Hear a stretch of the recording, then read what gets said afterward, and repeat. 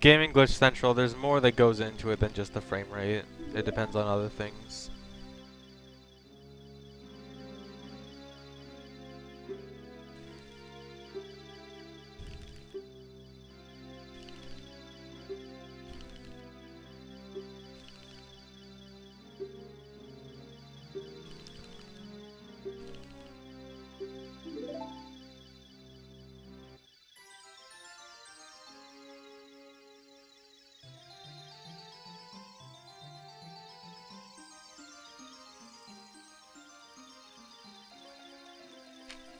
What happened to the last run is, first I ran out of bomb chews when trying to do the potion shop clip, and I could have saved it by going to get a Poe in the graveyard and RBing the Poe for more bomb chews, but then when I was trying to do that, I accidentally equipped over my odd mushroom, and I need my odd mushroom to be on a C button to get the odd potion, because you can't actually normally equip odd mushroom, so as soon as I equipped over odd mushroom, it was over.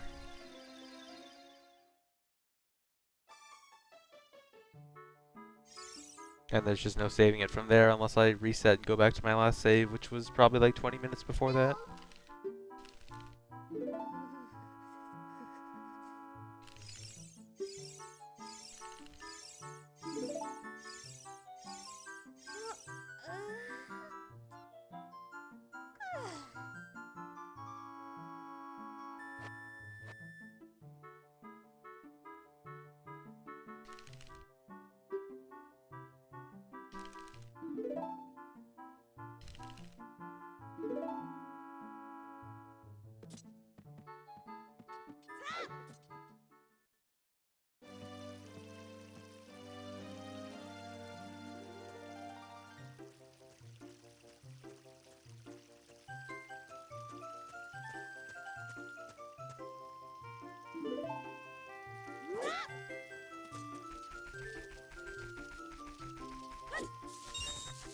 I've only finished one run of this category, and then I've done one attempt that did not finish, which was the attempt I just did.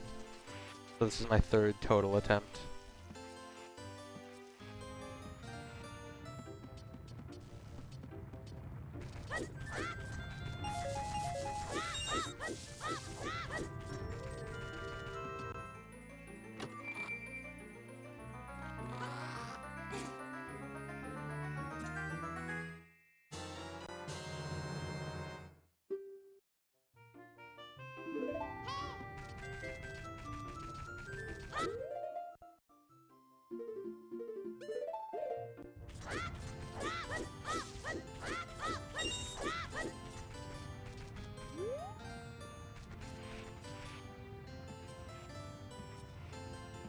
I think if this category were to be like really highly optimized, it might go as low as like 5 hours. But optimizing this category is super difficult. Right now, I think like under 6 hours I'll be okay with. But definitely do not want to optimize it that much. Considering it's like, first of all, not even a real category, and second, just the difficulty.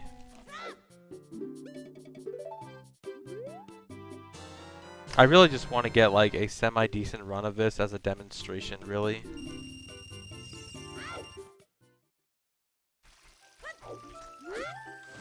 Nice.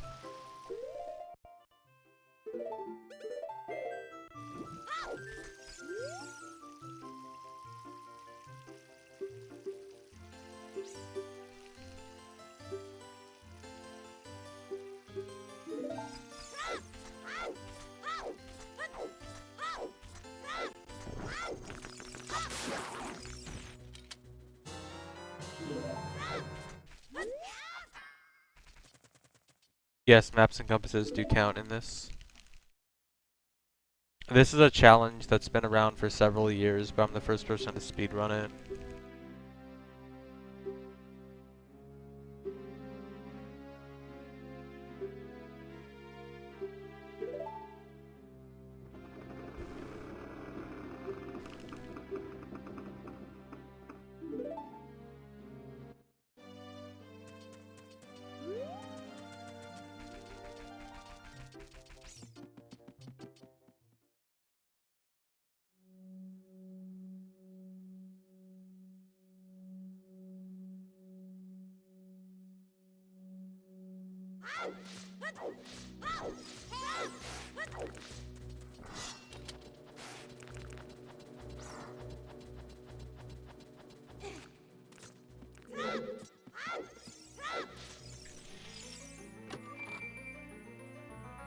Other meme categories I've done include Child Dungeons RBA, 37 Water Temple Keys, All Cows, and Glitched 100%. Although Glitched 100% is actually a really cool run, and I don't want it to be a meme category.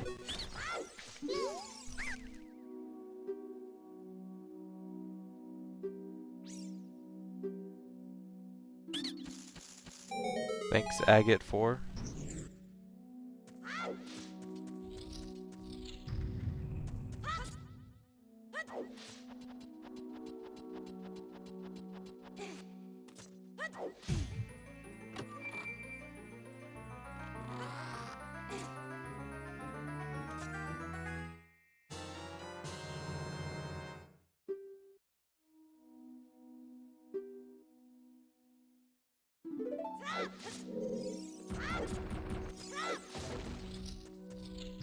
If you never saw Child Dungeons RBA, it's basically this run minus the Deku Tree. Okay, it's like the first part of this run minus the Deku Tree portion. And after Odd Potion, you just go straight to Ocarina. It's almost exactly the same. Well, I guess you don't go to Zelda either. But basically it's the same. It's just like Bomb of the Well, Bomb Choose, Green Potion, Gerudo Valley, Odd Mushroom, Odd Potion, Shop, Clip, and Ocarina.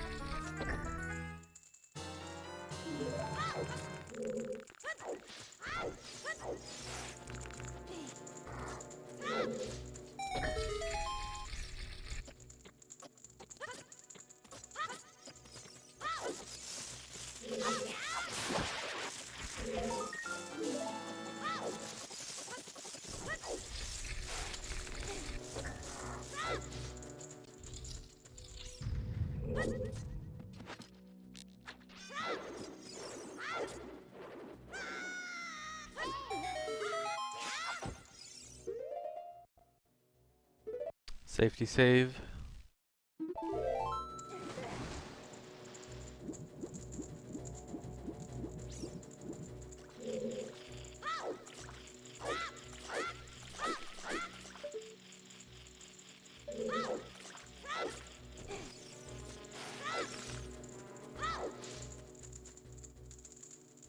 Alright, here we go now.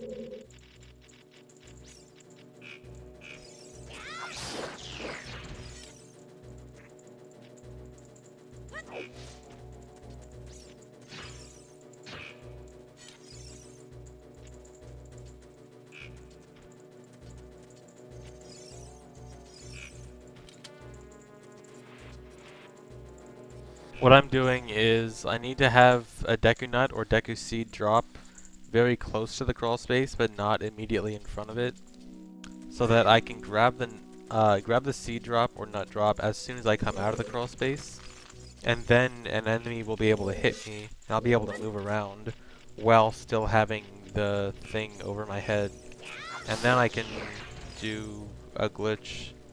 Are you kidding me? And then I can do a glitch that'll give me light arrows.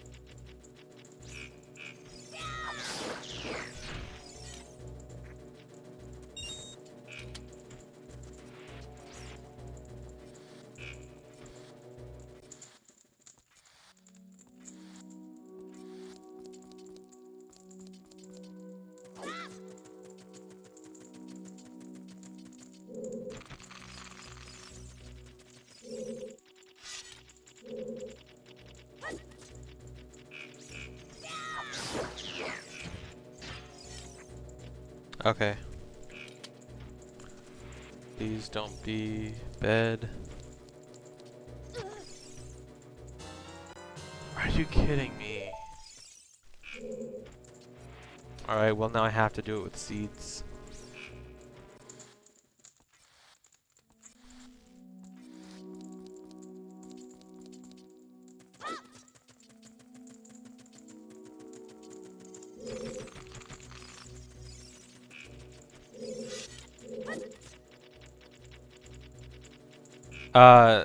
The only way to get Forest Wind is on D as child requires becoming adult.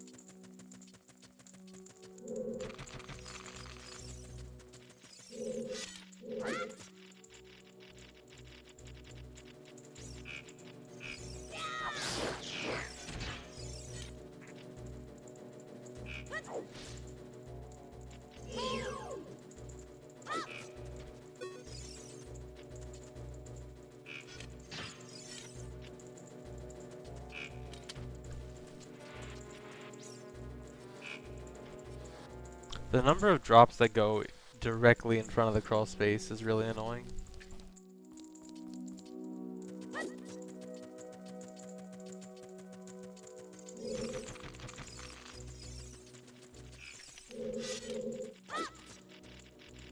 No, there's no better place to do GIM, unfortunately. Oh god, that was really bad. Oh, maybe it's... no, it's not.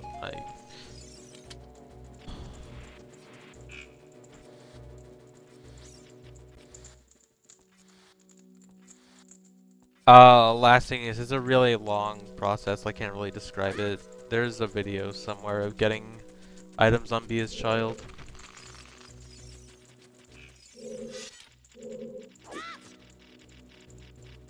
Hey, Sean.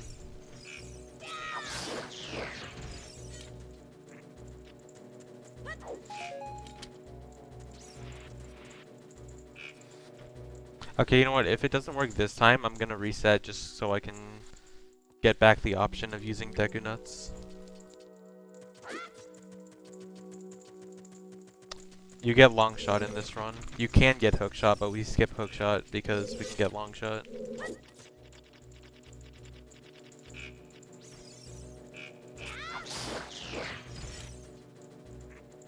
Okay.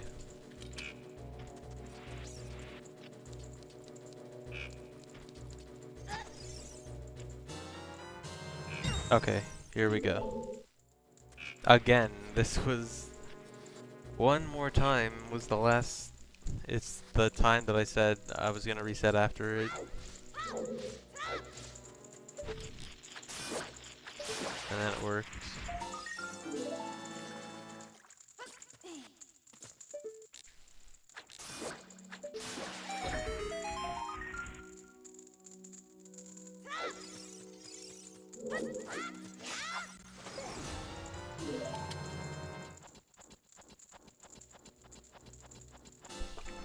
Oh, I'm gonna death warp because I think it's faster.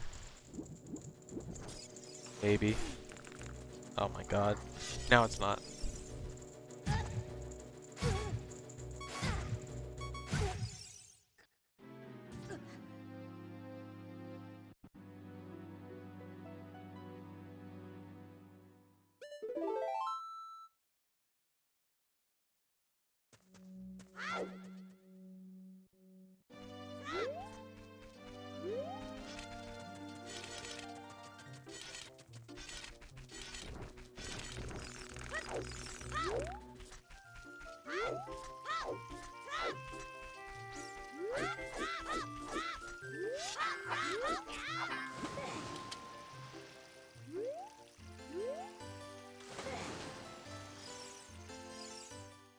Nice. Definitely where I wanted to go.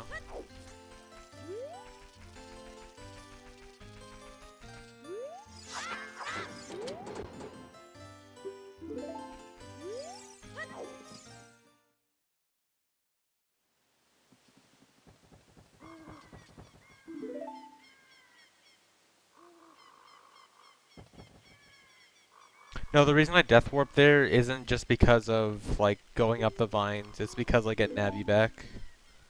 Like, you spend too much time in Deku Tree, so that Navi is pretty much guaranteed to not be there for when you want a Navi dive to bottom of the well.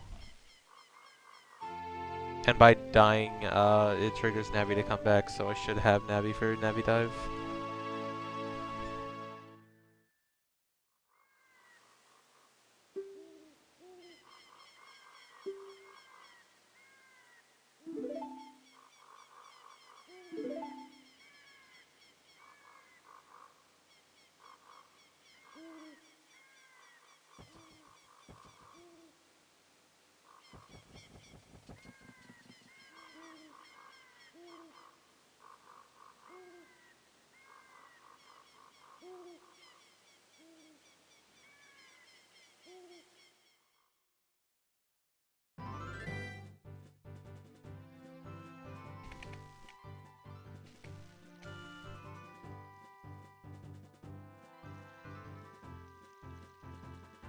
Know-It-All Brothers house. I think I was actually in there somewhat recently while messing around on emulator.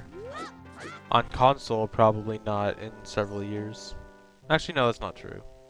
I don't know. Definitely a place I don't go to very often.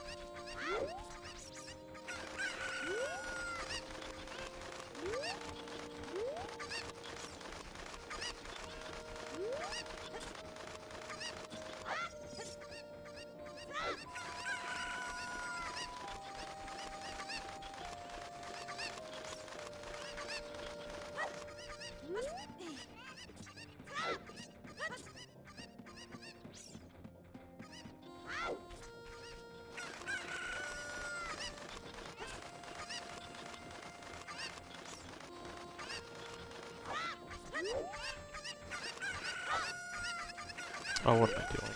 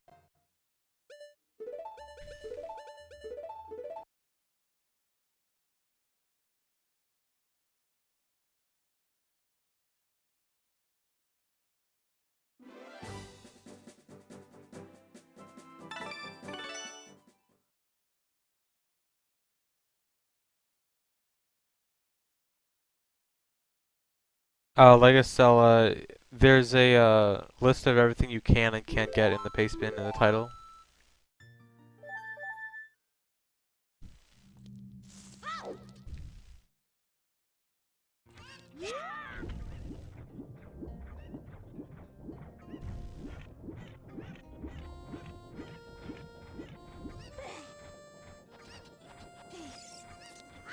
I just practiced Vine Clip a lot for a very long time.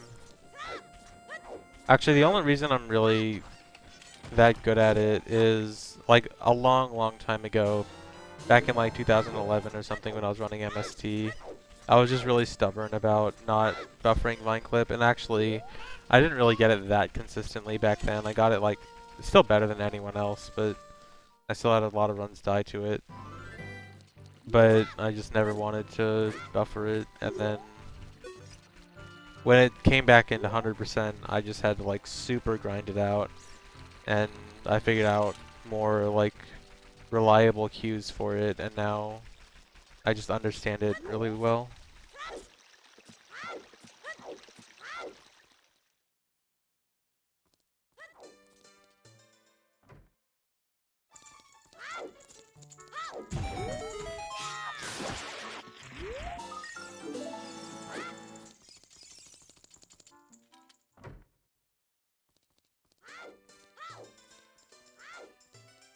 I was better than anyone else in 2011, but that's also because like hardly anyone actually did speedruns in 2011. It was just people talking about speedruns and doing races.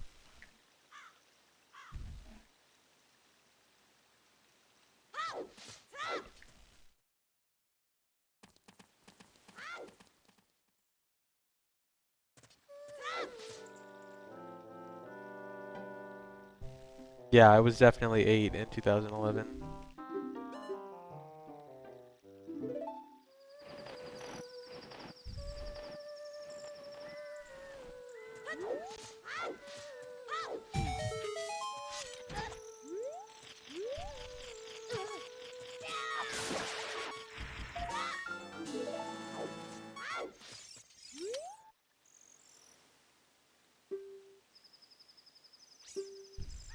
Dude, people did races in 2009.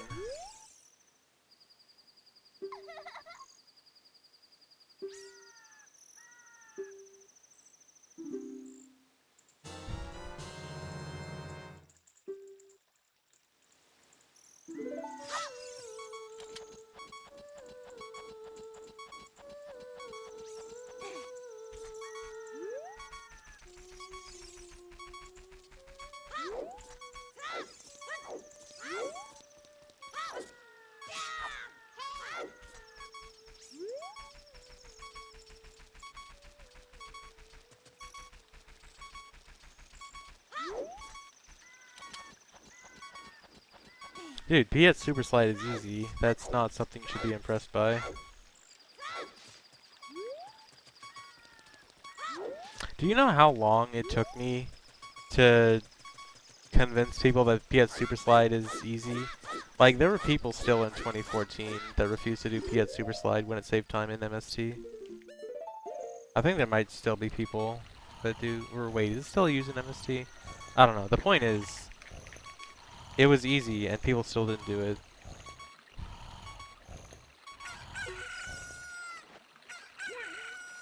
I reset because I equipped Overrod Mushroom.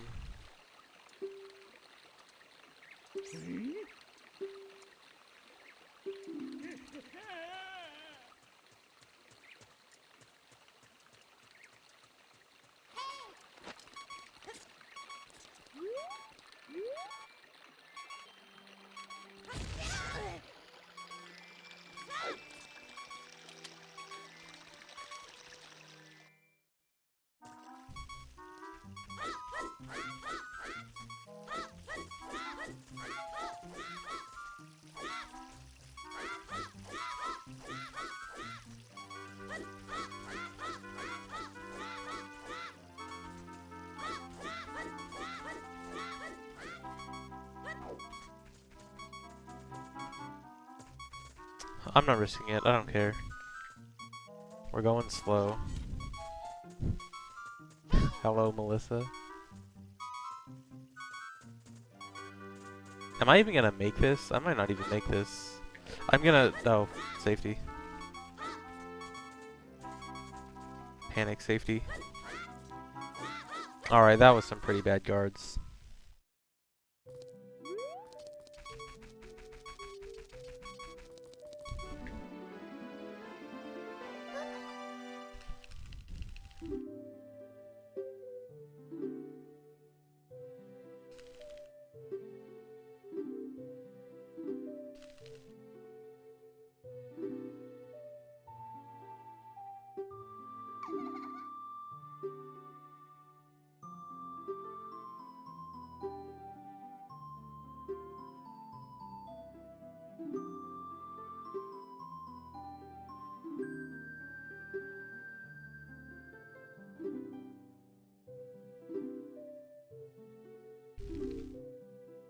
I doubt I'm gonna reduce the number of splits because I don't really care about having like super nice splits for this category. Again, I'm probably not gonna do more than either 2 or 3 runs. Like, this could be my last run. Maybe I'll do one more after this, I don't know. So there's not really a point in like trying to keep super nice splits.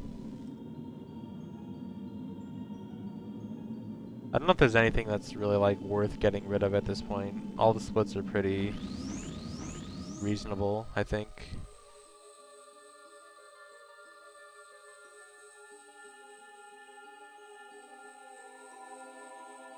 Requiem might not even Requiem. Requiem's good.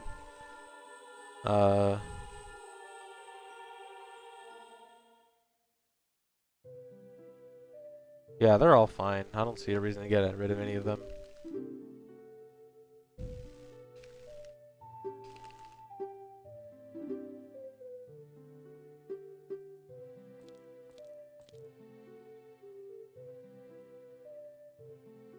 And optimal time, by optimal, if you mean like really grind it out for a long time, try to like do everything as optimally as possible.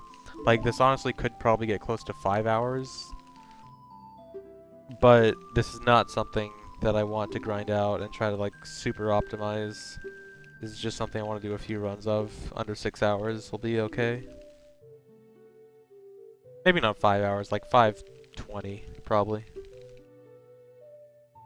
Yeah, I'm gonna upload my best run to YouTube.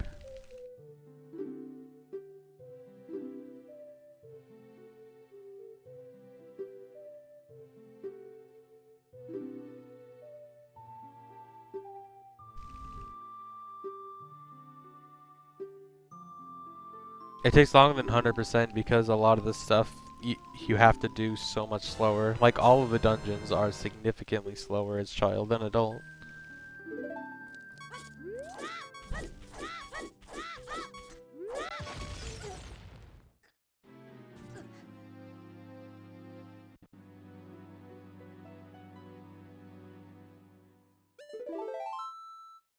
No, I will not go back to this category regardless.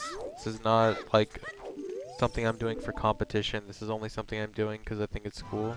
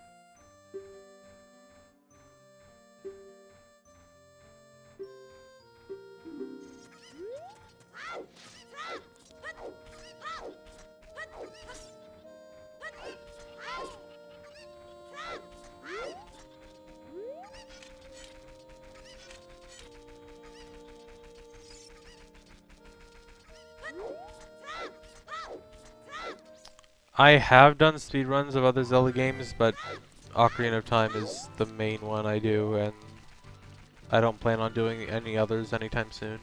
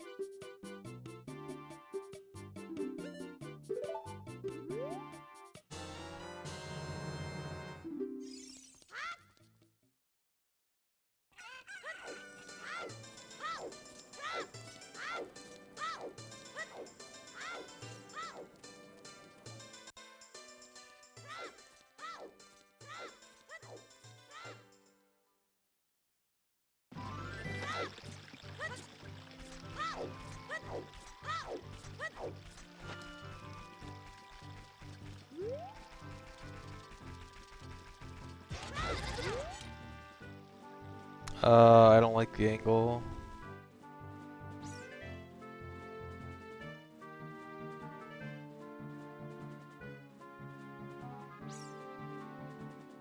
Yeah. No. Bad.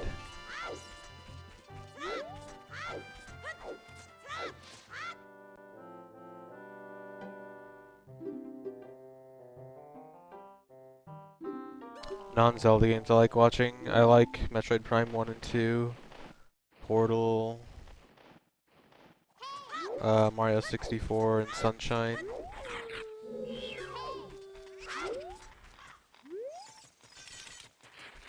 Probably a few others I'm just not thinking of right now. Super Metroid.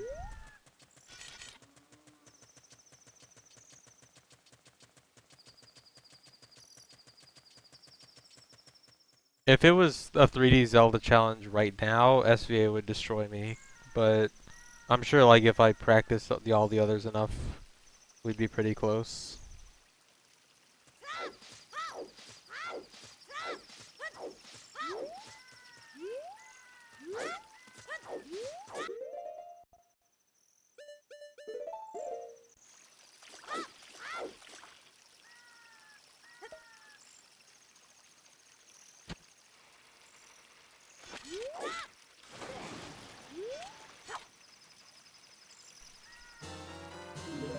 Alright, so doing RBA there gave me a bottle in my third bottle slot. Which basically just lets me get all 4 bottles. And I'm gonna do RBA with green potion as soon as I get into Gerudo Fortress. And hopefully I can make it before day.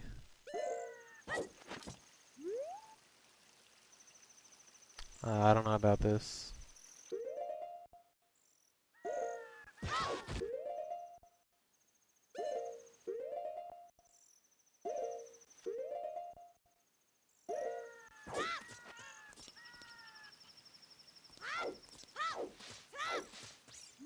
Go fast.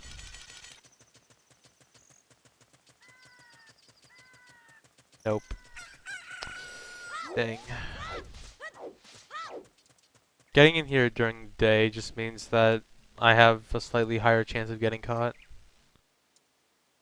And if I get caught, then probably a reset. Yeah, I still main Falcon.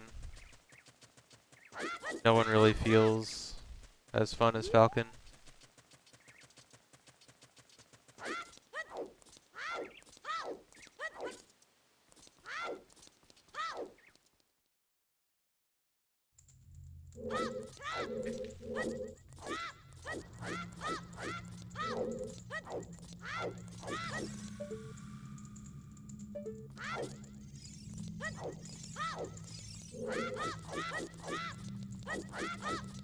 Oh, I didn't do RVA with green potion.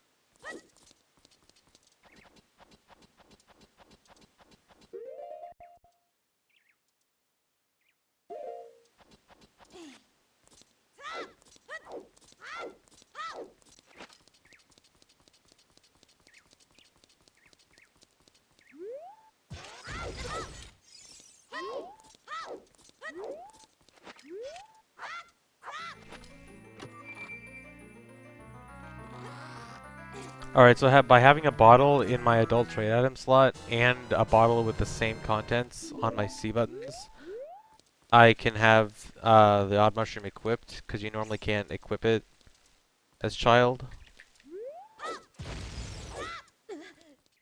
But the game has to auto-update any adult trade items on C, and so since it thinks that the bottle was a trade item, it just automatically updates it to odd mushroom. This will let me get Odd Potion, and then I can RBA that for the Spiritual Stones and Song of Time. And just having to get Odd Potion as the max trade item anyway.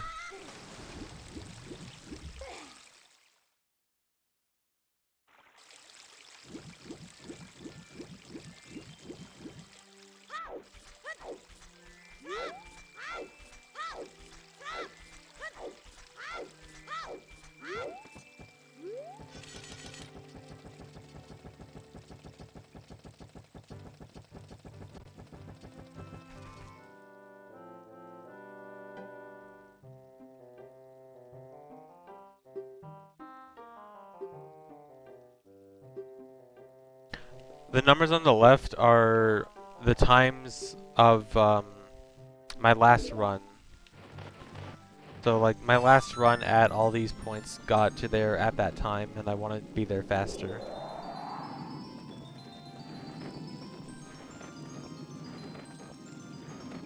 There's a complete list of everything you can and cannot get as child in the paste bin in the title.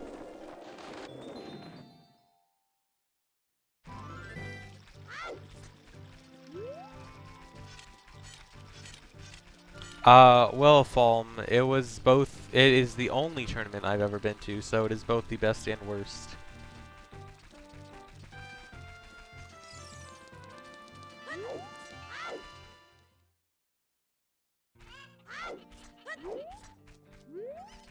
Oh, whoops, I need to grab the Cuckoo.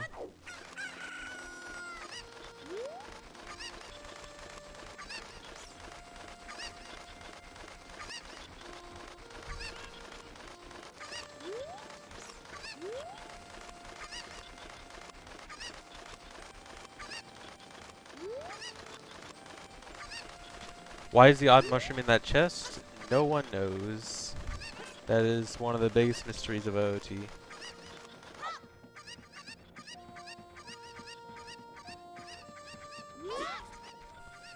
So now I need to clip into the potion shop. You can't normally enter it as child, but you can clip into it from out of bounds by clipping through the ground and then damage boosting into the door.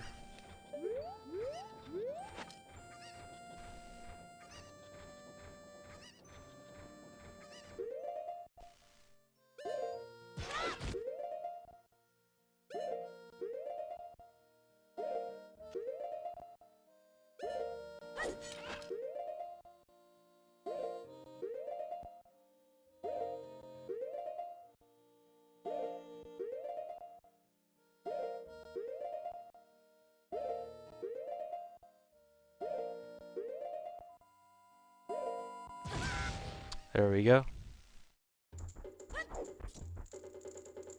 Oh.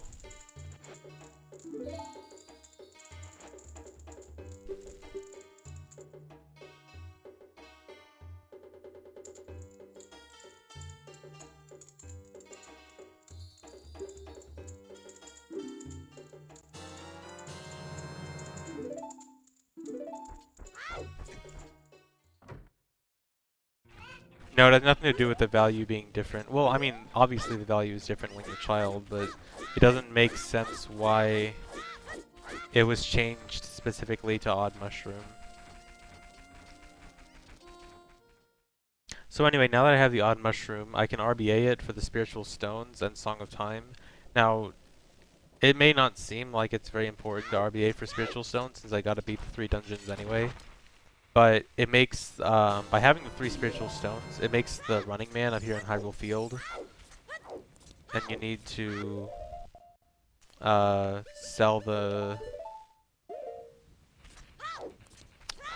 you need to sell the bunny hood to him, and I want to do that as early as possible.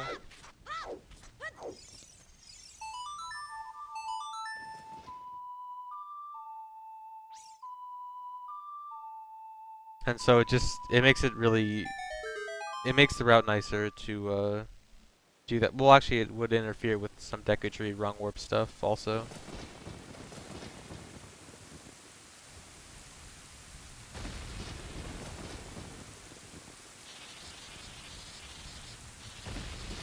Dampe was 6 tries last time, I think.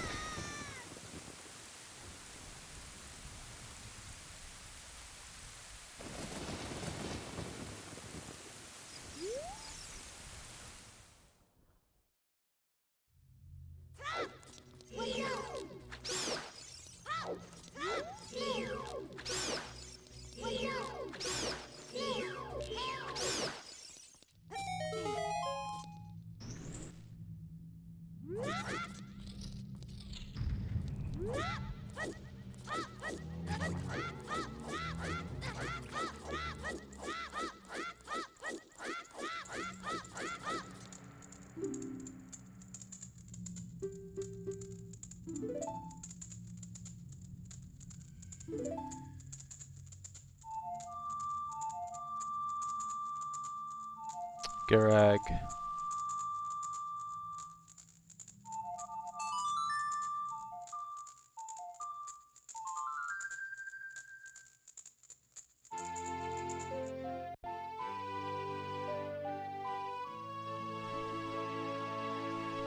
The fastest glitchless time is 3:45, I think, or 3:44.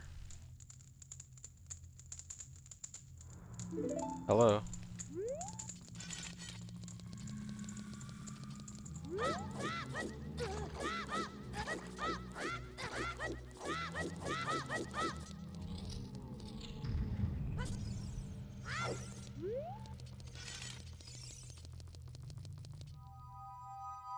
Yeah, 3:44, okay.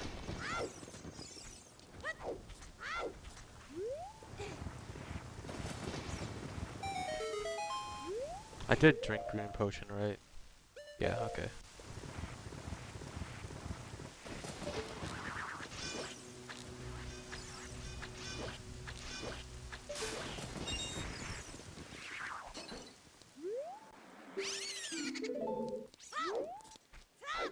I want to catch that Poe so I can do RBA for bomb choose later. Um, Poe links to your bomb chew count, so every time I RBA Poe, I can get a bunch of bomb chews, and that's really helpful for this run, because this run uses a ridiculous amount of bomb chews.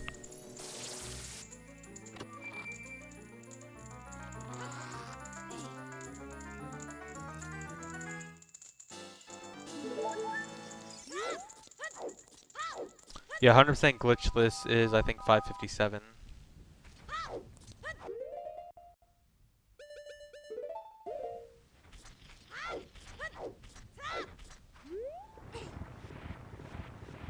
Alright, here's my boy.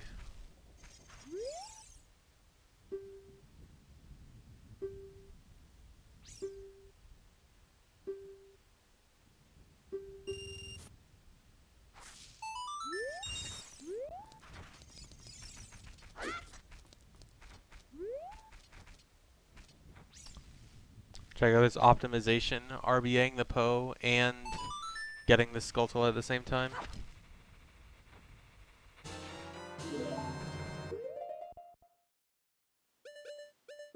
Actually, no.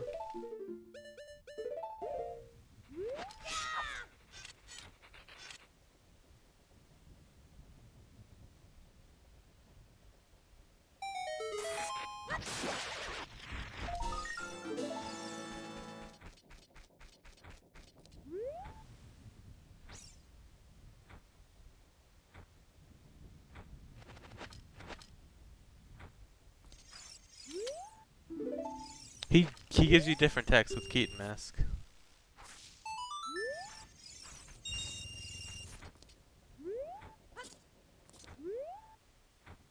Guess I can't keep Keaton Mask on when talking to him.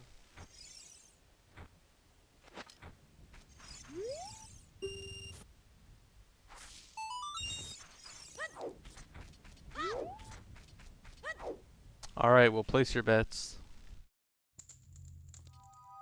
It was 6 tries in PB. How many do you think it's going to take here? It's been 3 already.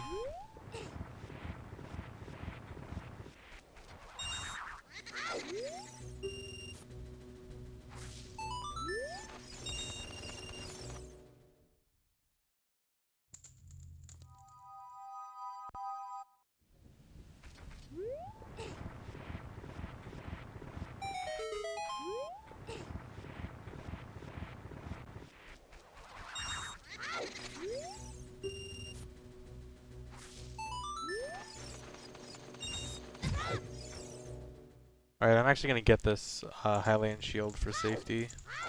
I really shouldn't need it, but whatever.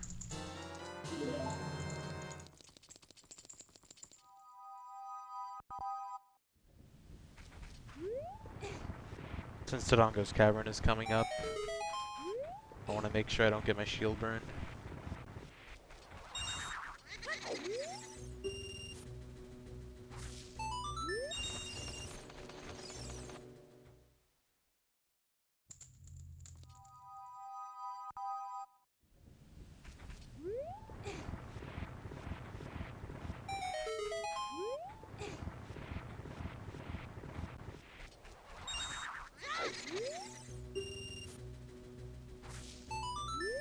Come on.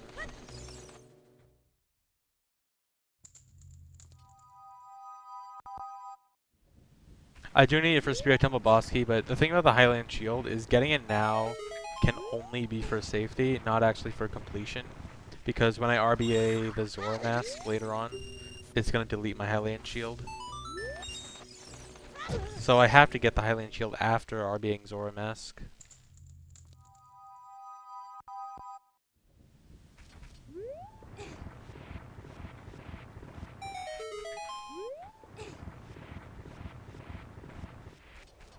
Alright, RNG manipulation. Dang.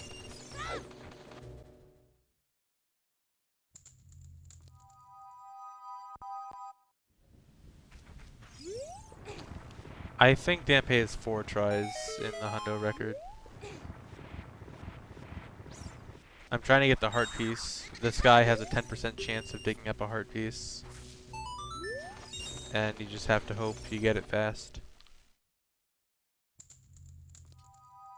Zora Mask will, when I RBA Zora Mask, it's going to give me the Broken Giant's Knife.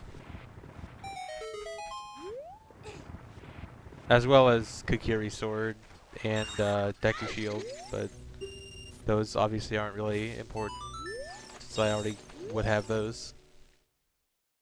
And then I also RBA the Goron Mask for Zora Tunic. As well as Kokiri Boots and Kokiri Tunic, but again, not really significant.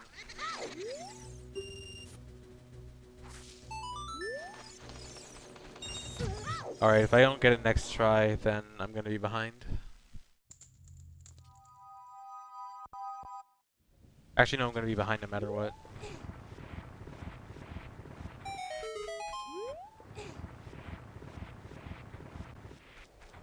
RNG manipulation. No, no.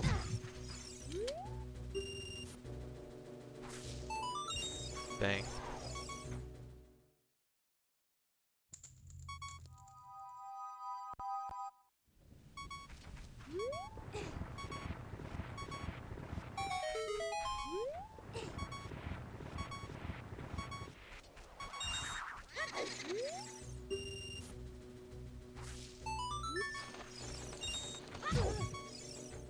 Am I gonna die?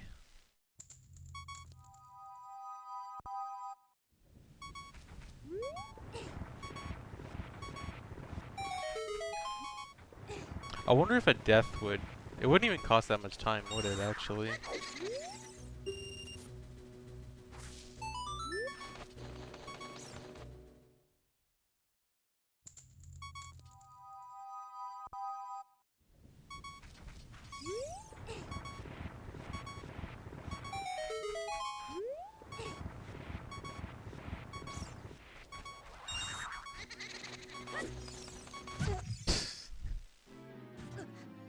I was trying to do RNG manipulation.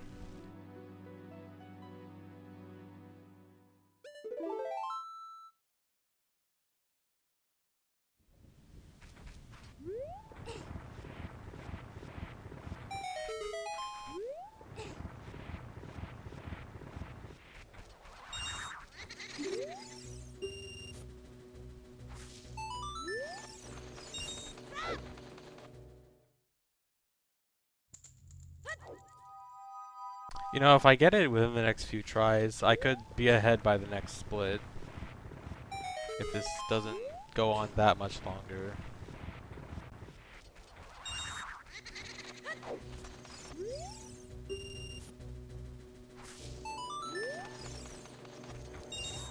Might be a little bit too much to ask, though.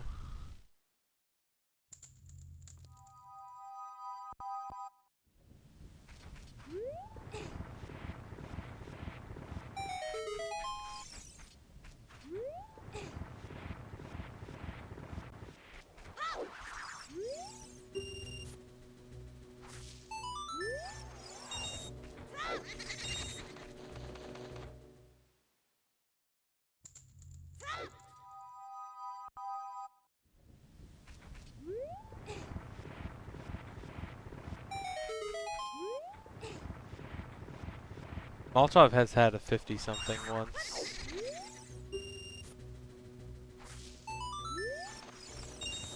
And yeah, Tokyo Boys had like 76 or something.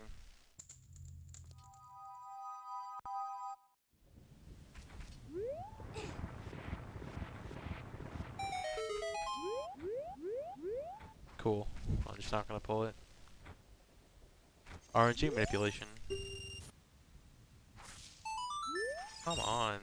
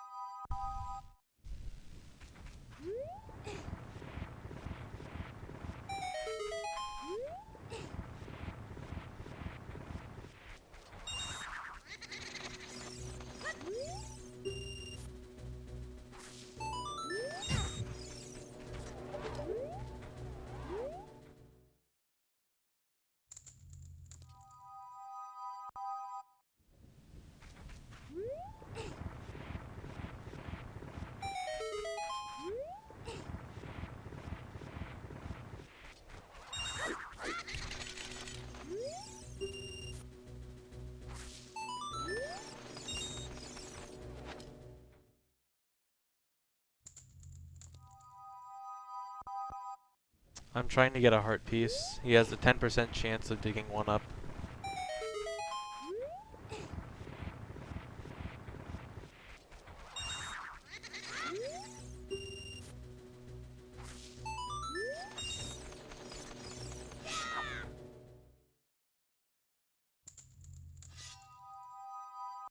Alright, this is the last one before I reset.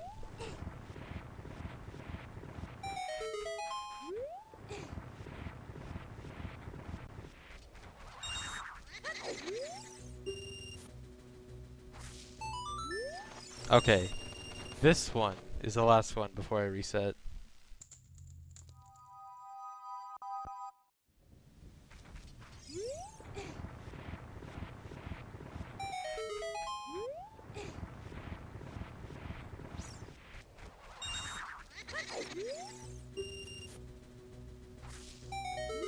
Alright, it sort of worked.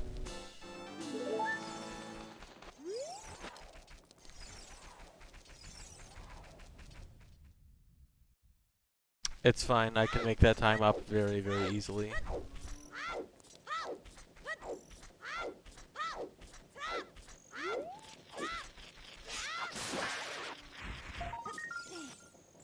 Oh, I have a new route idea here I want to try. This is actually going to cost time on this split, but should save time overall.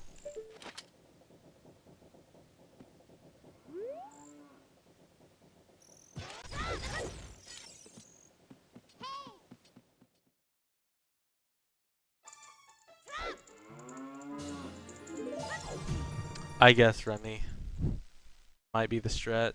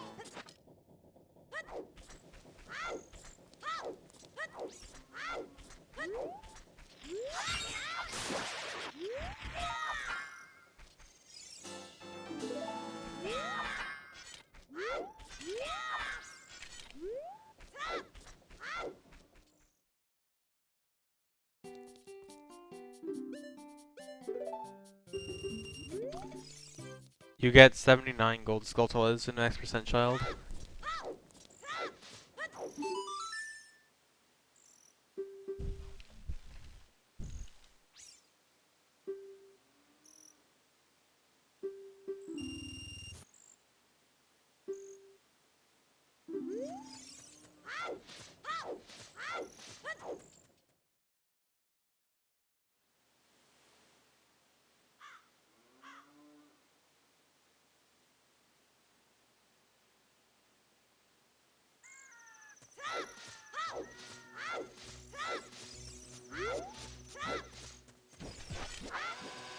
No.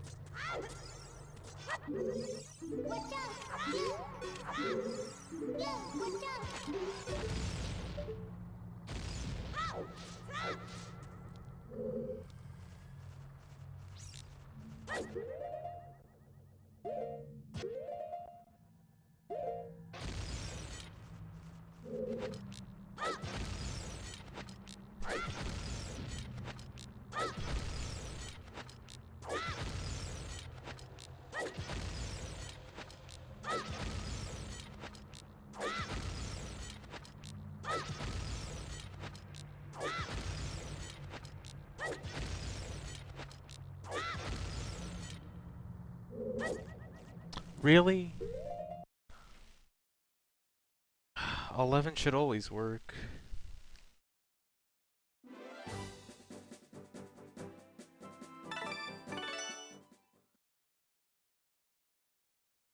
Almost all of them are ones that just aren't there as adult. I know one of them that is there is child, you just can't get. Is in the Song of Storms grotto in Hyrule Castle, you just can't get because you don't have Song of Storms.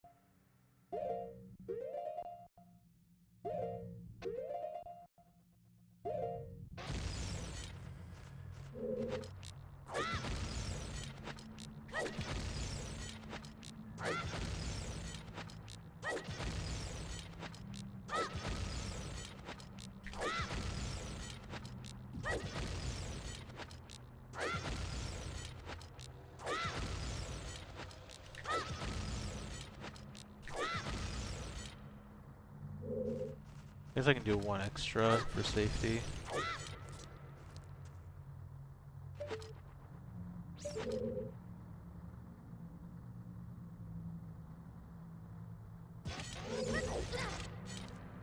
Okay, good, I still have ISG.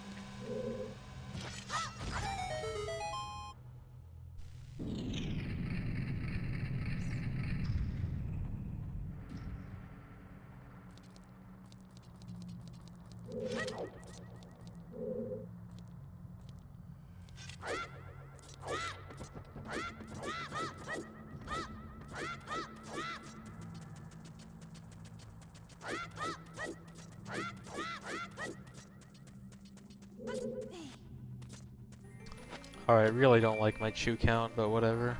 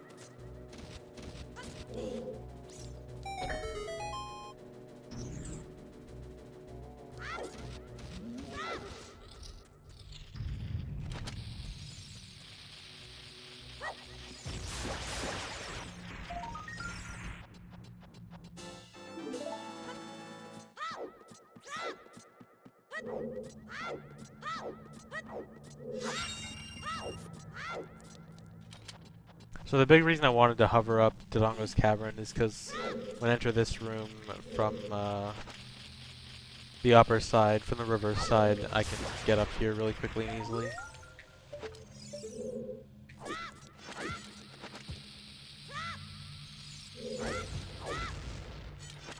Really?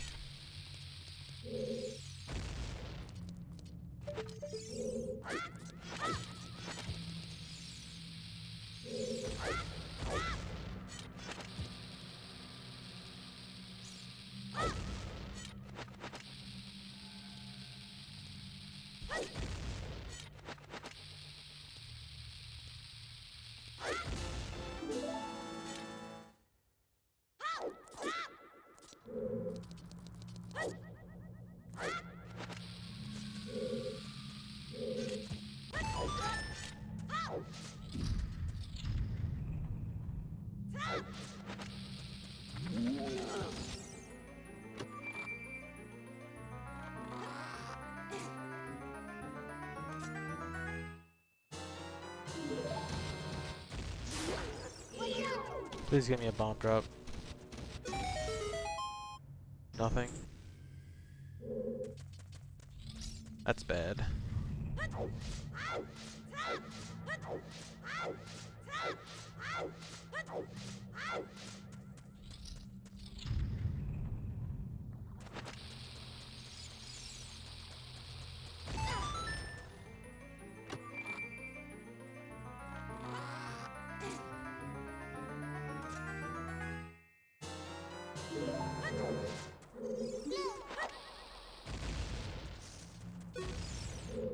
Really? I need a bomb drop very badly.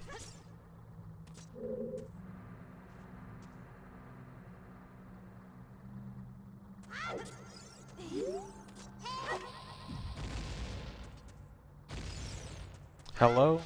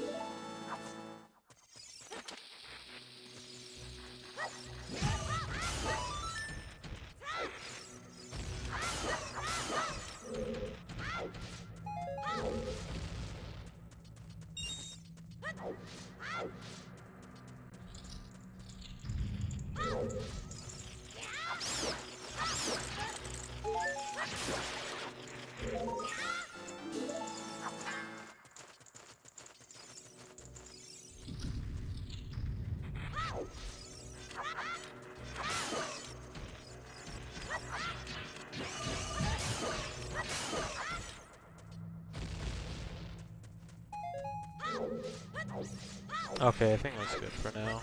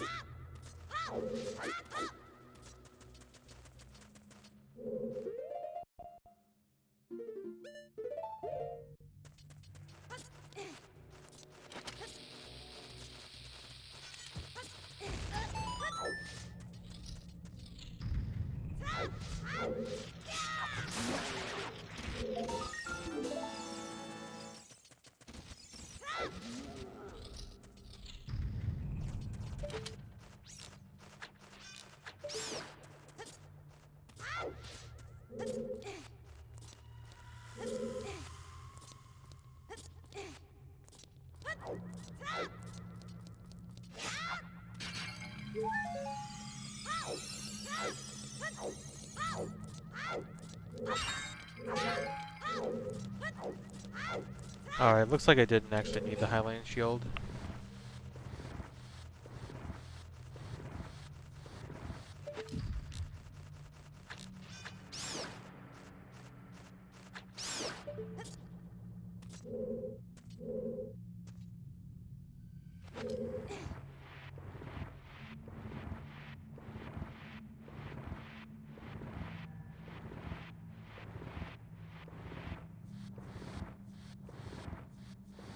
Oh yeah, got the perfect pull.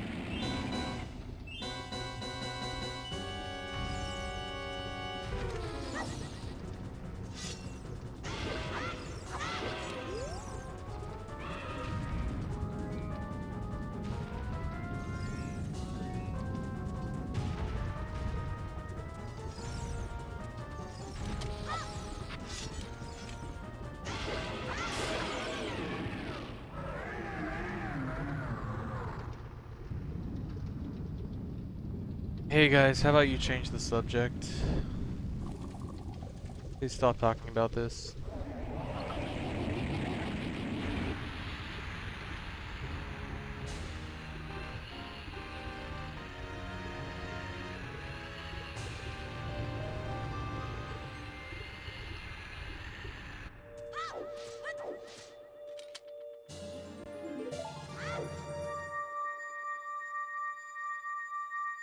Mr. Shadows, that is not even, like, 3 minutes is nothing compared to what I can save. I can probably still get, like, a 545 with this.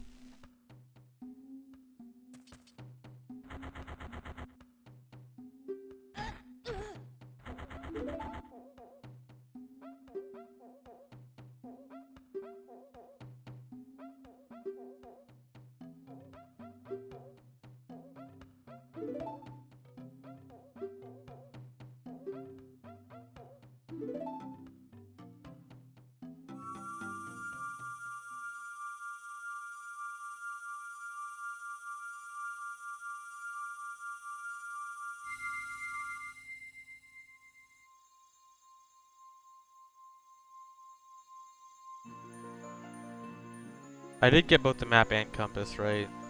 Yeah, I'm sure I did.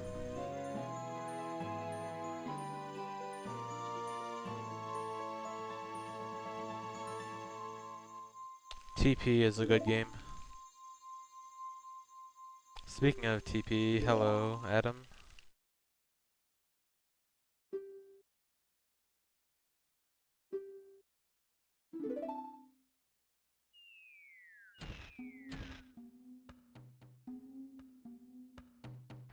No, there is no one else that runs this.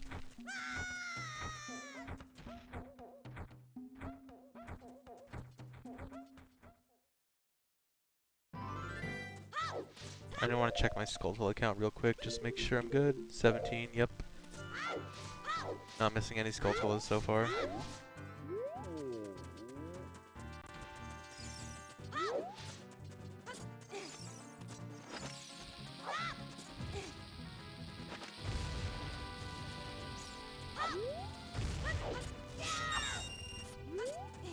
Well, now you know. Child is just a lot slower at everything than adult.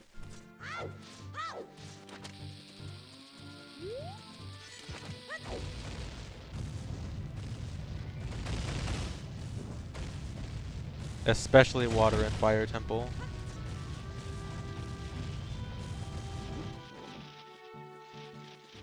Actually, not even, well, yeah, both of them, but Water Temple especially, just so slow as Child.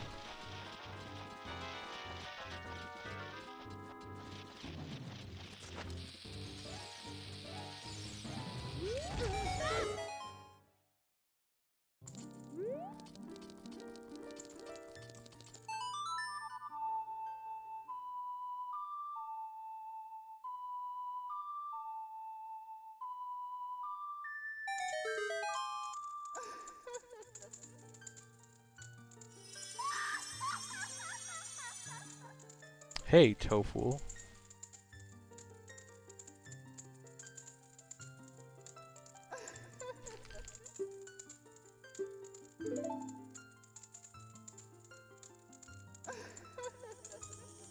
Water Temple, from entering the Water Temple to exiting the Water Temple, it takes like 45 to 50 minutes. But you also make a detour in the middle of that to go to Ganon's castle and get Master Sword and Gold Gauntlets. So like Water Temple overall is probably half an hour, 35 minutes. Like optimally. Or maybe not optimally, but like decently fast.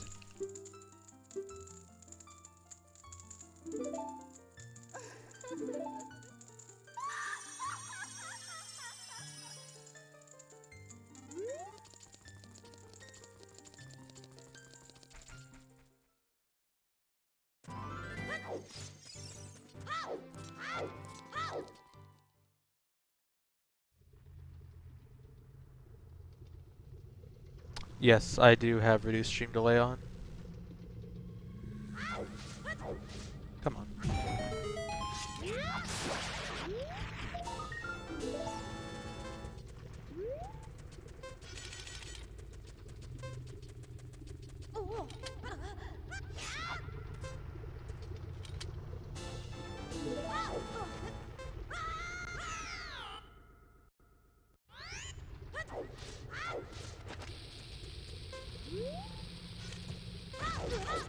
And so you can Mega Flip to get double magic as Child right here. And this is really helpful because you use a ton of magic in this run, mainly for Aura's Wind. So having double magic, especially this early on, helps a lot. And also, I need to avoid any magic drops from here until I get Goron Tunic. Because I actually need to use a magic drop to get GIM, so I can, and I use GIM to get Goron Tunic.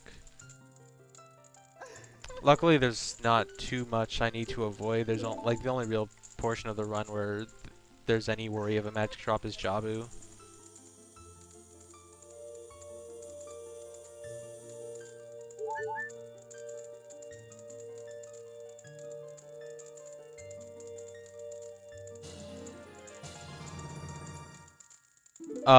No. If you play on German N64, you will never even get close to my 100% run. Honestly, you'd probably be lucky to get sub 5.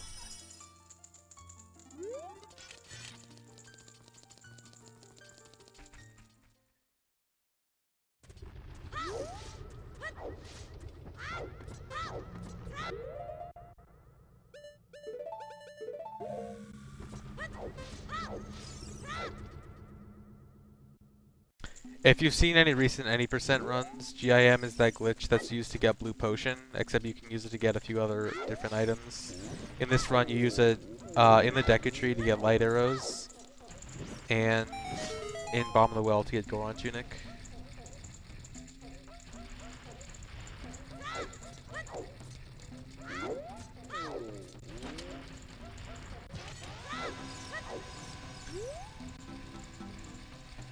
The thing about German is that German means the PAL version, and the PAL version runs at 5/6 the speed of NTSC, which means you are going to be playing, like, the game is just going to run 1/6 slower than NTSC, and that adds up a huge amount over such a long run.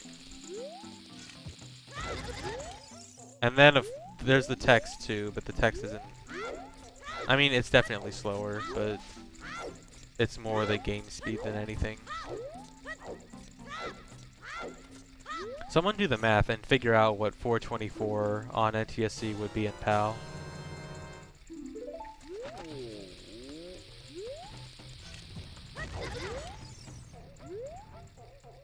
No.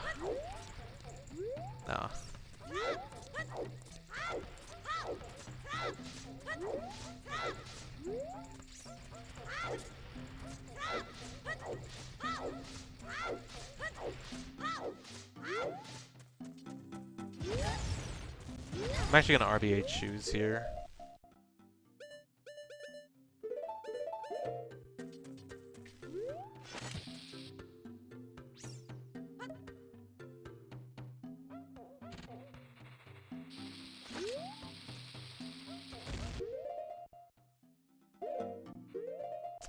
Missed it.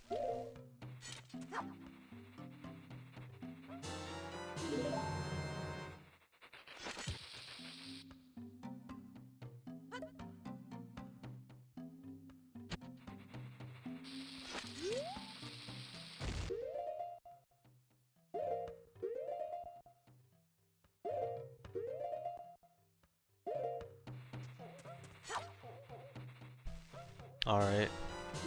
So the nice thing about having Poe, bugs, and bombs is that I can basically RBA to get bomb shoes anytime in the run that I want.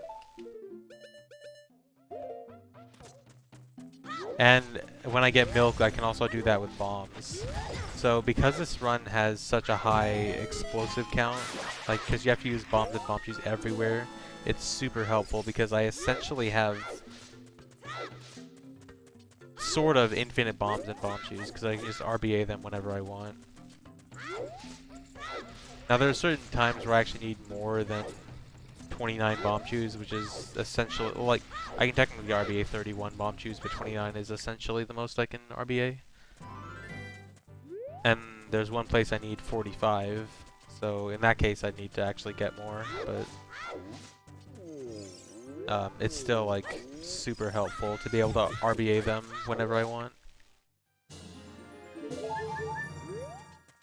5 hours, 16 minutes, yeah. Good luck getting sub 5 on PAL. You'd have to be a literal god.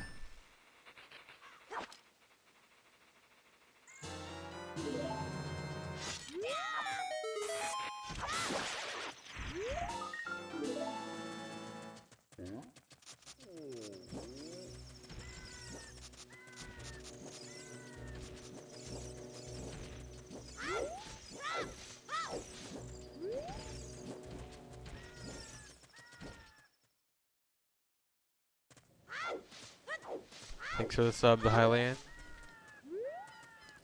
Emulator, if you submit an emulator run to the leaderboards, it will not be verified. So, I mean, technically it's allowed, but your run will never be verified. And not only that, but I highly recommend you don't play on emulator because it's just bad and inaccurate and just worse to play on than VC.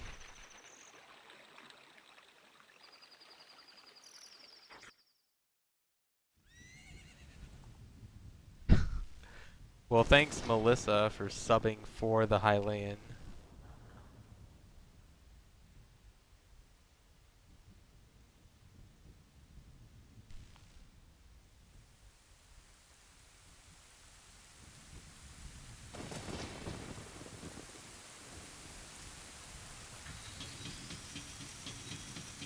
Yeah, what Remy said is also true. Like, technically, having a run verified doesn't really do anything.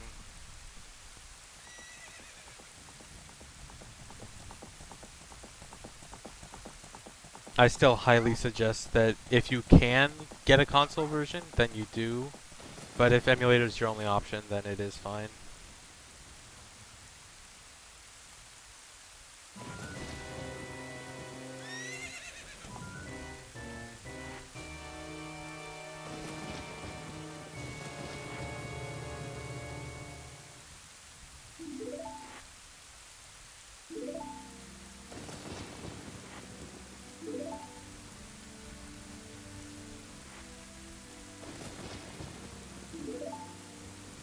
Thanks for the sub, Kedgemaster.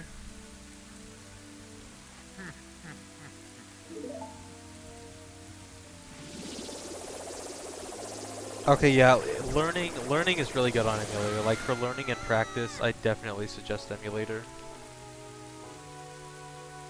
But for actual runs, you really want to do on console, or I would suggest do it on console at least.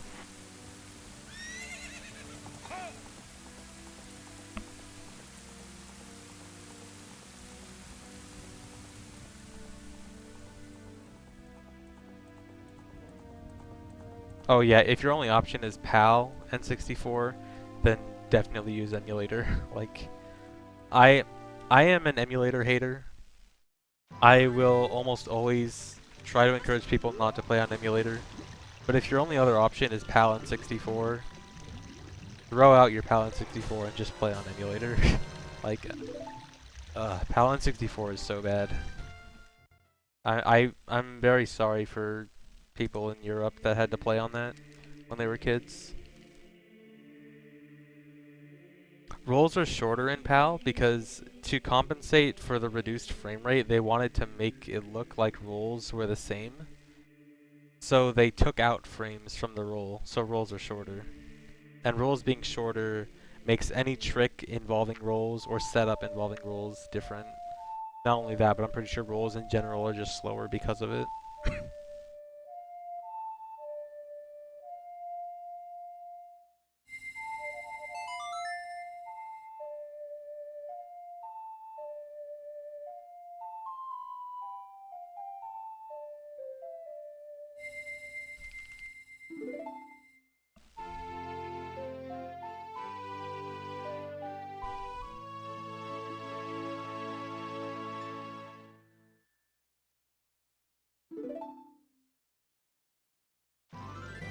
Oh, Crix, I can't check donations right now, but if you donated, thank you.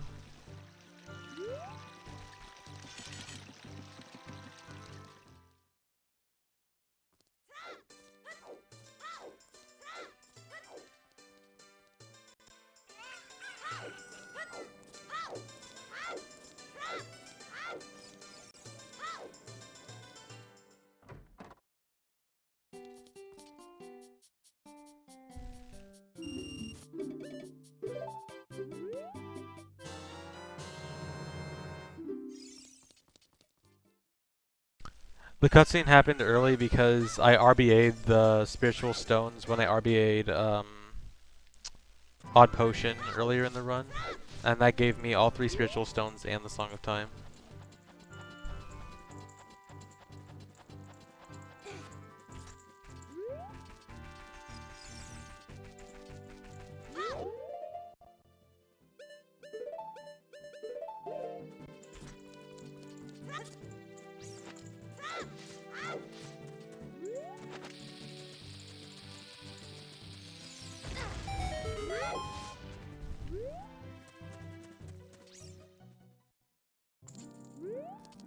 Good afternoon, Sean. Good morning, Fash.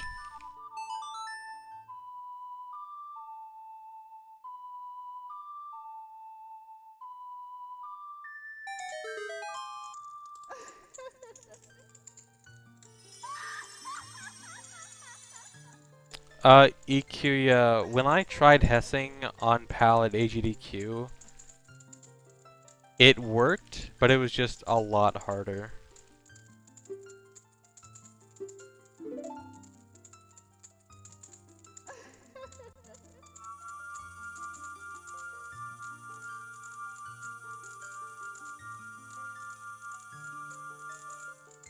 Sure, Crix.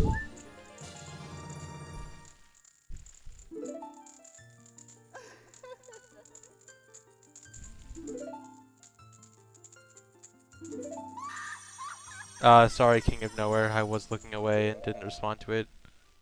Allen.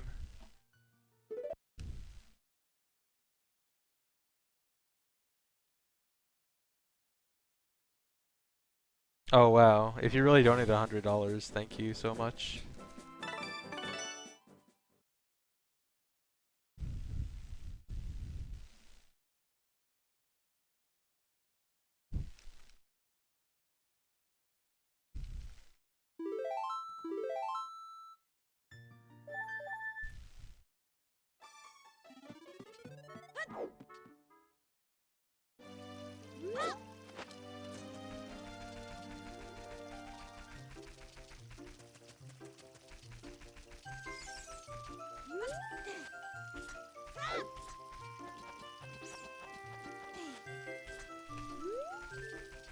Yeah, playing PAL at AGDQ is pretty awful.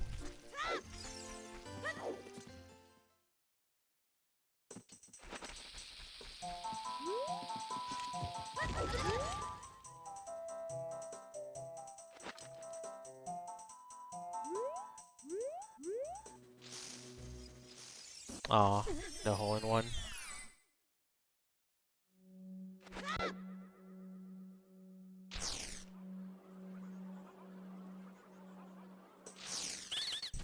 Nicknator, I did 2 PAL runs. The first one I did on an actual N64 controller and on a laggy HD TV. And then the second one I used my adapter and played on a CRT.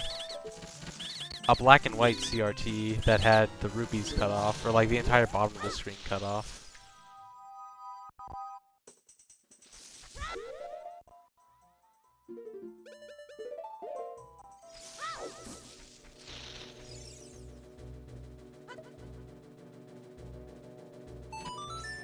Yeah, and to make the first run, like, the first run sounds awful as it is.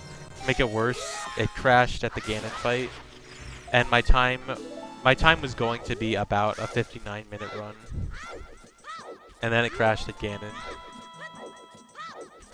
And apparently, I learned this afterwards. Apparently on PAL, it will consistently crash after getting the Master Sword, like when the fire goes back up, if you don't roll past the fire. And so, like, if you don't roll past the fire, it will always crash, apparently.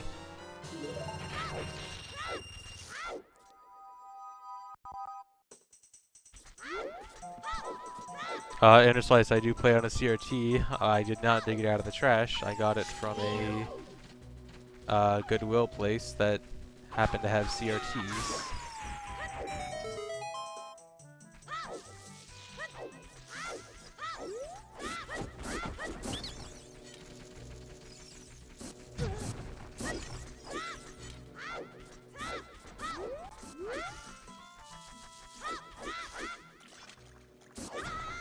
Oh my god. Why does that guy only shoot one nut? Really weird to me. Everyone else shoots 3 and that guy only shoots 1.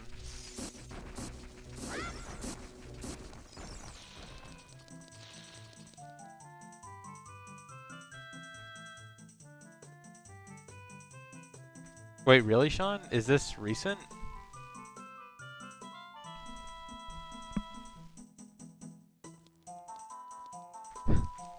The Highland, I've always noticed you. I just thought you said really dumb stuff. And so I chose to not notice you. Get wrecked.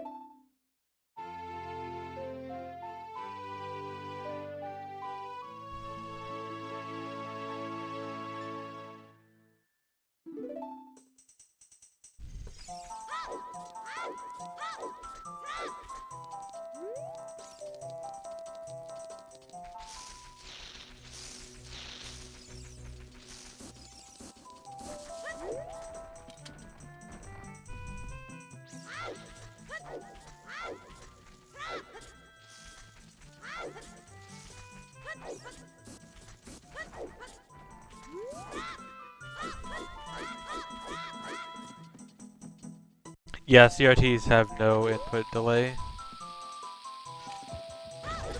And if you play them on HDTV, if you play older games on HDTVs, you will get input delay. No. Come on, Hess all the way to Skull Kid. Yeah. Nice.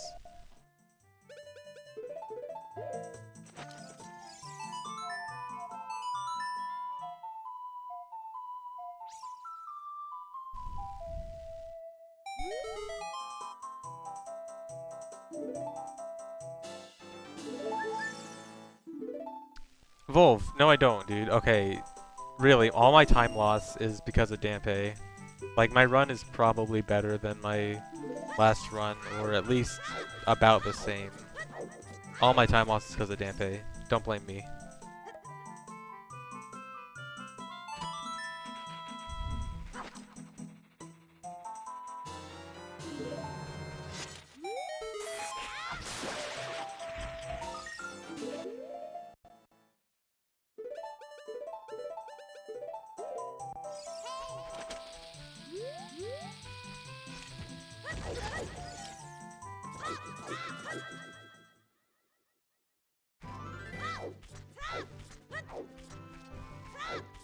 Yeah, I'm pretty sure delay will happen on any HD TV. I've heard there's like certain things you can do with HD monitors that there's some kind of like complicated setup you can do so that you can have like displays of older games on HD monitors that doesn't lag. I've heard of Melee players doing that with some stuff. But I've heard it's like it does technically have lag, but it's almost non-existent. Like it's sort of there, but it's less than a frame or something like that. I didn't get the scrub heart piece. I need to remember to get that heart piece later on, after Water Temple.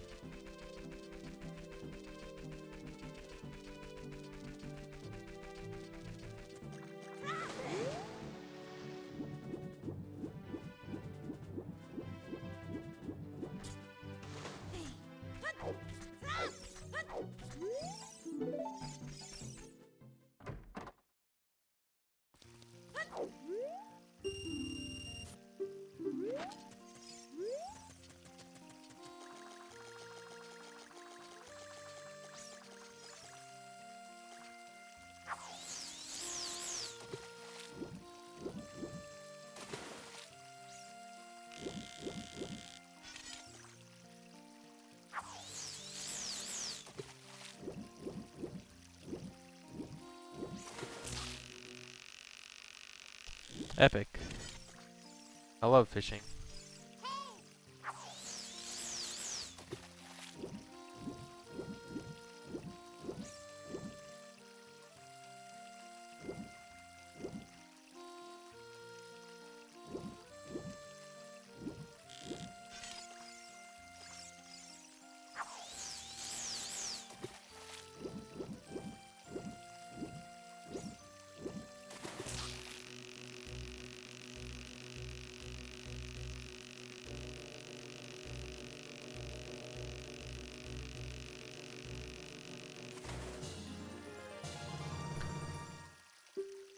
This is my third attempted run.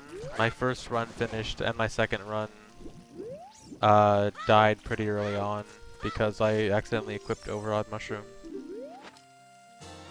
before getting Odd Potion. Danpei was like 26. I wasn't actually counting, I don't know, but apparently chat says 26. That sounds about right. It was pretty bad.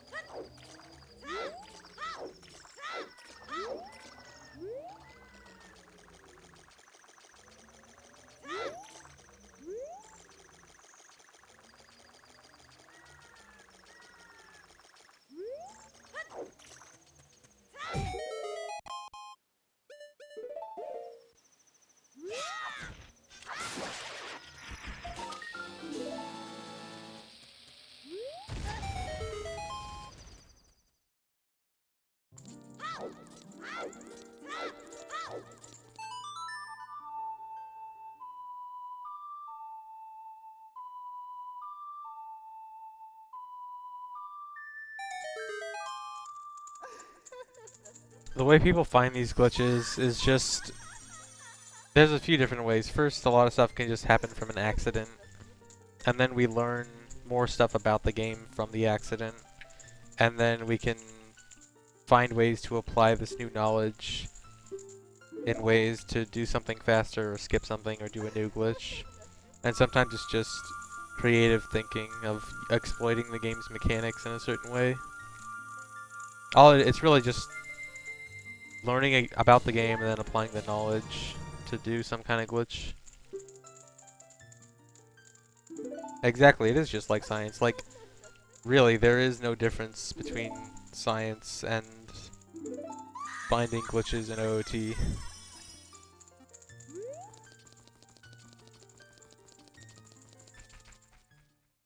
Same process.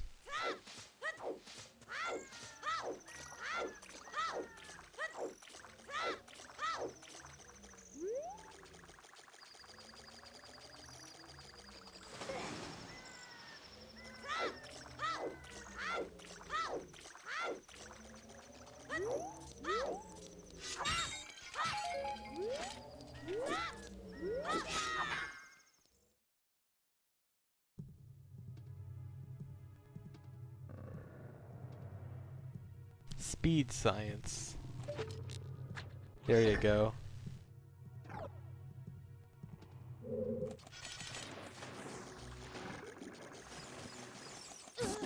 Nice. Oh, I should save. I do not want to get for any magic drop. If I get a magic drop, I have to reset. Because I need to not get a magic drop before getting Goron Tunic later on.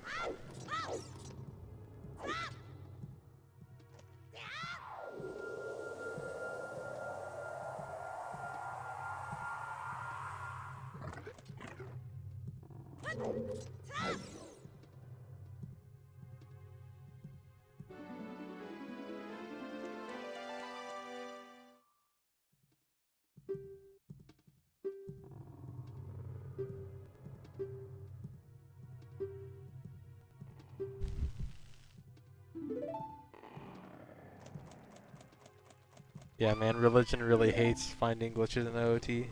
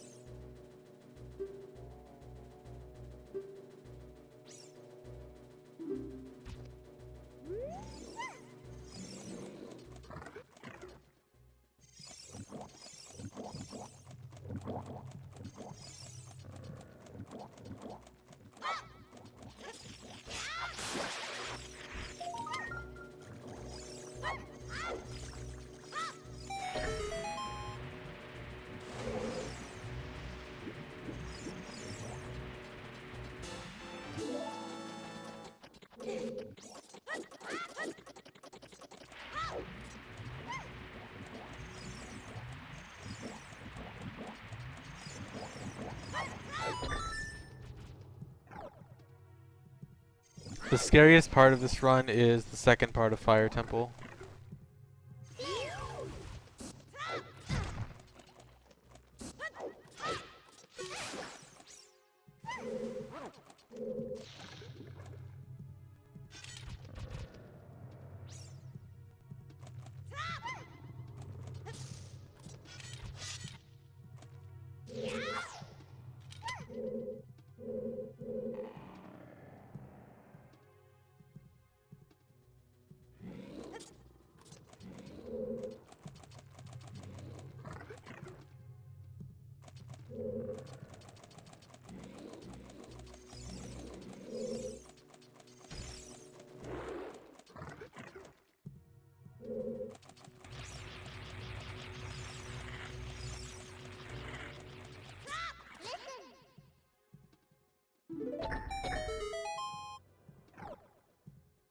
Neo AC, that's one of the higher like scary parts of the run, but I've actually become pretty consistent at it, I think. I think I have a good method for it now, and it's not too bad. It's still kind of scary, but I think I have it down. Was that a bomb drop I saw?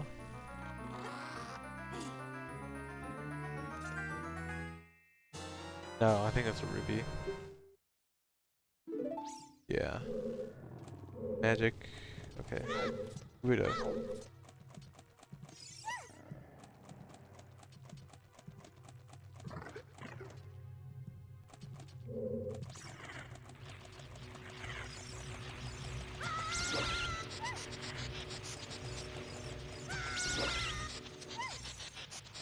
Nice.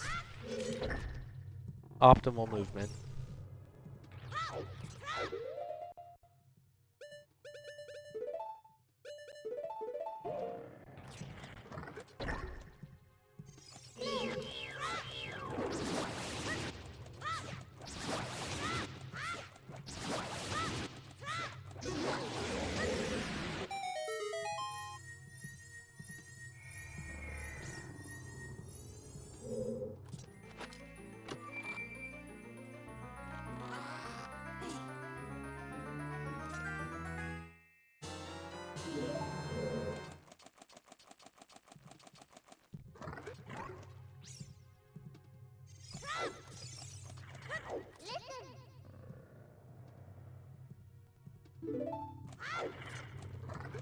Alright, I need to be careful in this room because there's a good chance a magic jar can drop. Right there. Oh god, another one's falling. Okay, they should be out of the way.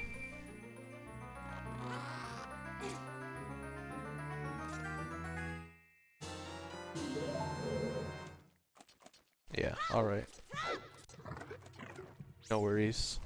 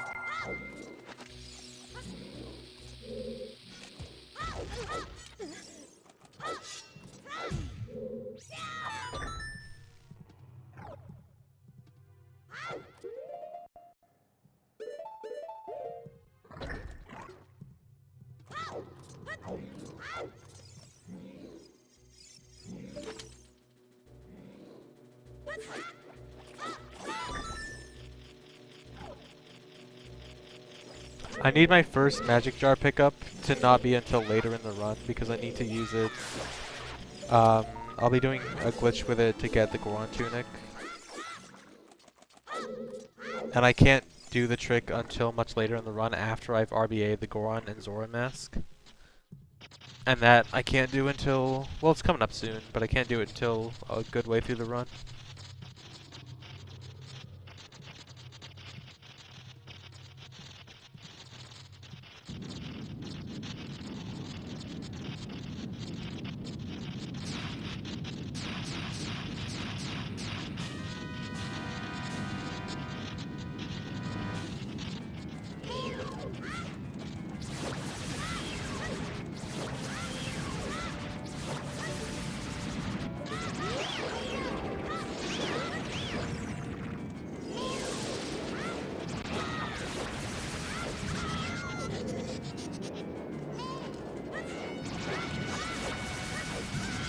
No, I won't be going to SGDQ.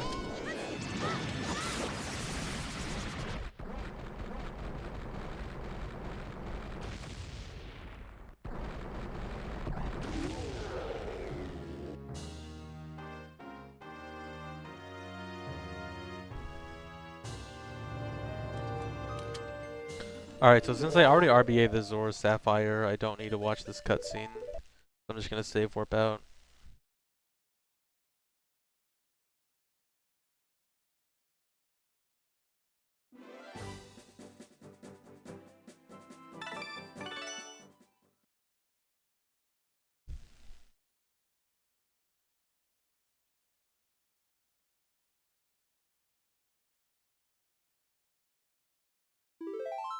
I don't split yet. I split when I exit Jabu, because I still need to set Furor's Wind in here.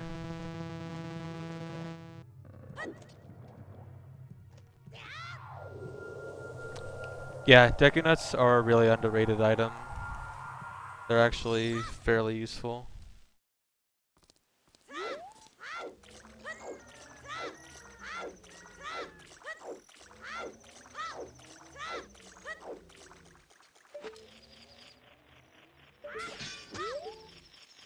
That's actually one thing I kind of like about speedruns in general, is that there's a lot of stuff that casual players will almost always overlook and just not care about. That's actually useful in speedruns. Like Deku Nuts, sort of ice arrows on Bongo if you do a certain route.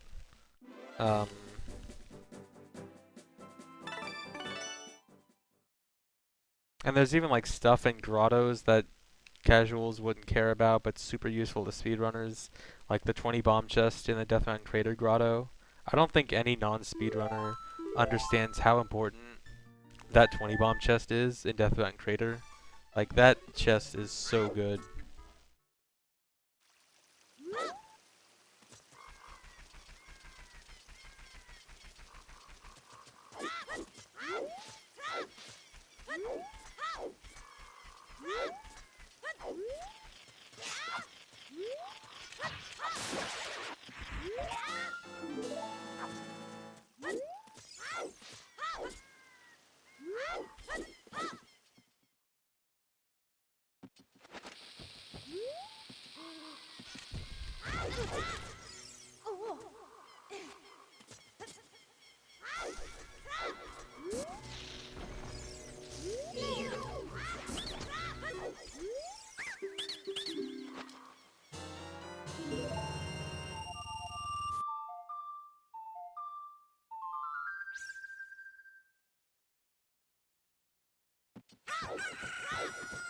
My bomb count is actually pretty nice.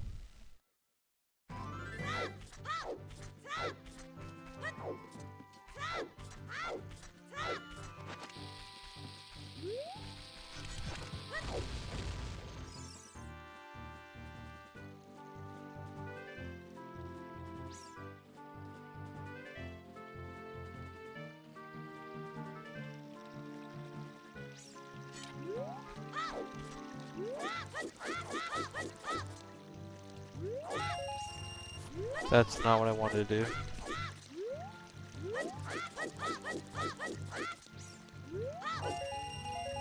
Actually, I don't even think I need those rubies, because my bomb count is good. Yeah, I'm dumb.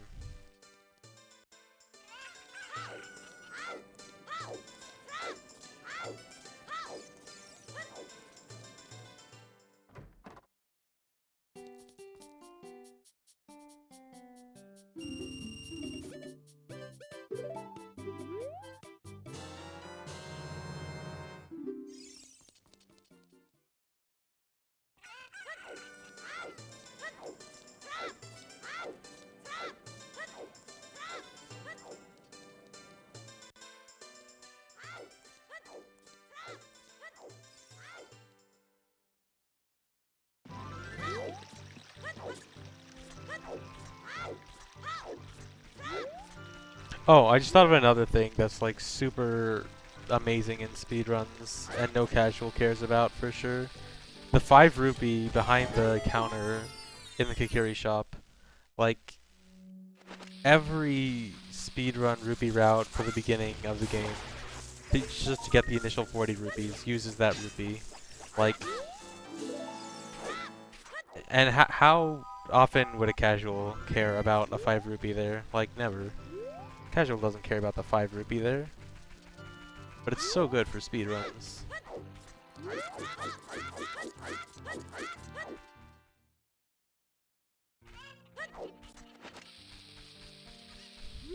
That is not the way I wanted to do a Hess.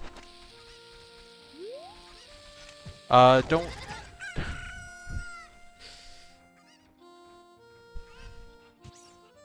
Whatever.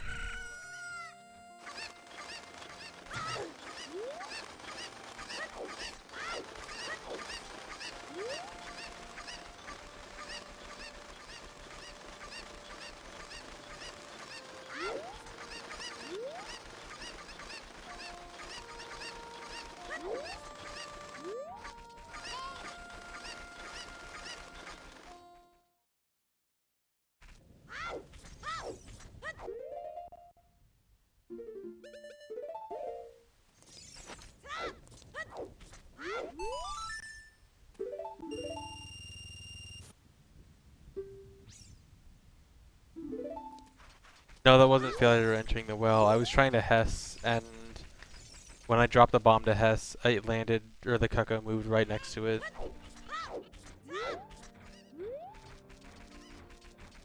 Okay, hopefully I have 30 gold Skulltulas here. If I have 30, that means I get the Giant's Wallet, and I'm not missing any gold Skulltulas, and I am missing a gold...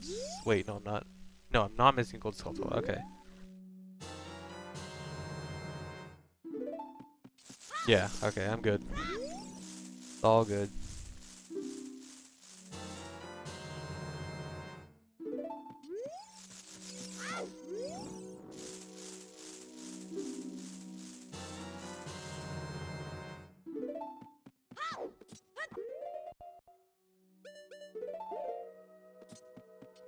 Alright, here's the last place I need to avoid a magic jar.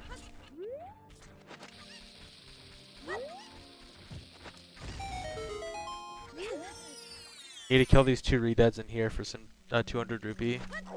And these guys guaranteed drop magic jars, and that one was super close. That one like jumped right at me, but I got away.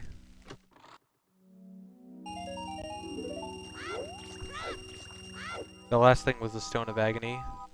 It's a rumble pack thing that rumbles whenever you're near a grotto. And shout out to the base GameCube version for actually implementing the rumble. And so I actually can get a use out of the Stone of Agony.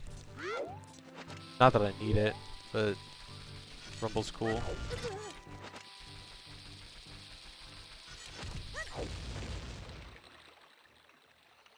Please don't turn night. Oh my god.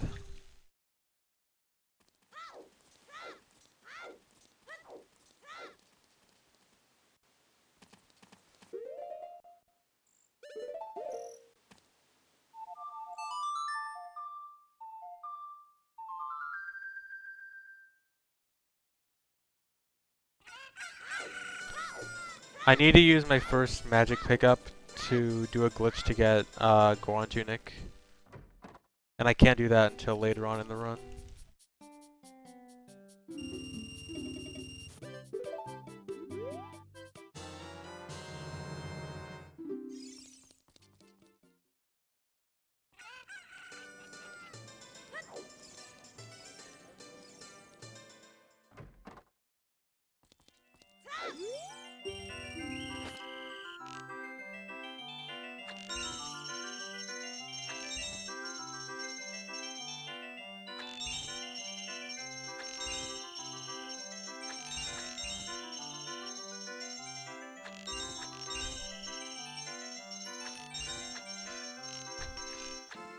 Nice.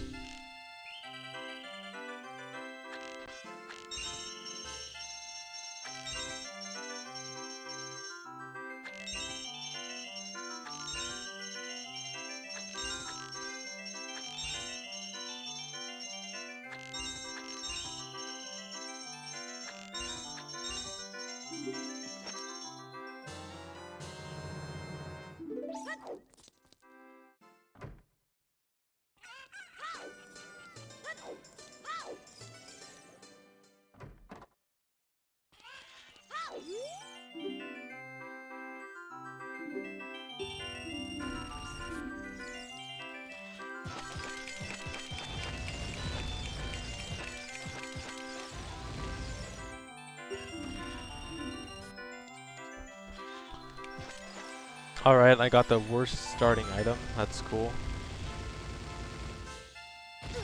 And the worst, this thing.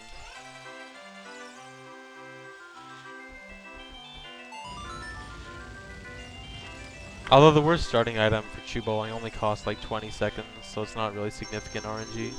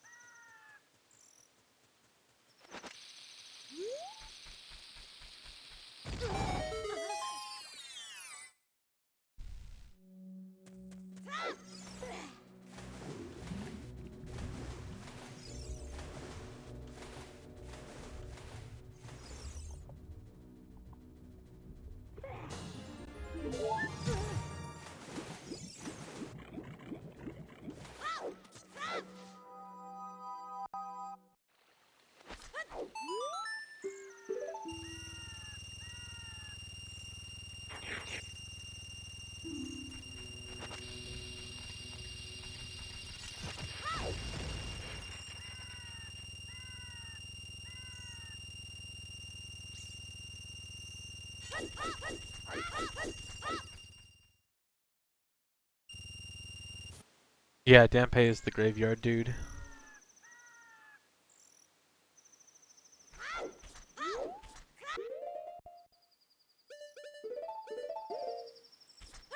So I actually do Lon Lon in a different order than I would in 100%, just because I actually want to leave through the front exit of Lon Lon as well. So I'm going to do all the night stuff in one round trip and then come back during the day for Epona's song in the bottle and then leave through the front.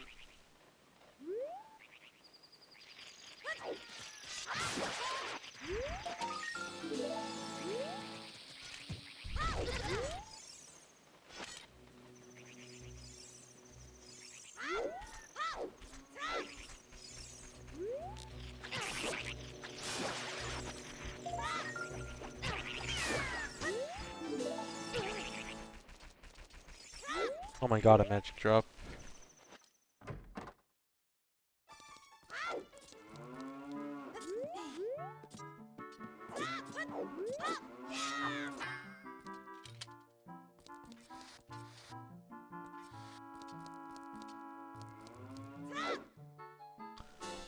Yeah, Okiyama, you can. Honestly, I probably should have done that. Well, the thing about doing that is you get into a rupee problem because, like, when you're going in and out of the grave, you're guaranteed to get like 5 rupees every time, and then combined with the rupees you get from failed digging, you usually will be able to at least break even, so you won't. You can essentially, theoretically, you should be able to get infinite tries pretty easily, but when you're going around the graveyard, that's not as easy. because um, you have to like kill every Poe under every grave that you want to get 5 rupees under. Because if there's 2 Poes active, then there won't be a rupee spawn. So you've got to like not only pull all these graves, but kill all the Poes to get the 5 rupees. And the 5 rupees isn't enough even for a single. You need to get 2 for a single dig. And then like it's good if you have a lot of rupees to start with. If you don't, it could be a disaster though.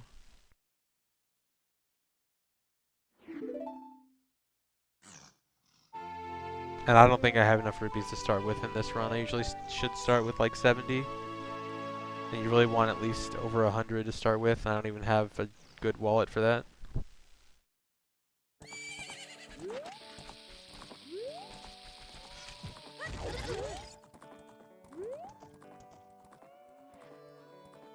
Now I can Hess.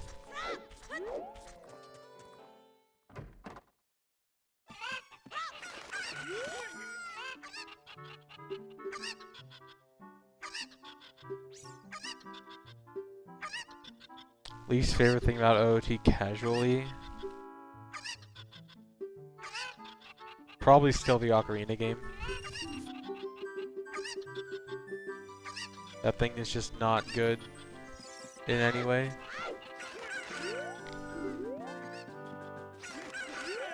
Ooh, can I get 3 and 3? Nope. Alright, 4 and 3, or 3 and 4. That's good.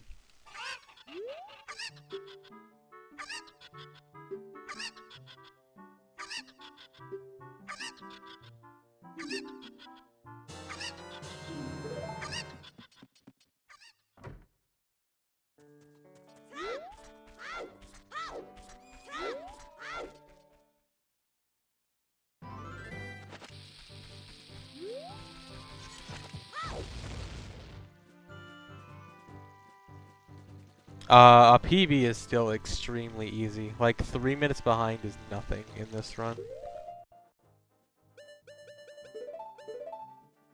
No.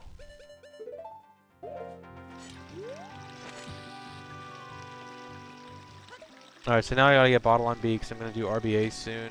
And while I'm at it, might as well RBA some bomb shoes.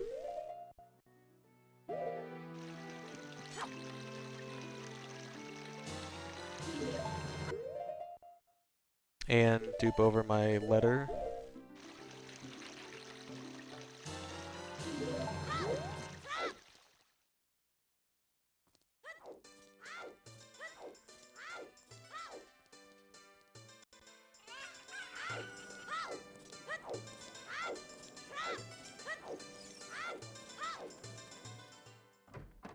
RBA stands for Reverse Bottle Adventure.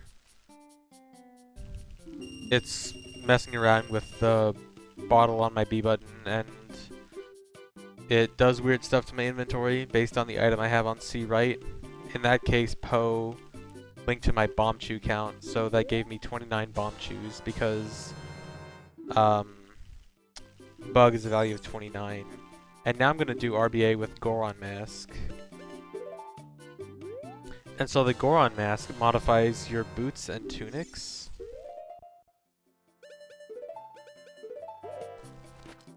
So now, when I RBA the Goron Mask, it's going to give me Kokiri Boots, Kokiri Tunic, which I already have, obviously, and Zora's Tunic. So I just got Zora Tunic by doing that, which otherwise would not be possible to get. Now I'm going to do it with the Zora Mask.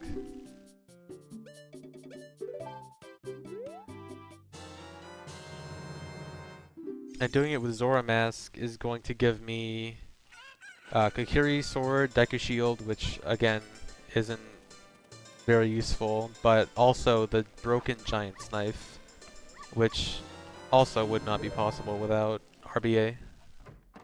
So I now have the Broken Giant's Knife and Zora Tunic, thanks to that. And I had to RBA those two things before getting any other equipment, because otherwise, the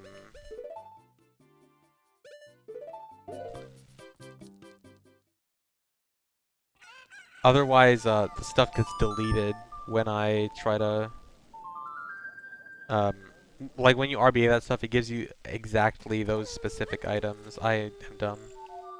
It gives you those exact specific items, not like adds them to your inventory. So like say if I had hover boots, it would actually get deleted, and then I could never get hover boots again. And that actually did happen with my Hylian shield, which is why I actually have to go buy another Hylian shield.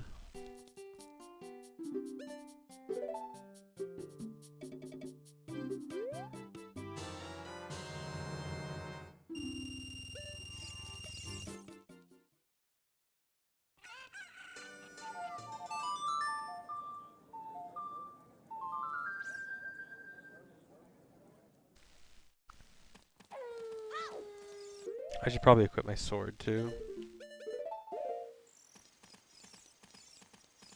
Come on.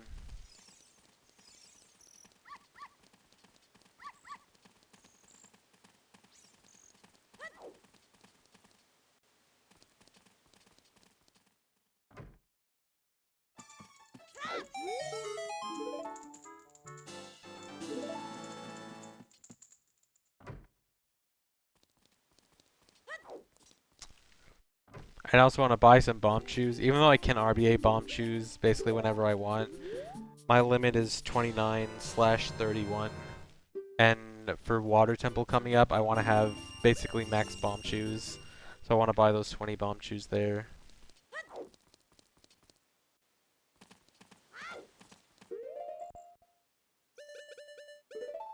I gotta do this chess game. Also, now that I have, I mentioned this earlier, but now that I have milk, Poe, bugs, and bombs, I can essentially RBA bombs and bomb shoes whenever I want, which gives me essentially unlimited bombs and bomb shoes, which is extremely useful for this run because I use so much throughout the run.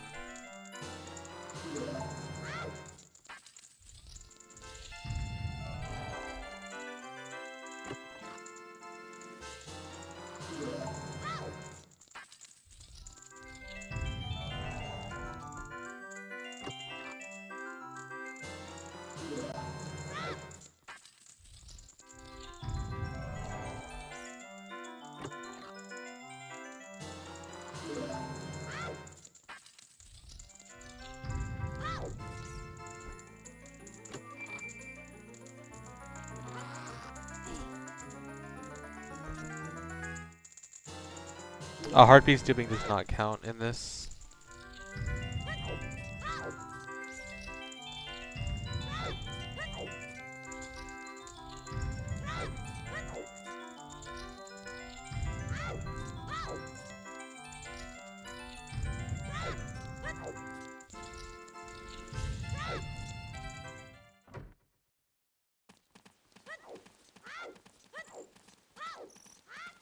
Okay, so now I've been mentioning how I wanted to avoid a magic jar for so long.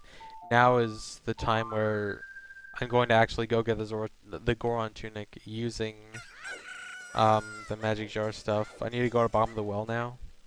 And in bottom of the well, I'm going to do get item manipulation, which is the same trick I used earlier to get light arrows. And if you watched any percent runs recently, it's the same thing used to get blue potion. But you can use it to get Goron tunic.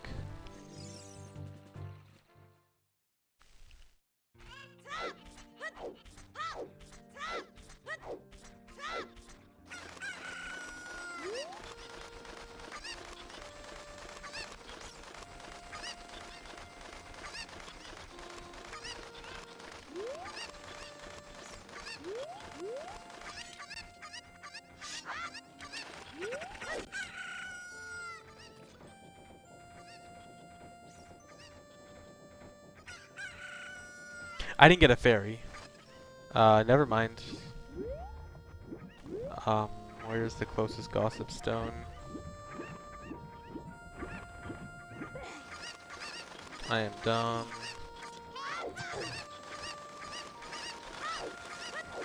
Can I buy a fairy in the potion shop?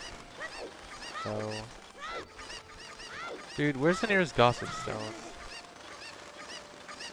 Oh, graveyard. Graveyard's fine. Well, that's gonna be a time loss.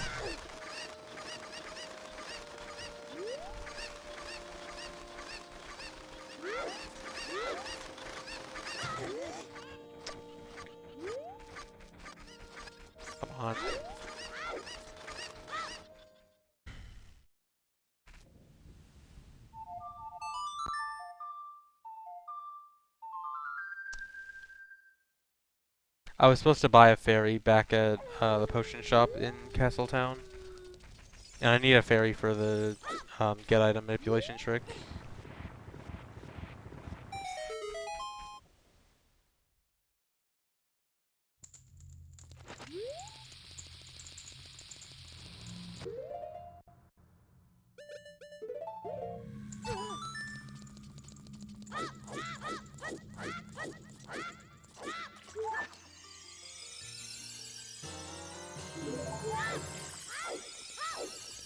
Max percent adult, you basically just start the game and then go get Master Sword as quickly as possible, which means just get Deku Stick, do Forest Escape, and go straight to Temple of Time.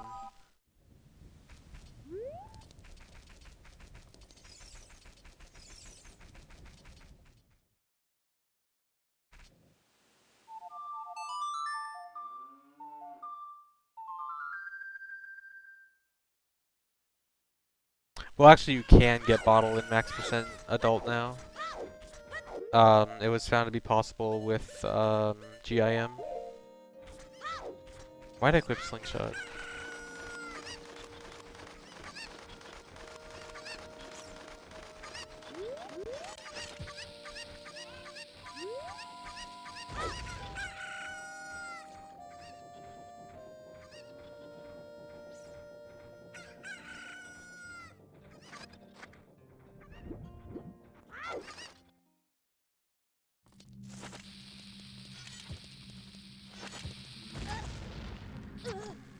Alright, so now I need to damage down to low health because I'm gonna need to die.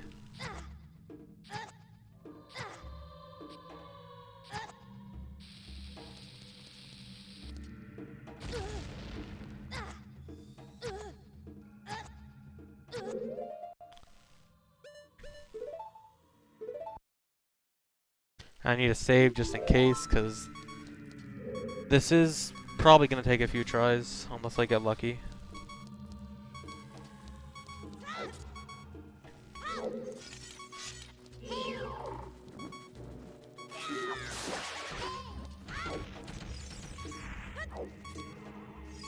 Hello? Grab it. And I need to throw this pot in a certain place. And I need to... I'm gonna die in out of bounds water and the fairy's gonna revive me. And now, when I'm being revived from out of bounds water going back inbounds, the camera's gonna act really weird. And it'll allow me to activate GIM as long as I can... I think I got it in time. And now I just need to wait for the green bubble to come by and hit me. No! I think he might still hit me. I'm gonna wait another round. Sometimes he does that. I'm sure he'll hit me. Please.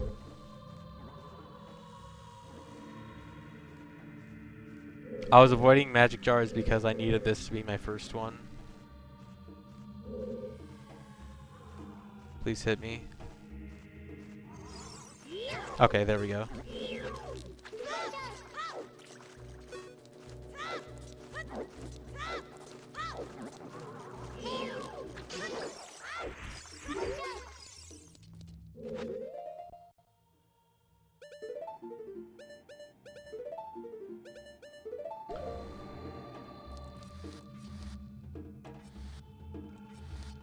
So now I'm gonna go get the, first I want to get the gold skull toy in the back room over here. And then I'm gonna use the Deku Shield chest, which was just in that room, to set my value for Goron Tunic. All I have to do is just walk up to the chest, and that'll change the value to Goron Tunic.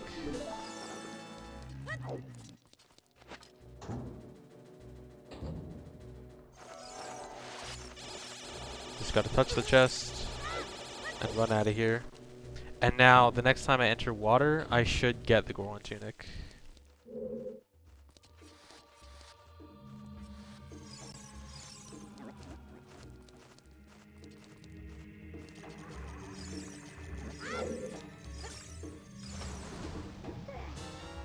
Alright, there we go. I got my egg, which is actually a Goron Tunic.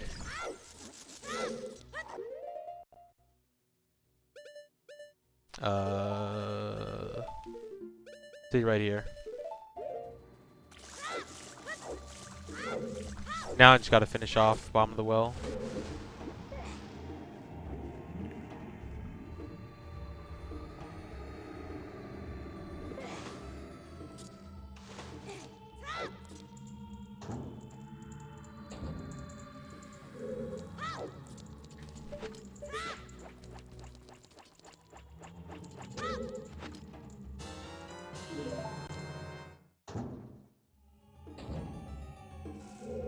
I do have Zora Tunic as well, but I got Zora Tunic through RBAing the Goron, or was it Goron Mask or Zora Mask? Goron Mask, yeah. I got Zora Tunic through RBAing Goron Mask.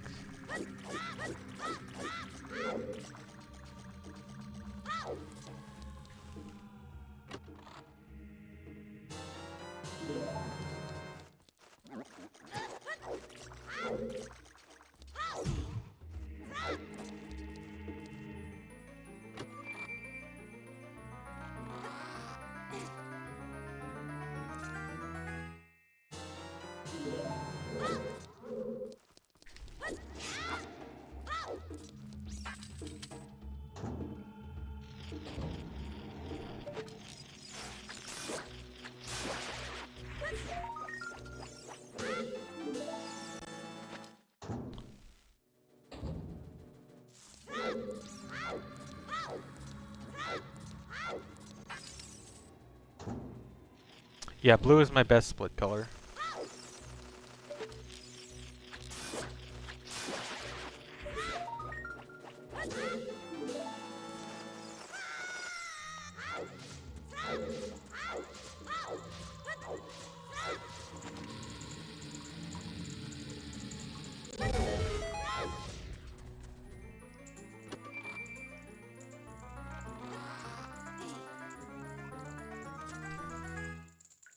And with the map, I am done with Bomb of the Well.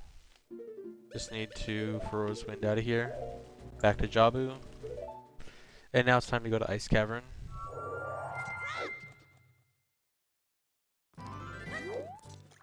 I probably should have saved in Jabu actually, but whatever.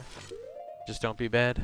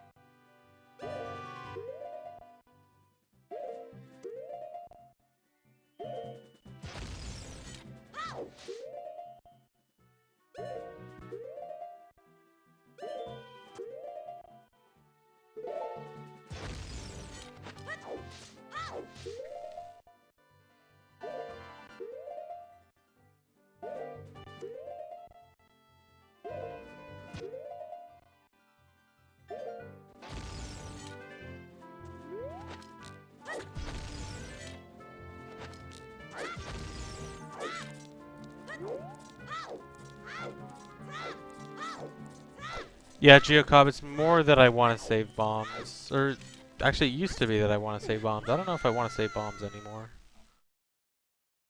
Maybe I should change my hover strat there. Because originally I wanted to do it immediately after Jabu 1.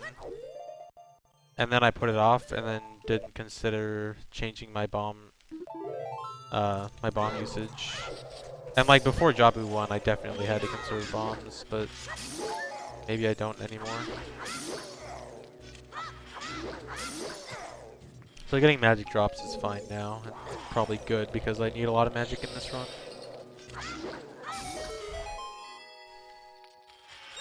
Oh yeah, good split.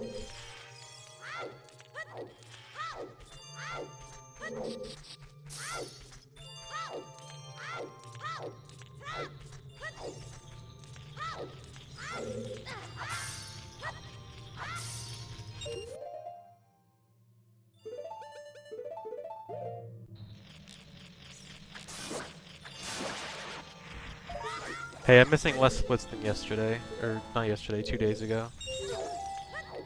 So that's good.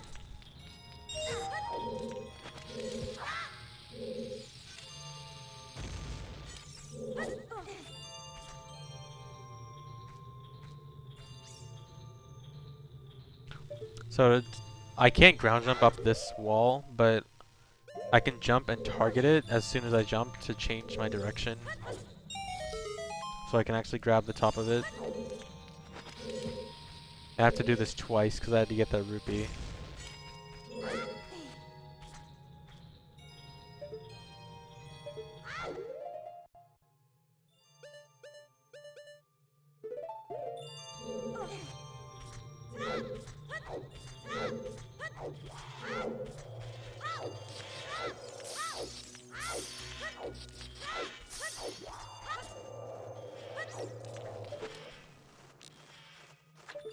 What?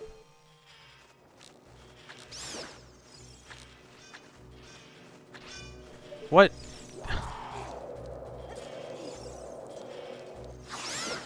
Okay, it worked out.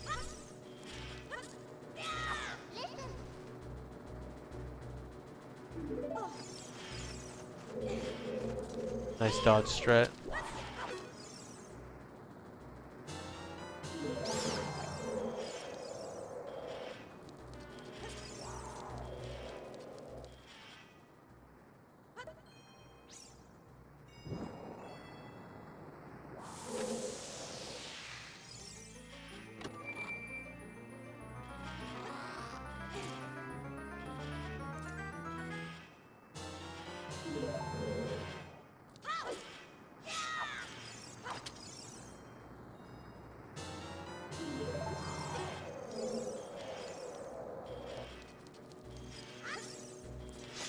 Shoutouts to this 50 rupee. Only 50 rupee pot in the game.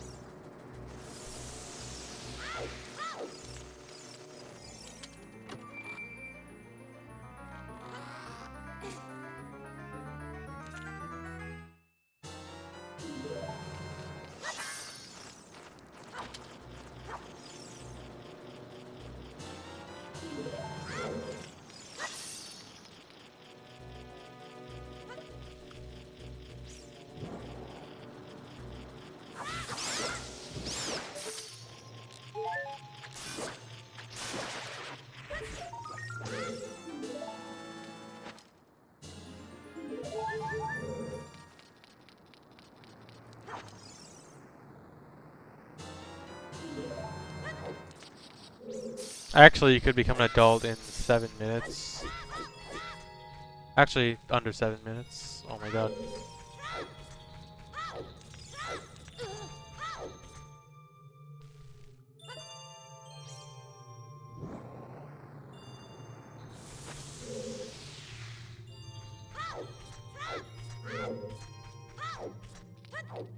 Come on. So this room's pretty cool because you can actually slide with the ice block by holding A, and it only works as child. So you can do this, and it looks really cool, and it's fast.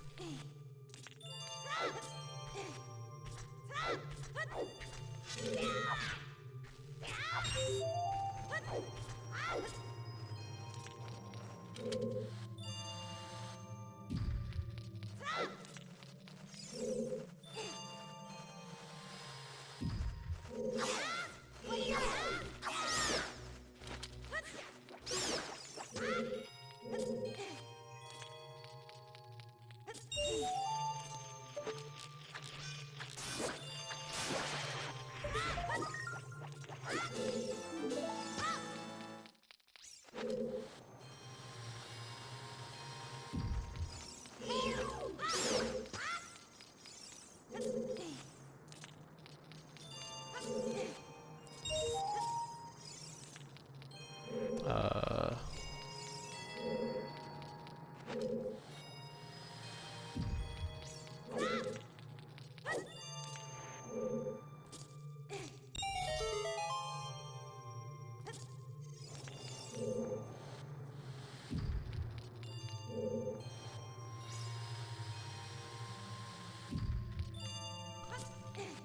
you can't beat the game in the Smash demo, but you can get to Master Sword.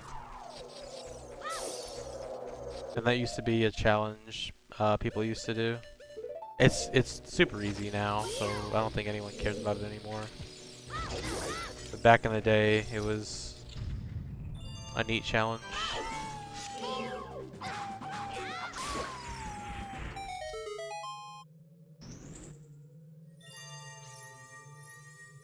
And there's a really cool Serenade cutscene skip here as Child. Only works as Child.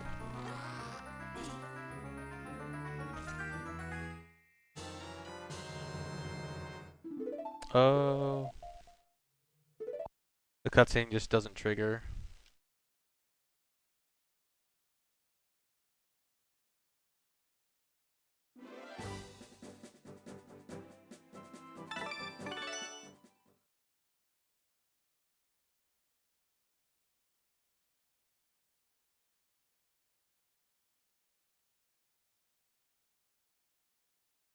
Thanks, Mr. __ for the sub. Let me make sure I got everything in Ice Cavern. Just to double check. Yep, I got everything.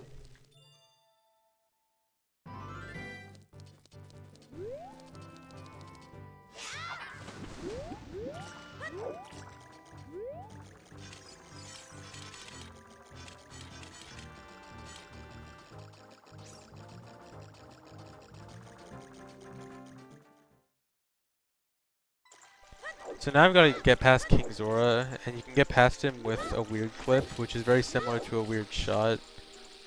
You just gotta... It makes Link do really weird animations. It can clip through objects that have certain types of collision. Like basically the rounded type of collision. That stuff like rocks and King Zora have.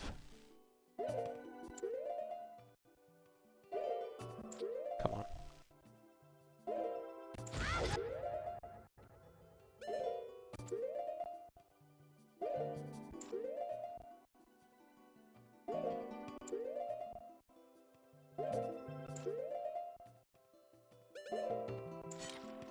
There we go. Yeah, I'll remember to get the scrub heart piece, or I'll try to remember to get the scrub heart piece after. It's not for another hour though. Water Temple takes a long time.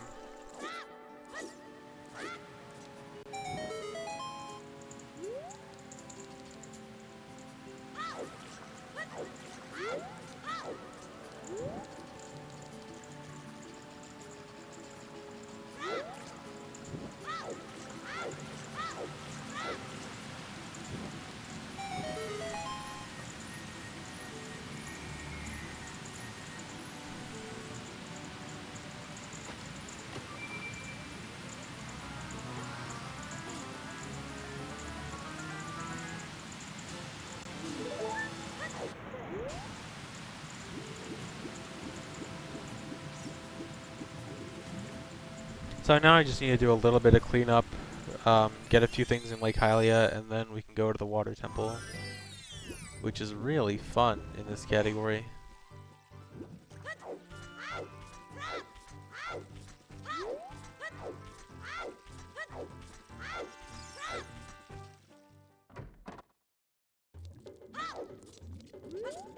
No, it's not possible to get to Frozen Zora's Fountain or Zora's Domain as Child.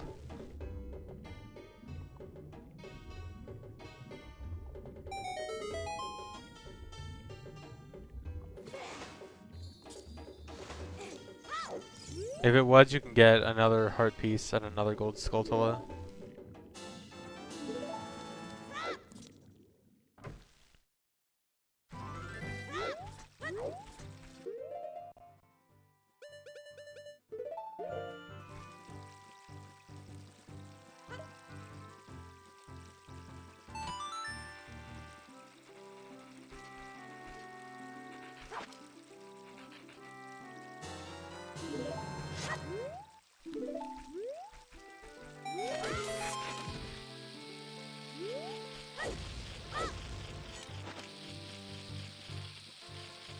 And I've got to hover to the top of this house to get the heart piece on the top. Normally only possible as adult.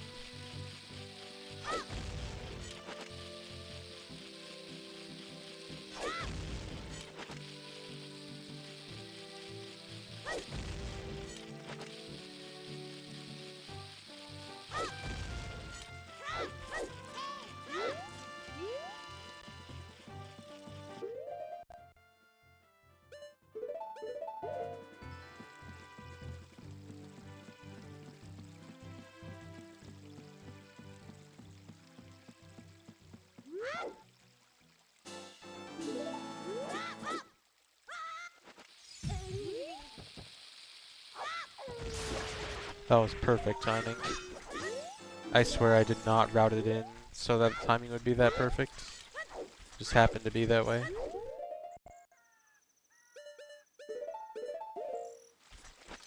So now I've got to get another fairy for the trick I do to enter Water Temple.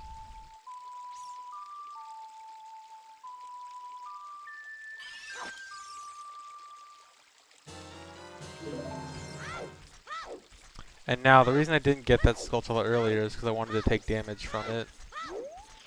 Because again, I'm going to need to die.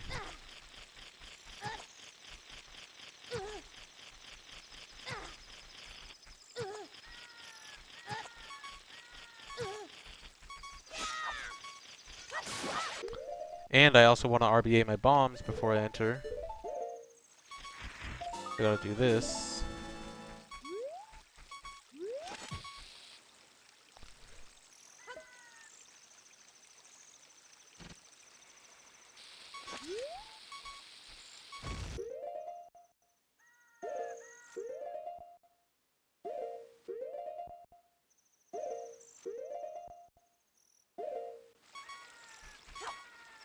Alright. Refilled my bombs.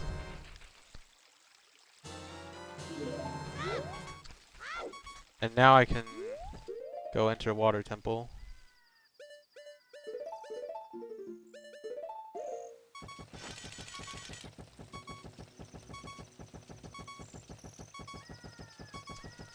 So to enter Water Temple, I'm just gonna get this guy to move. Please leave.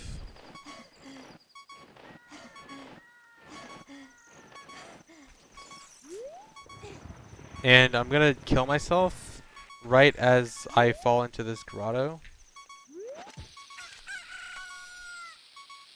And I'm gonna sink down for a little bit.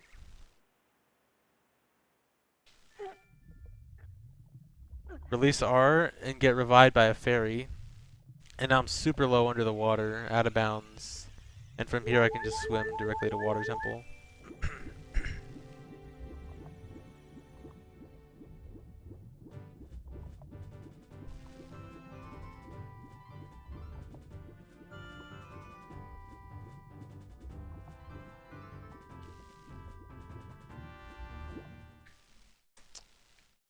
Nice. Good time save.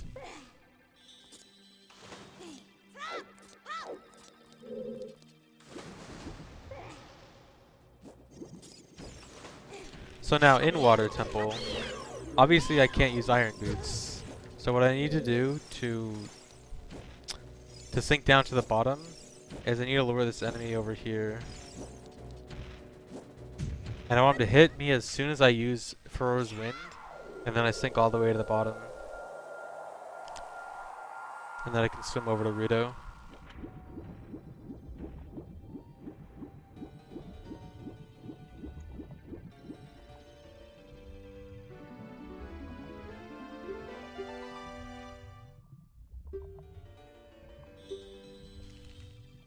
I haven't found any of these skips that are like useful for other categories for max percent child, but I have found plenty of new strats to optimize stuff in this category.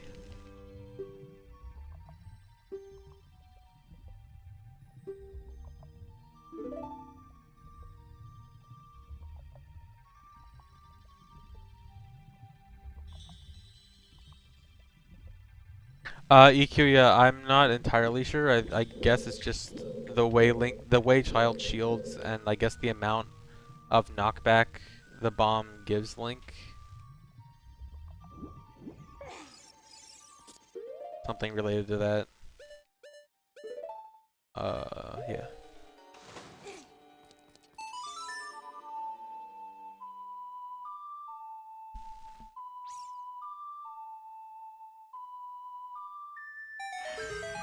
GIM stands for Get Item Manipulation.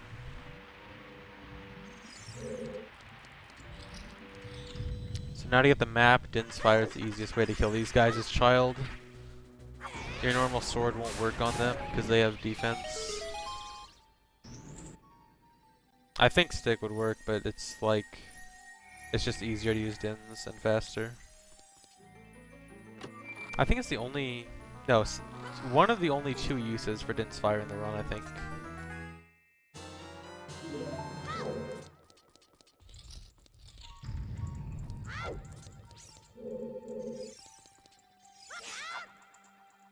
Damn it. Alright, well that's gonna cost some time. I hate missing this jump.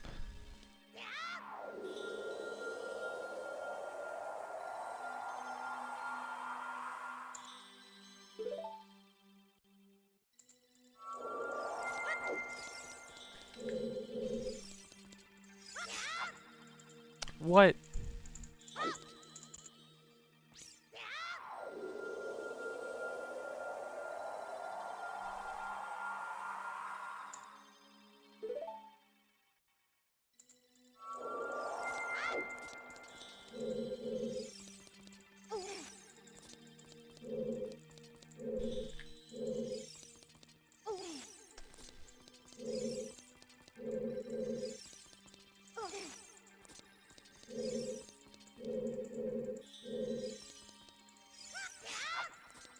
There.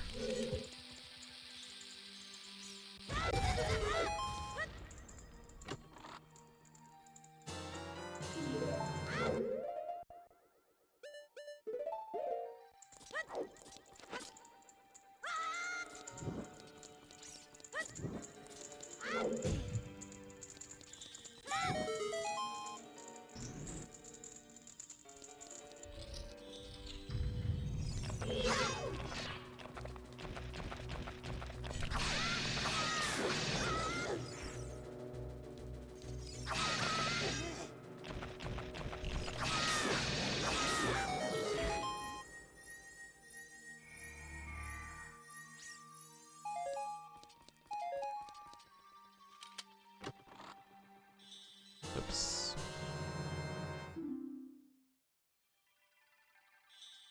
Oh my god.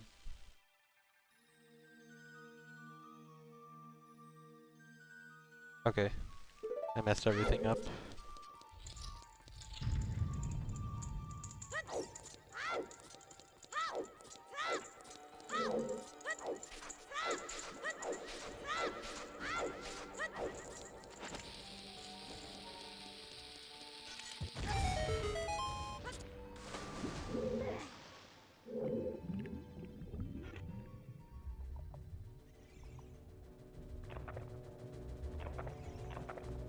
The Shell Blade boost.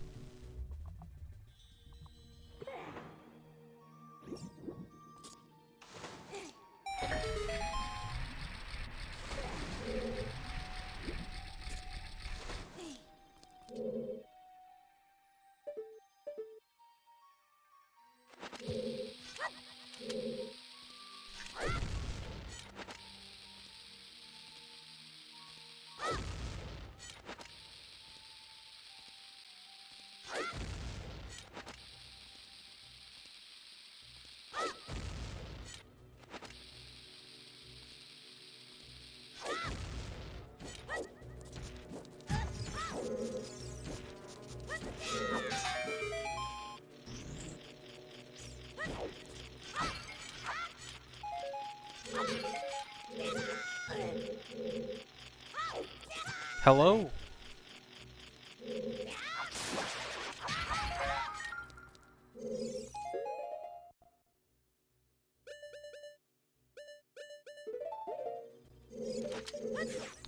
Please target the thing, dude.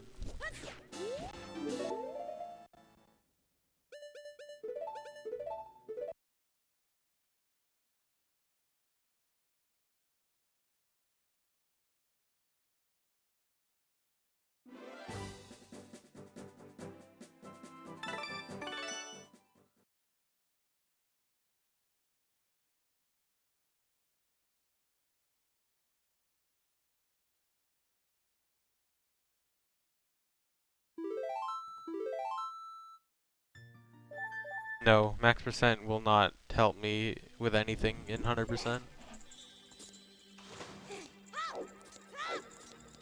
This is just for fun.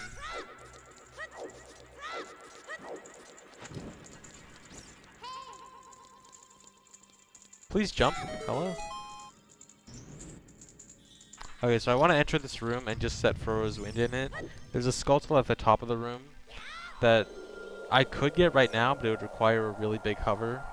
So I'm just going to set Frodo's Wind in here and leave. And then come back when the water level is at full. And then I can just float to the top and grab the Skulltula easily.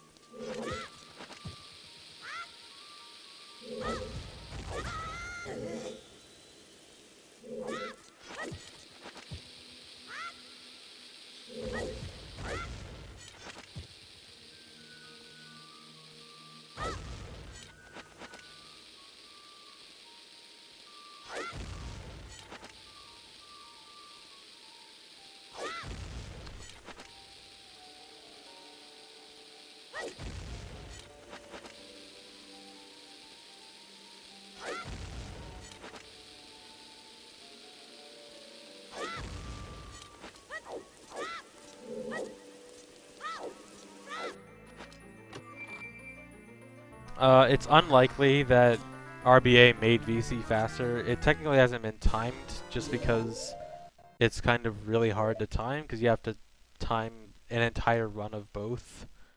Moo was working on it and then he stopped. But yeah.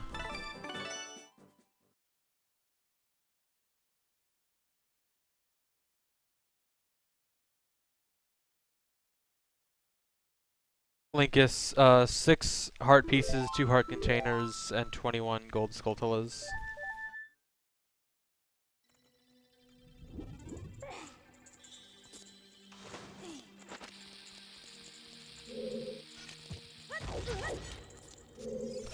So now I need to raise the water level again. And hover over there.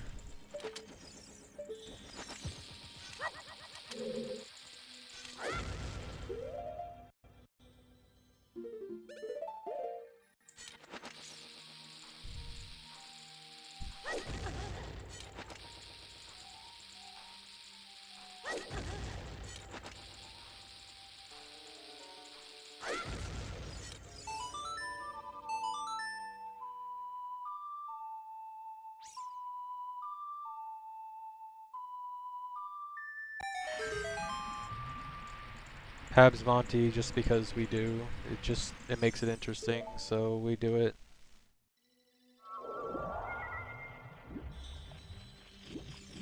This isn't exactly a serious category.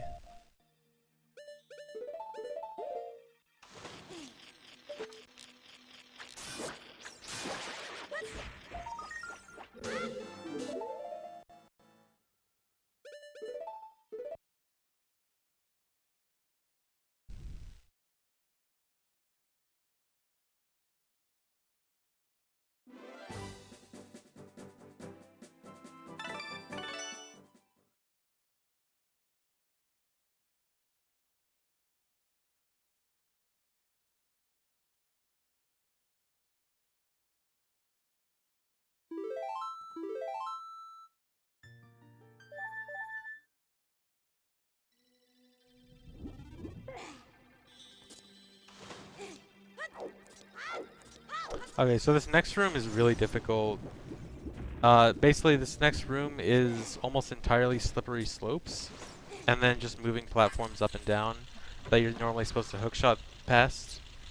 And on slippery slopes, if you're hovering above a slippery slope, you can't side hop or backflip or anything, so your hover is essentially dead.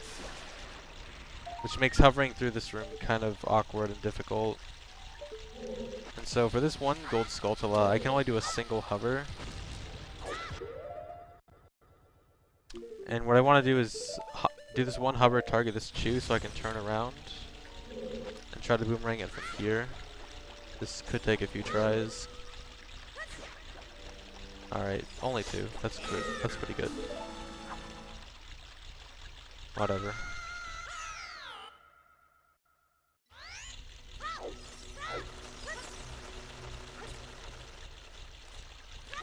So now what I want to do is get on this platform and super slide up this slope and then land on one of the top platforms. And then once I'm on one of the top platforms, I need to start a hover as quickly as possible.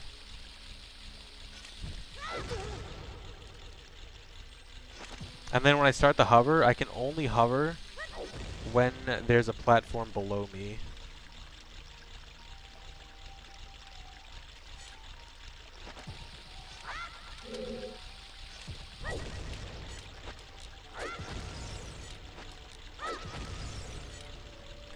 Alright, this is actually really good so far. So I have to wait, I have to look down and wait until a platform is below me to start hovering. Because right now I just can't backflip, and now I can. And now I can't again. I just have to wait it out.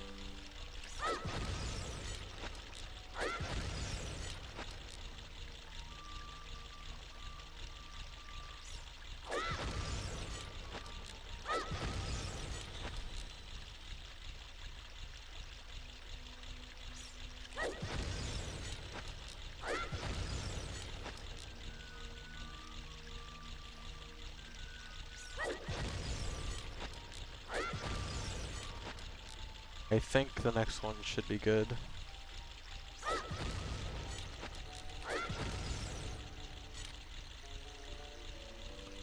I'm just mashing A right now. Alright, there we go. Alright. That room actually went pretty well. Gonna cast Froze Wind here just in case. I probably won't need it.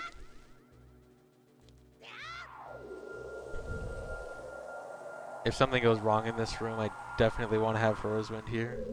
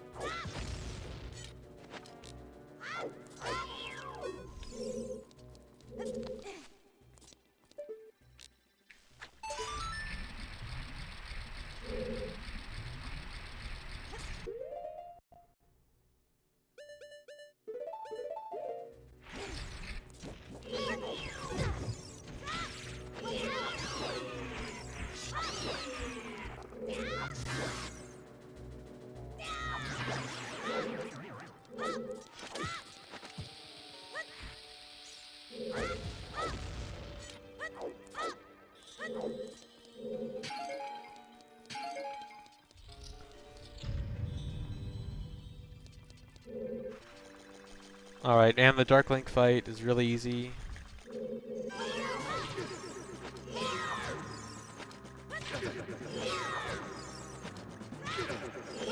But an interesting thing about Dark Link and Deku Nuts is that if you actually throw a Deku Nut directly at him, he'll dodge it. But if you throw it at some angle where like a behind or side hitbox of the Deku Nut hits him, then it's fine.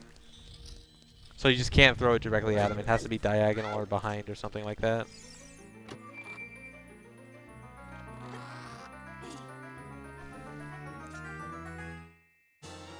Alright. Now I want to RBA bombs and chews again.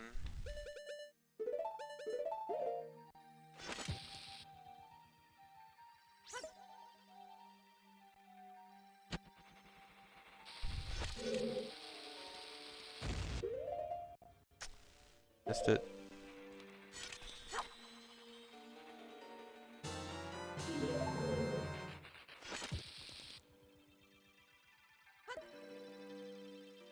If slingshot bomb hover wasn't a thing, um, I think most stuff would still be possible, just much worse to do.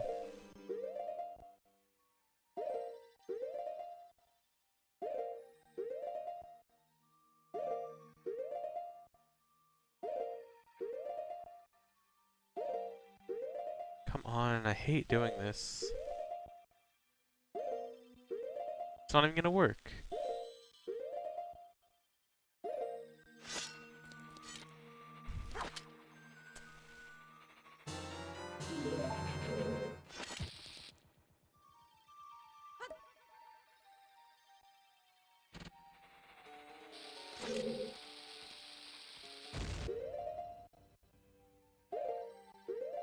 There we go.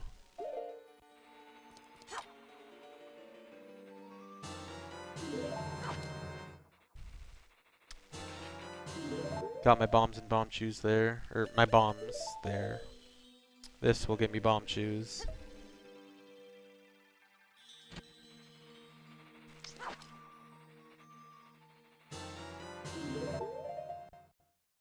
And I also want to refill my health, so I'm gonna drink my bugs. Alright.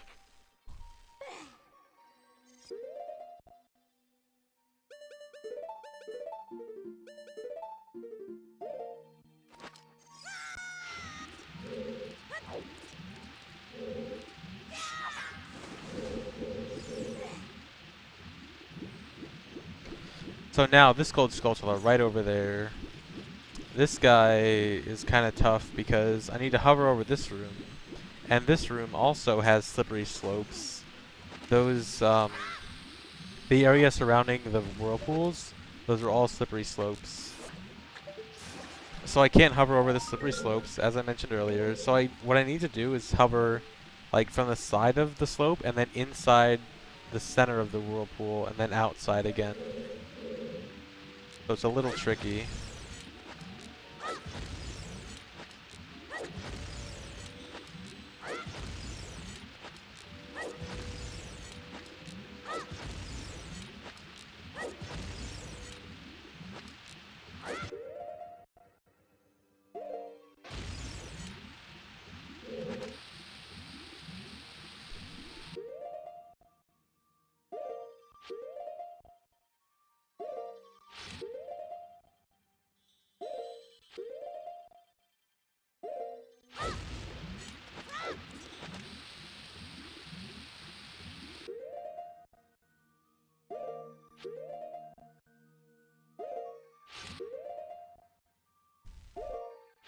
String cheese, you can't backflip or side hop.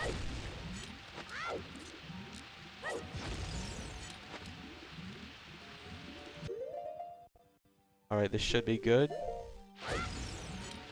Alright. We're out of the whirlpool. I just gotta hover back.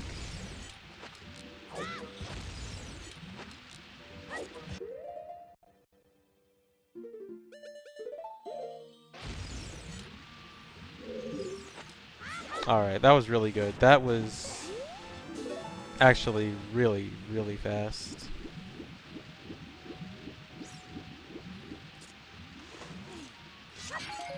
And I gotta get seeds from that pot so I can shoot this eye switch. I do not need that fairy.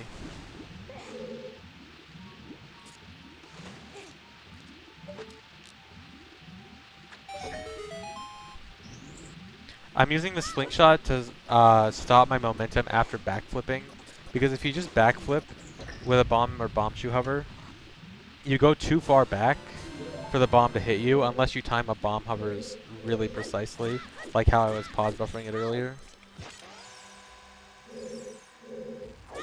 Dang it. Okay, I just have to do a mega flip. Not sure how that missed. Sometimes that just randomly misses, and I'm not sure why.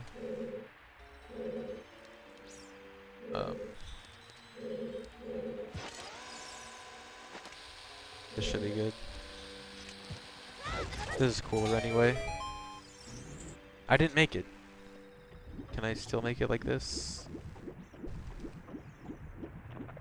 Nope. Dumb.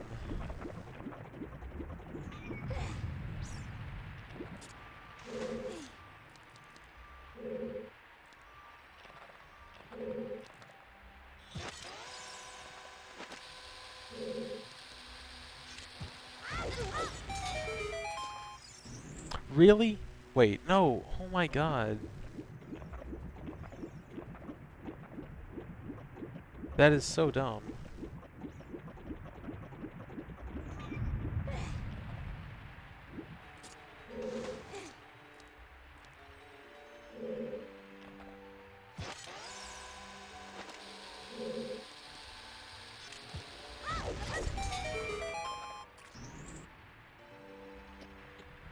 There we go.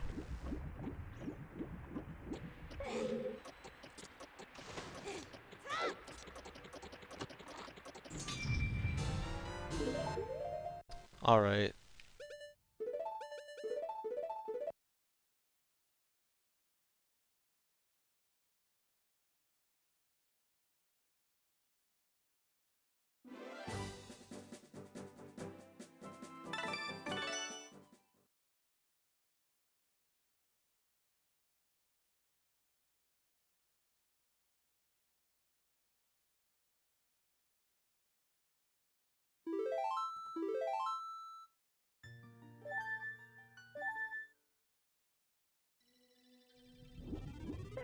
I don't beat Spirit as Child. It's impossible. I can do everything except for beat the boss, but can't actually beat it. Shadow, just a lot of tricks.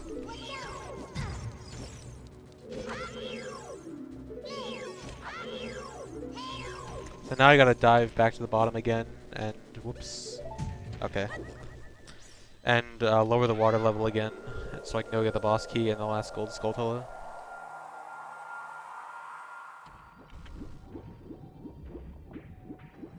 Glad you enjoyed Crawling Metroid.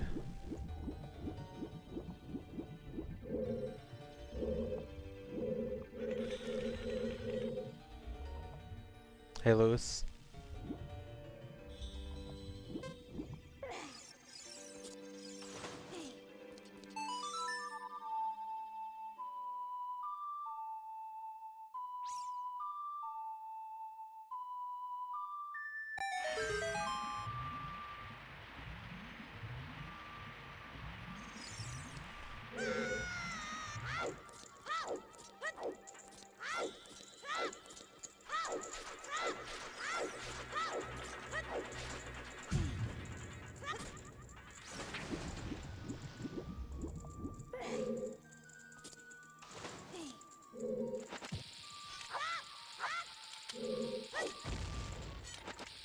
What happened to Dampe? Take a wild guess.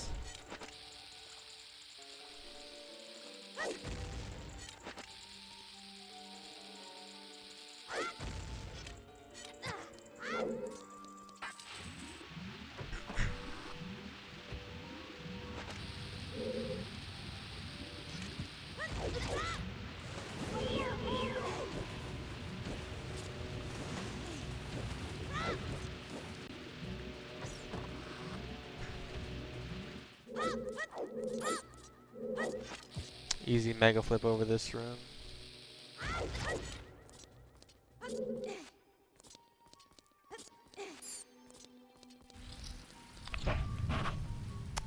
Dang, Lewis.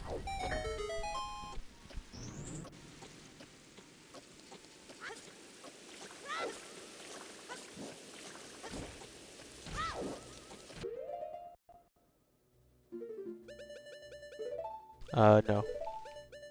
Oh my god. Save just in case.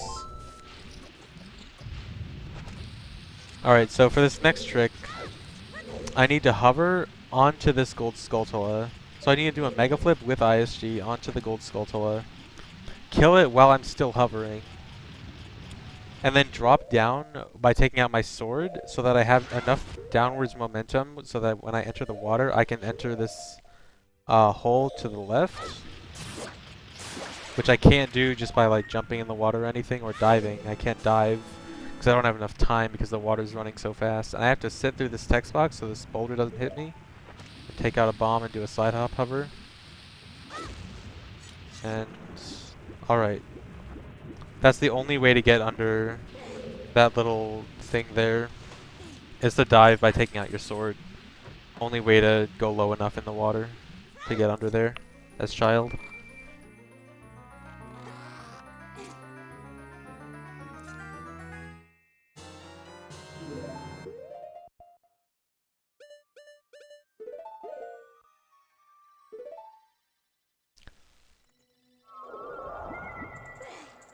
Alright, now I'm just going to set for Rosewind here. And then I'm going to leave Water Temple for now.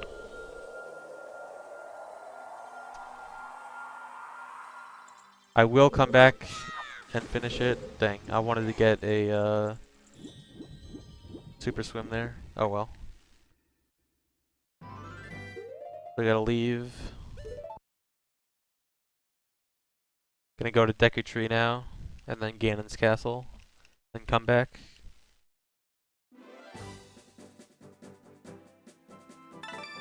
I got all 5 gold Skulltulas Neutron Dude.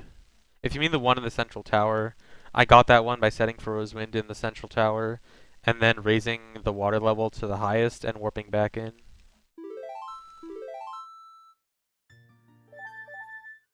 I'll get the Scrub Heart piece after I complete Water Temple when I go back to Gerudo Valley. Oh wait, up. I forgot. I need to save, or I need to pause in Link's house for the wrong warp to work.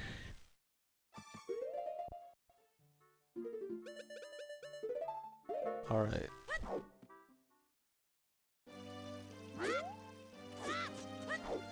Otherwise, my last cutscene is the title screen, which makes the wrong warp not work.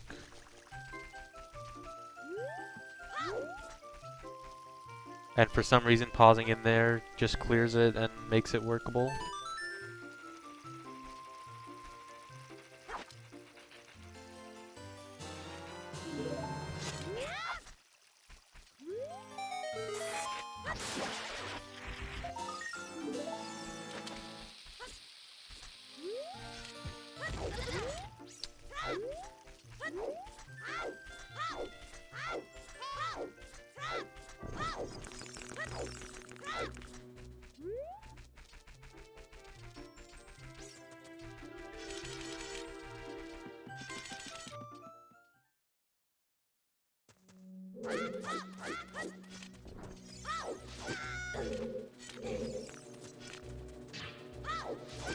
Come on.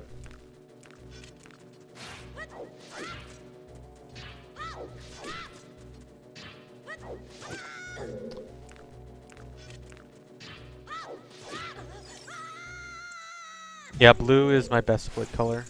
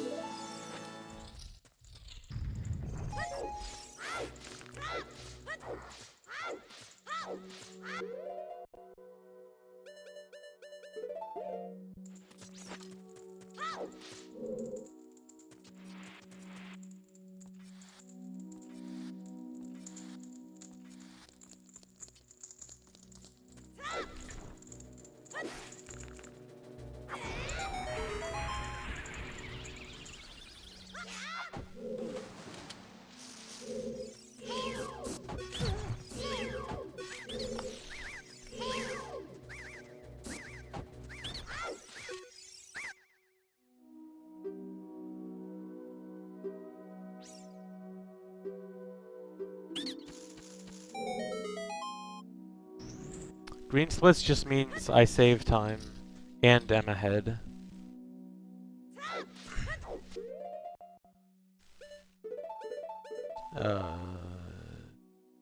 No. Okay.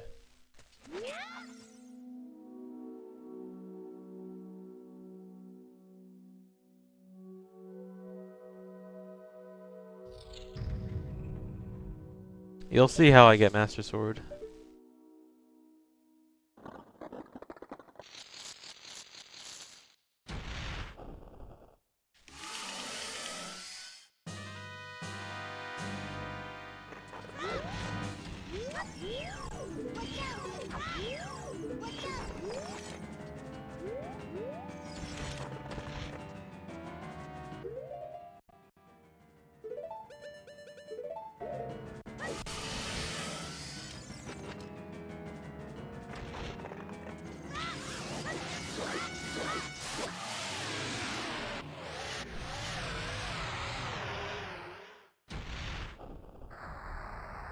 I didn't start over. I just do this part very late in the run.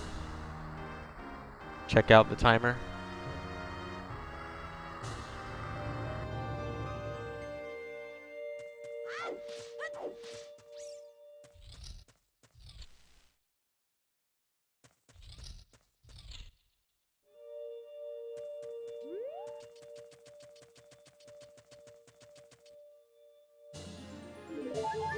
Alright, want to do RBA again. Oops.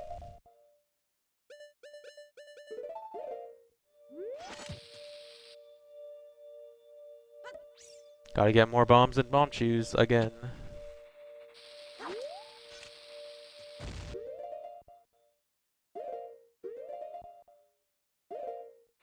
Alright, that was quick this time.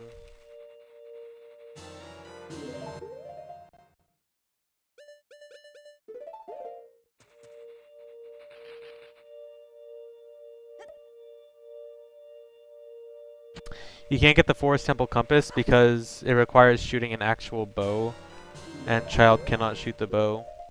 He doesn't react to slingshot. Oops, I need to catch this.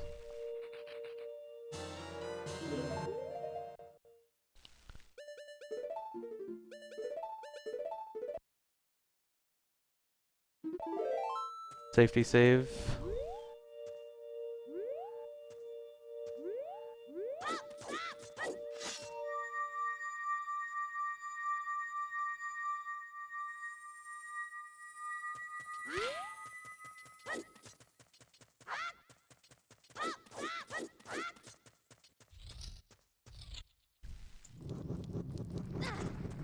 Alright. The old Ganon's Castle wrong word.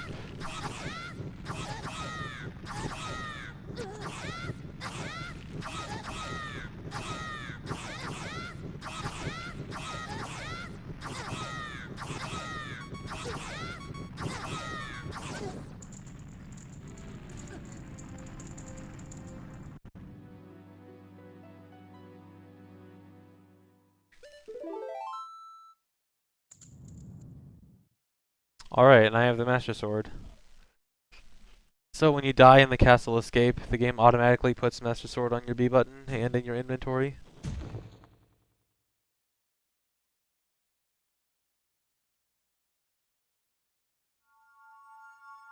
And that's how you get Master Sword.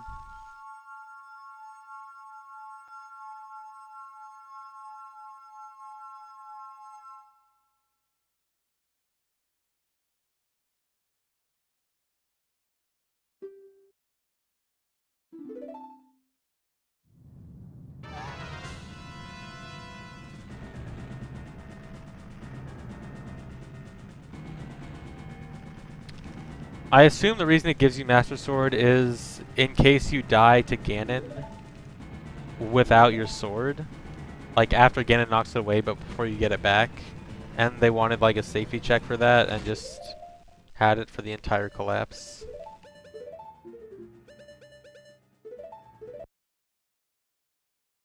And now I gotta save warp out.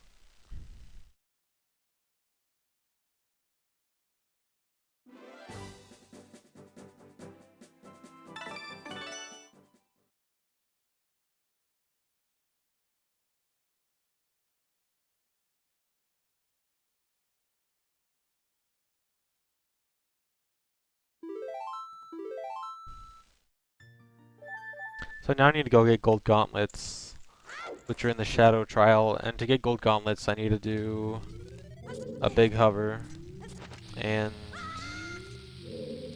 some other stuff. Come on. Just another thing I need a lot of explosives for. And also gold gauntlets are the reason we don't beat Ganon in this. Because it's only possible to either get gold gauntlets or beat Ganon. You can only do one. Because I now no longer have a way to get back to the castle escape, since I already used the wrong warp.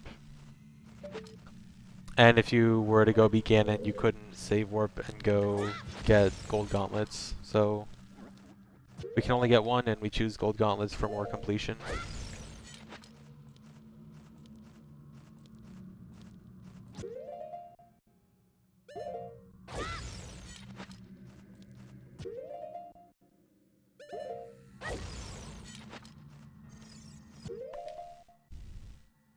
I do get the Ganon's Castle boss key, I just get it later.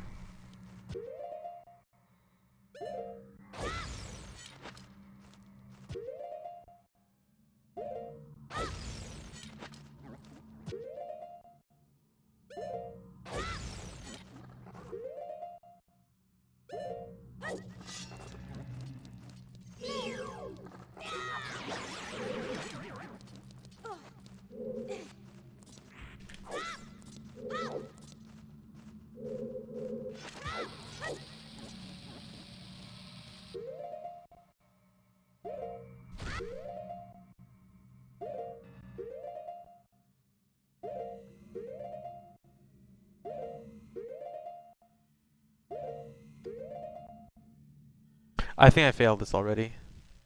Wait. No, okay, I can save it.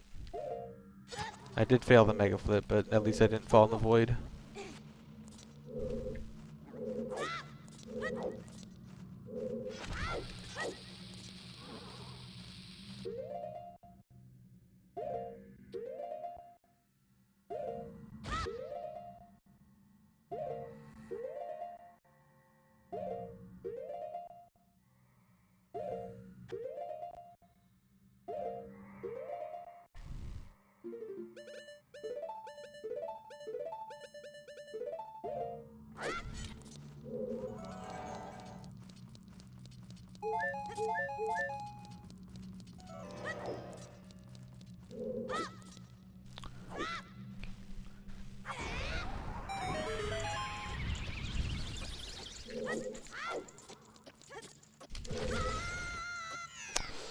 That's really bad. That's a lot of time lost.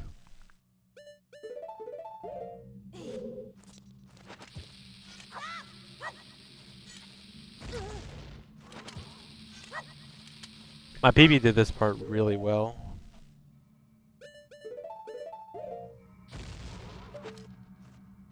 Like, probably the best I've ever done it, even in practice.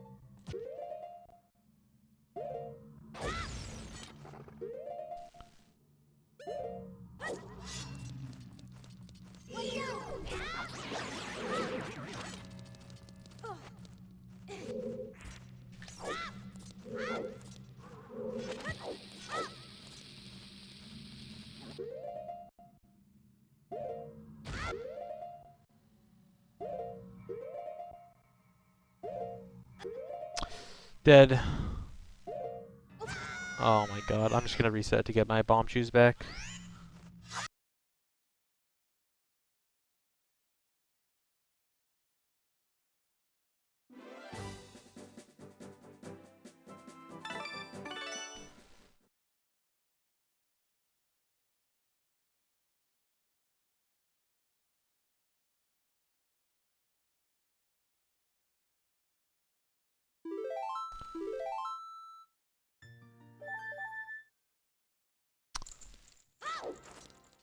Rip.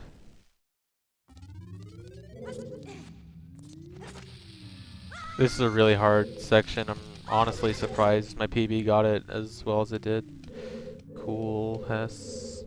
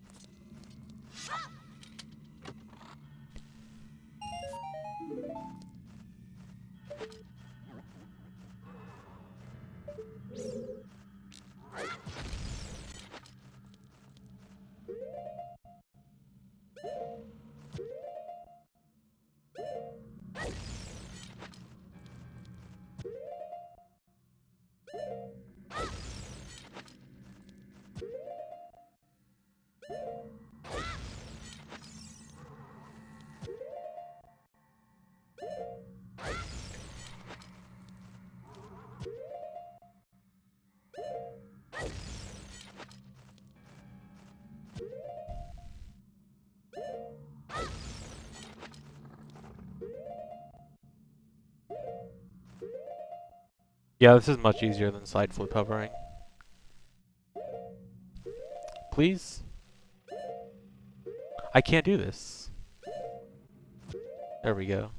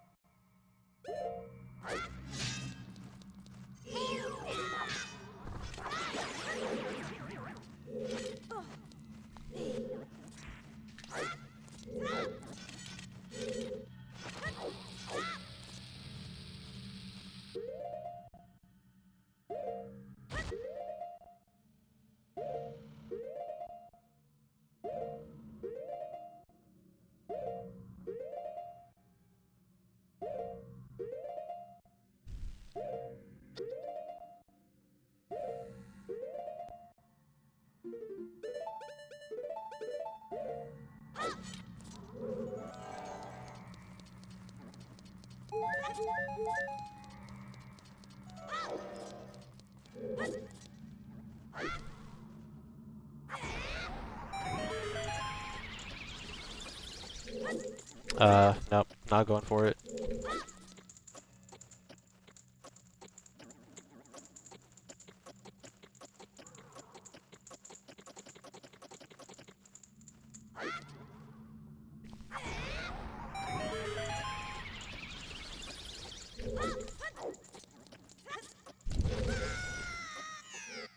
Oh my god, dude.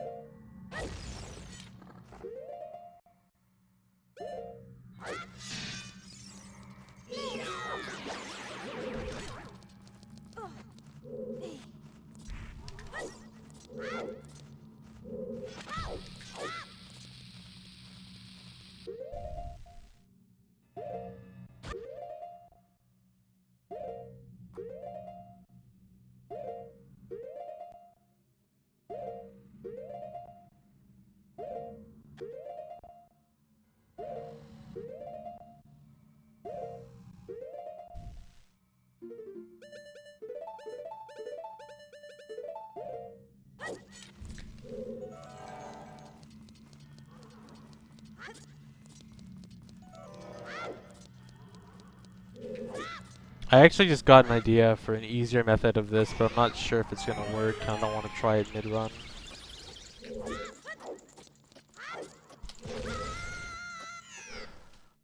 I keep doing it too early.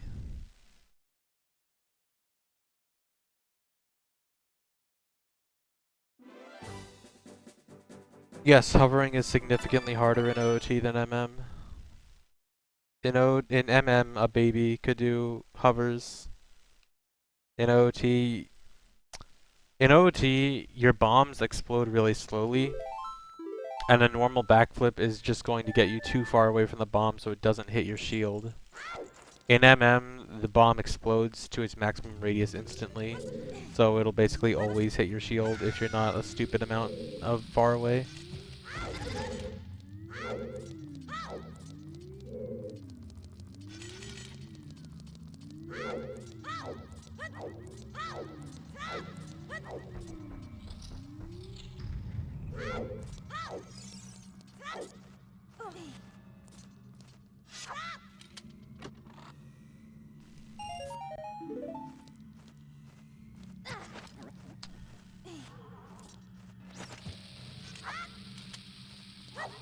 Neutron dude, that's the point. I don't want to do that hover.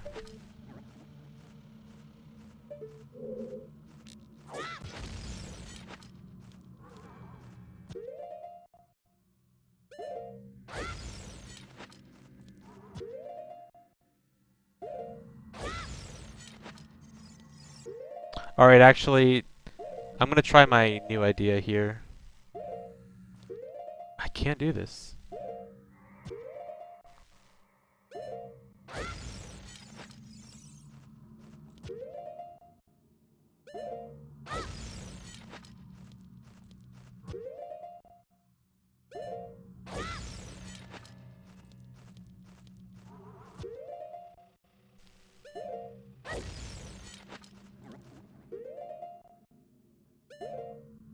No, you don't, Neutron dude. The point is, if you're fast, then you can climb up the stairs that are made to go back to the chest.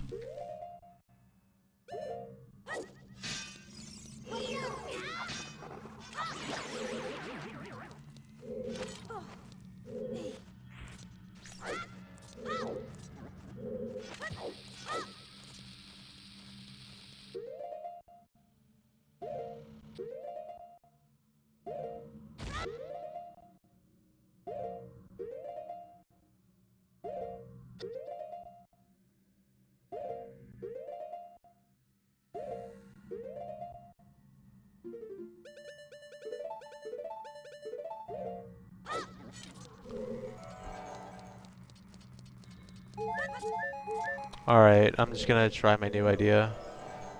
Wait, I just want to see if I can... No. We gotta go like... Alright, how far away can Din's reach?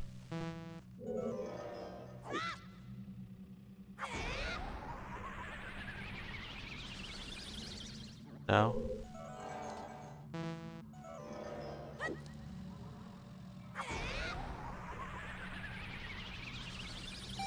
Alright.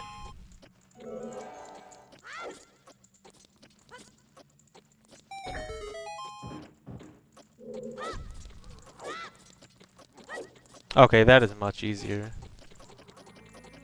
Alright, well I have my strat for my next run.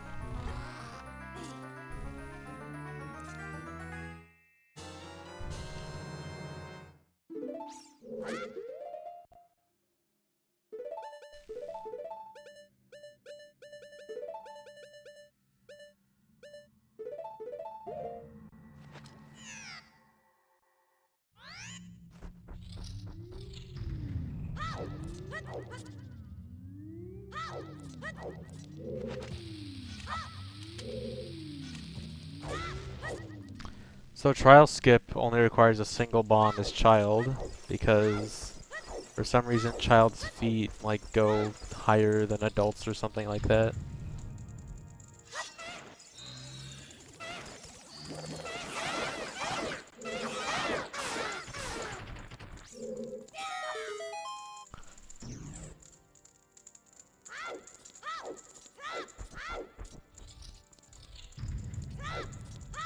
There's a complete list of everything you can and cannot get in the paste bin in the title.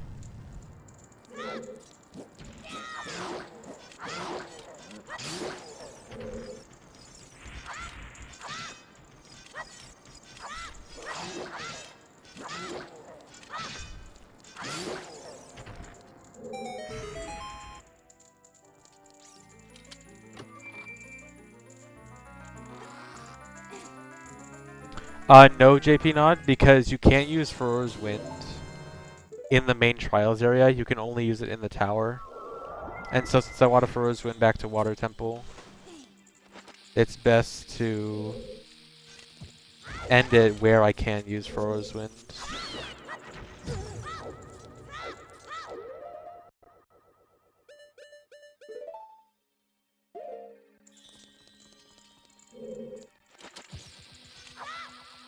So I'd have to do trial skip no matter what.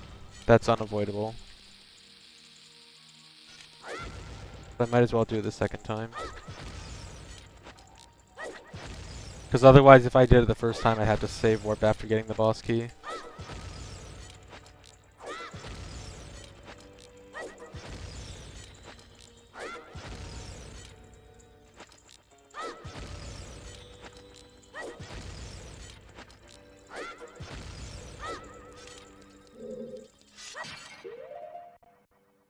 Alright, I shouldn't need this fairy, but I'm gonna get it for safety.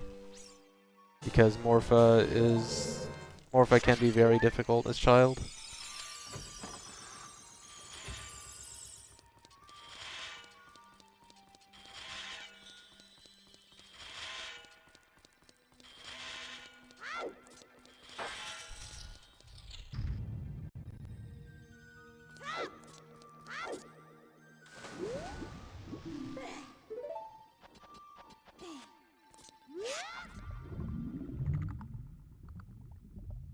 So for Morpha, normally you would think, oh, you need hookshot for Morpha, but what you can do is, when you're in the water while Morpha is trying to make a tentacle,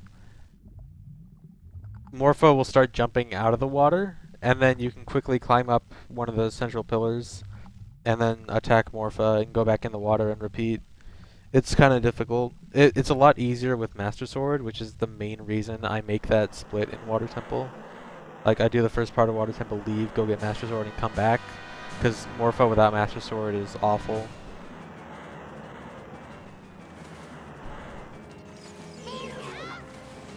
Oh, didn't get the first hit.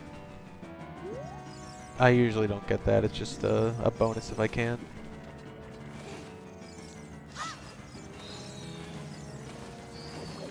Nope.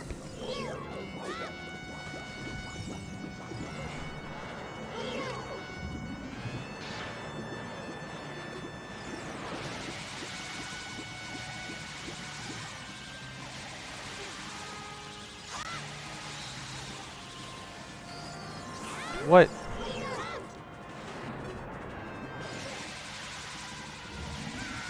Oh my god.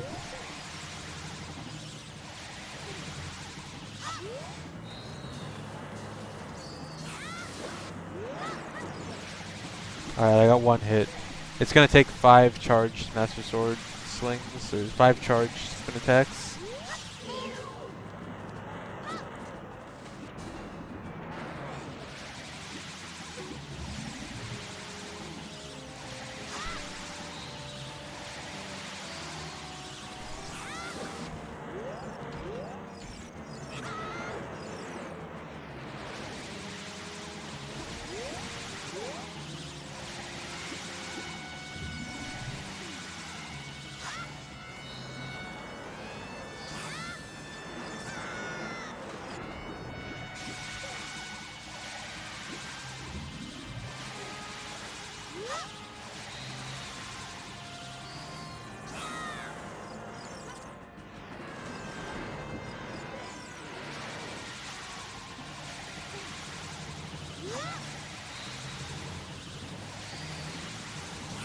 Why are you not jumping?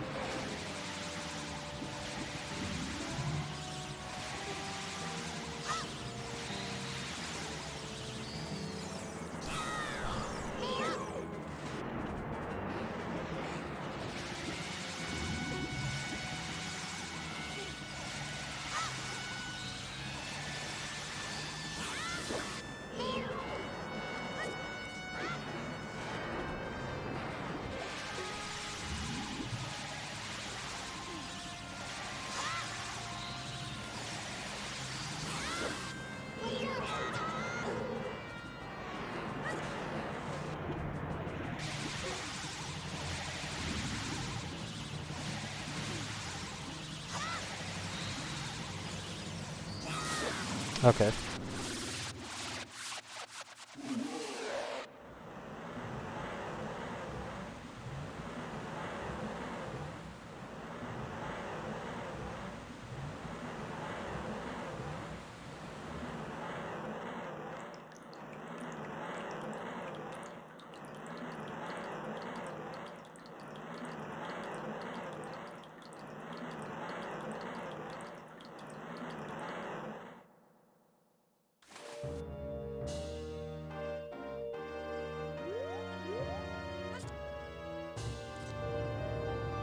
Just want to get rid of this fairy for later, because I only wanted it for Morpha for safety.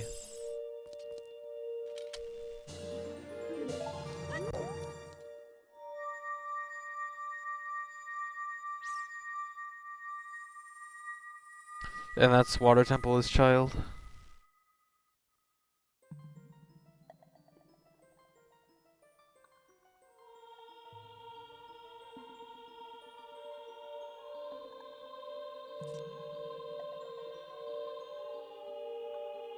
Alright, I need to remember to get the Deku Scrub heart piece after I exit Lake Hylia.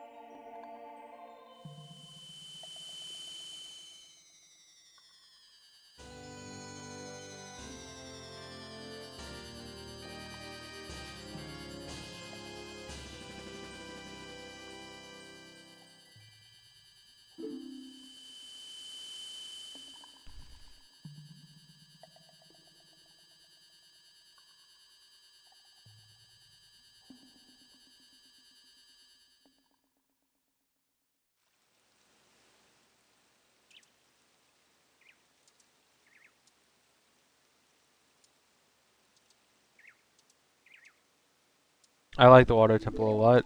One of the best dungeons.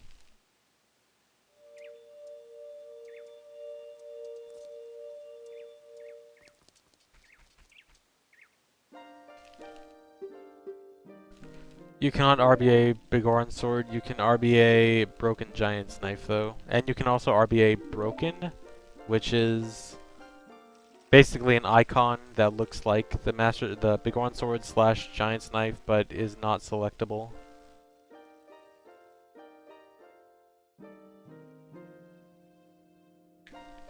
And it's basically just a thing that says whether or not you have normal Giant's Knife or Broken Giant's Knife.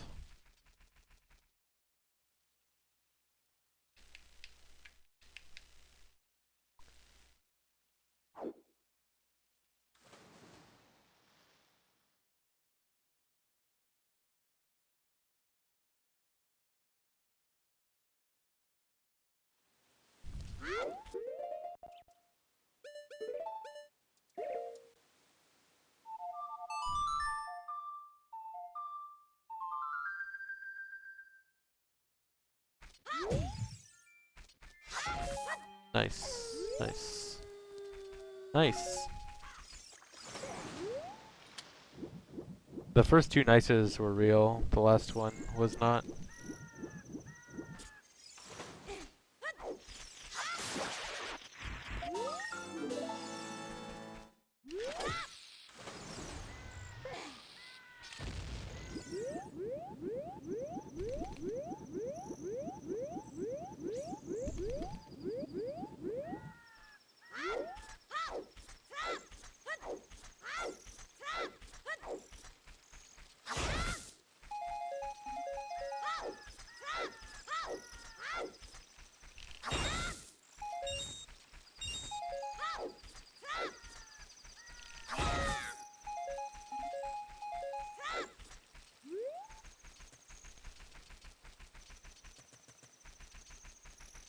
The Skulltula on the tree doesn't exist as child.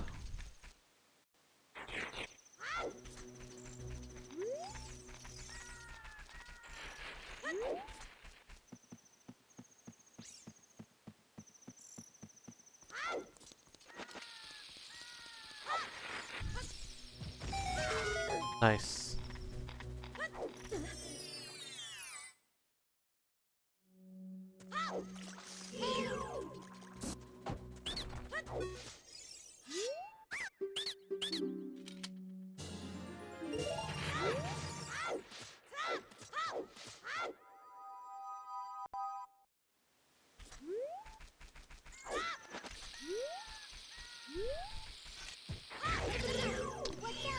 Really?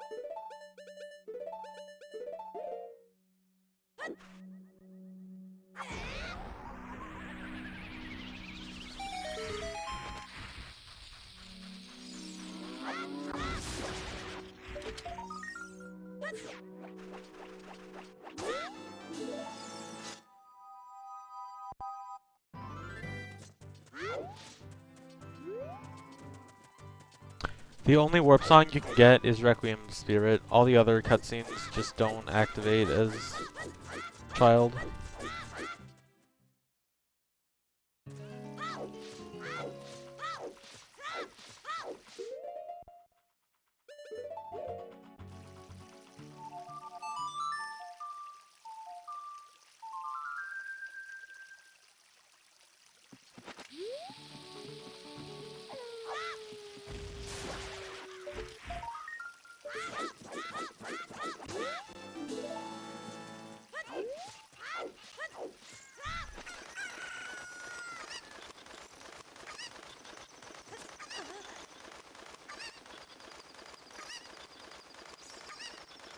The hacks, dressing, cosplaying as a fox thing was so funny.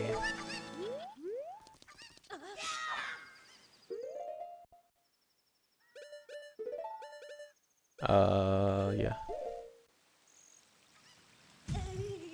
Yes, I'm going to be child the entire time this run.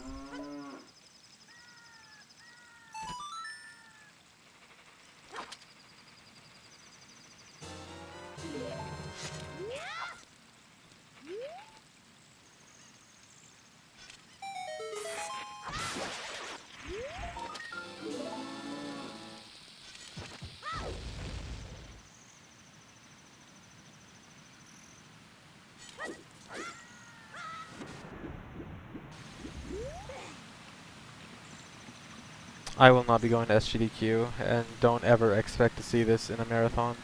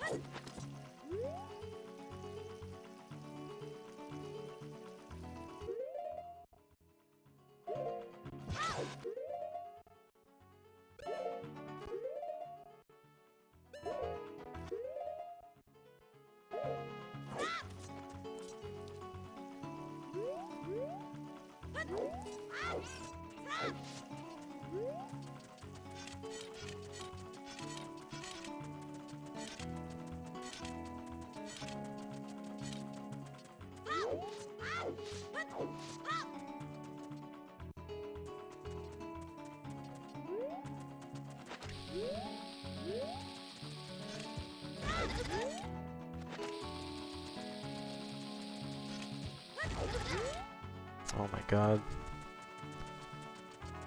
Well, Aaron Toad, if you're talking about OT 3D any percent, the reason it didn't get in is because it's a terrible category. Like, honestly, maybe even worse than OOT any percent.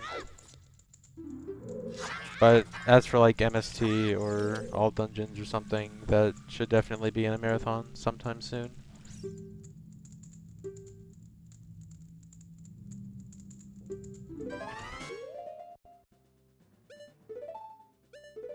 Right, what am I doing now?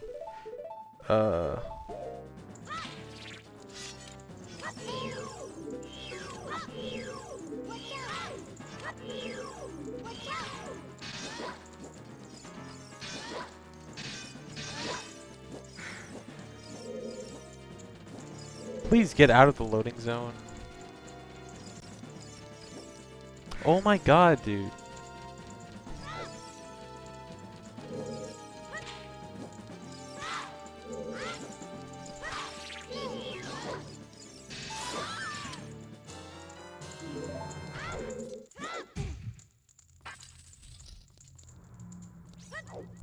Also, please, like, this is a message to all of the OOT 3D community.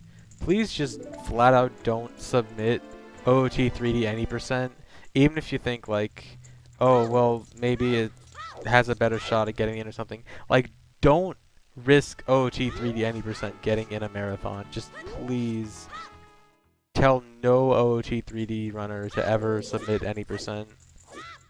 Because like, if it actually gets in, that might lower the chances of an actual good category getting in. So please, just all OOT 3D runners, please just do not submit OOT 3D any percent.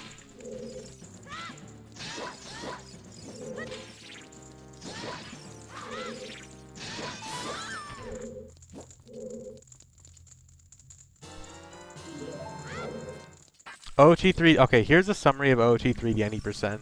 You start the game, you do forest escape, alright? That's kind of standard. You do a slightly different method of forest escape. And then from there, it's entirely glitchless up until you enter Dodongo's Cavern.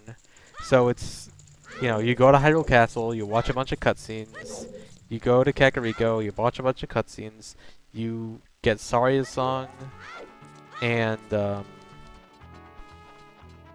you get Saria's song and Goron bracelet and watch a bunch of cutscenes, and then you go into Dodongo's Cavern, and Dodongo's Cavern is glitchless, except for skipping Slingshot, which is kinda neat, but I mean that's like the only neat thing in the run. And then once you get bombs, you just go get Farore's Wind, and then once you get Farore's Wind, you go back to Dodongo's Cavern, and then Wrong Warp to the end. So you have two real glitches in the entire run. You have Forest Escape and you have Wrong Warp. And then maybe you'll Hess up Death Mountain, and then you might also count Slingshot Skip in Dodongo's Cavern, even though it's technically only jumps. So OOT 3D any percent has zero, or maybe one interesting thing about it that's unique to OOT 3D and not something you can just watch in OOT. As opposed to like OOT 3D All Dungeons or MST, which are really cool categories, and I'm really dumb. Oh my god, I'm so dumb.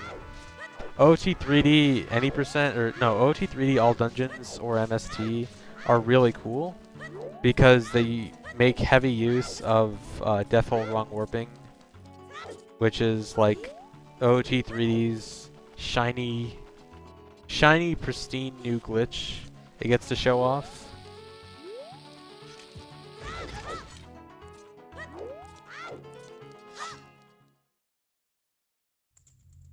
Yeah, OT 3D 100% is also really cool, except for the fact that they think wrong warping to the credits is okay in 100% speedrun, which it obviously should not be. But other than that, 100% is also really cool in that run.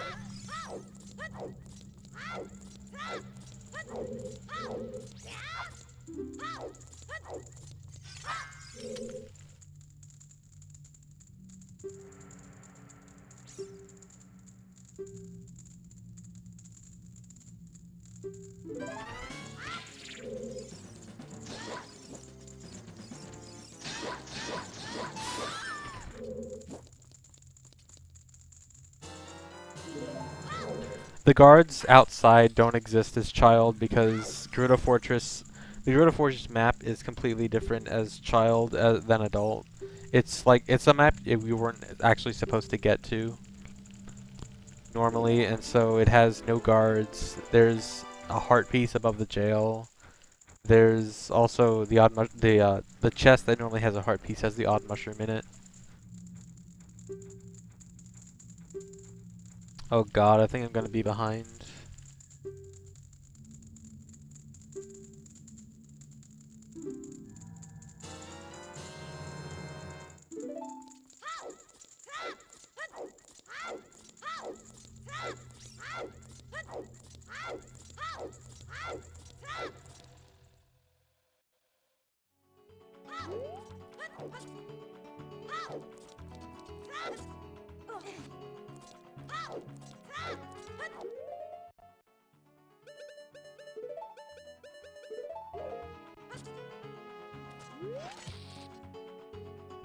Why'd I jump down here?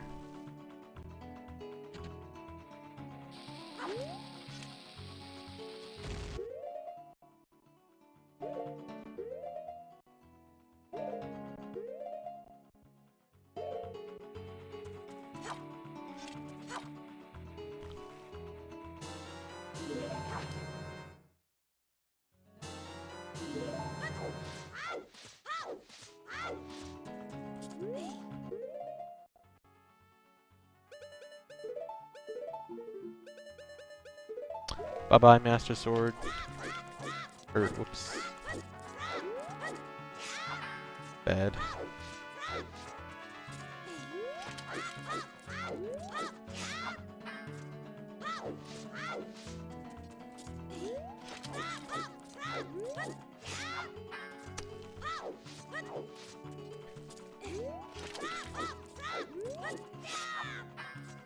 Come on.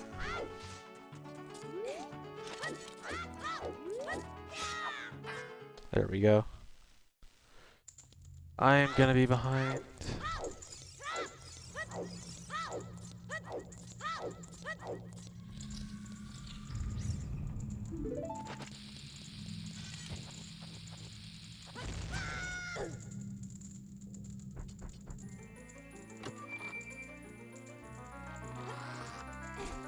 Rip.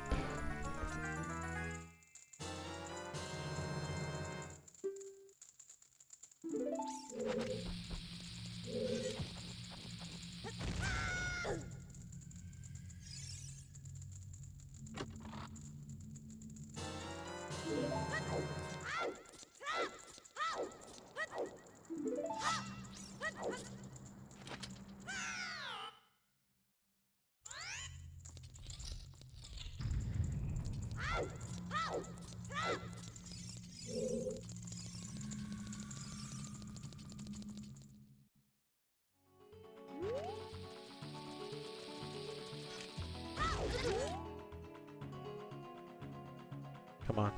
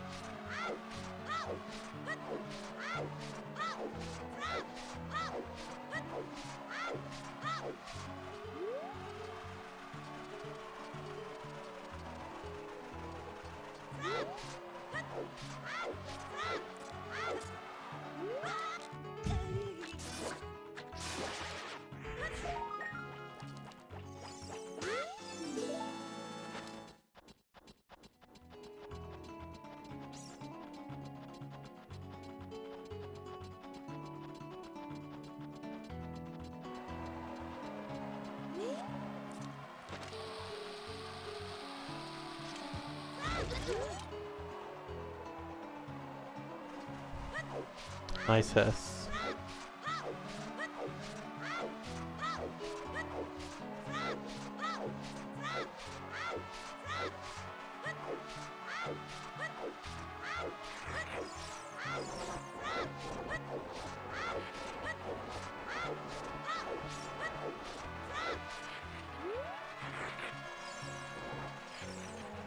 Lewis.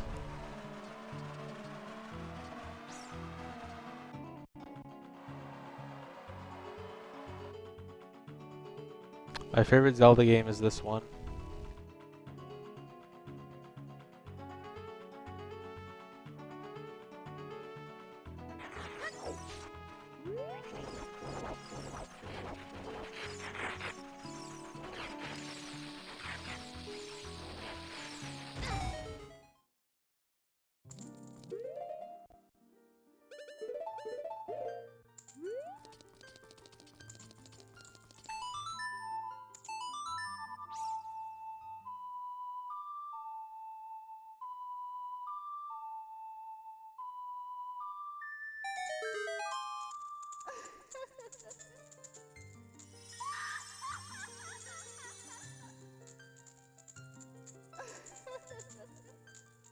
My least favorite 3D Zelda is probably Skyward Sword, but I still like Skyward Sword.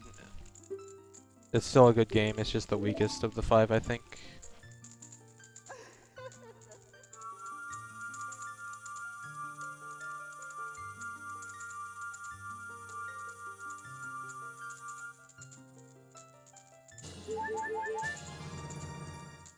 But guys, no one talks shit about Skyward Sword while SVA is here.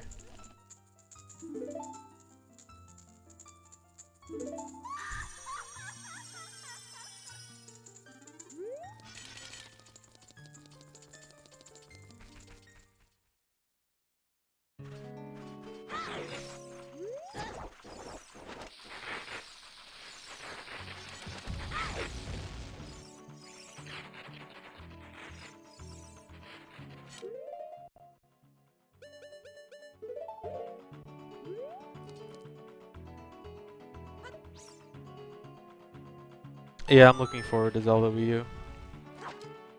Hope it's good.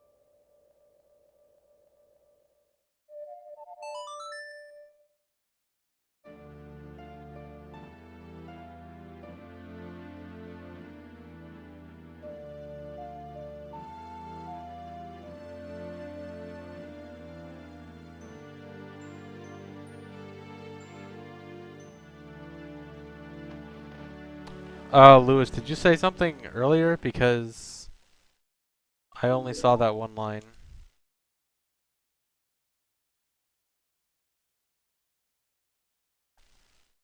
Yeah, SVA has done an all gold Skulltulas run. Like 2.5 hours or something.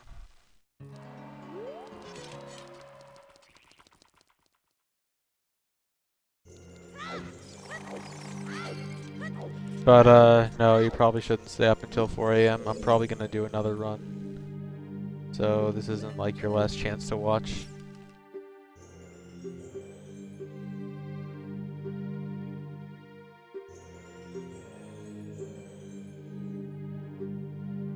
The rest of the run is still really interesting. But, I mean, if you really need to sleep, this probably isn't gonna be my last run, so you'll have another shot some other time.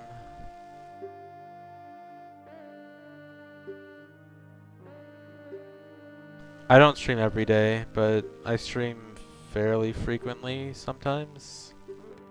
Usually at least a few times a week. Oh my god, this text is so long.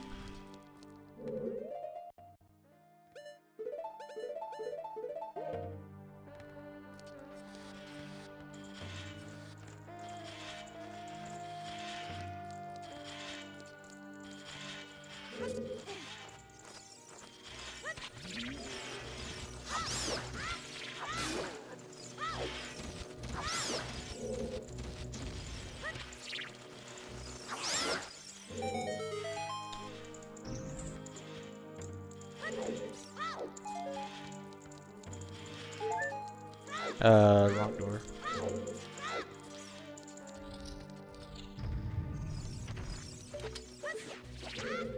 Oh my god. Get out of my face.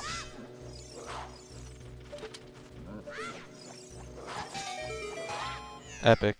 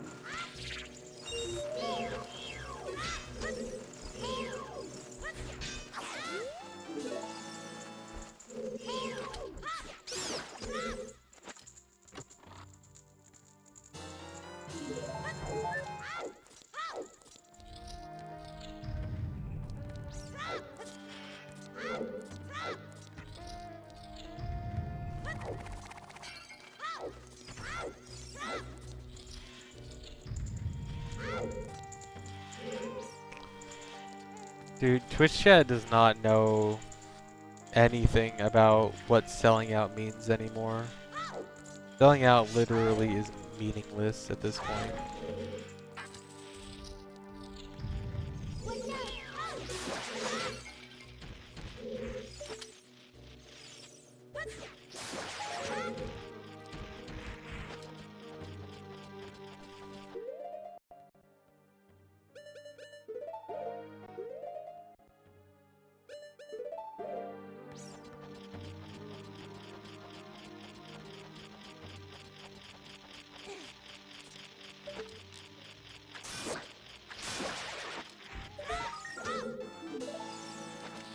Oh, forgot the bomb tree chest.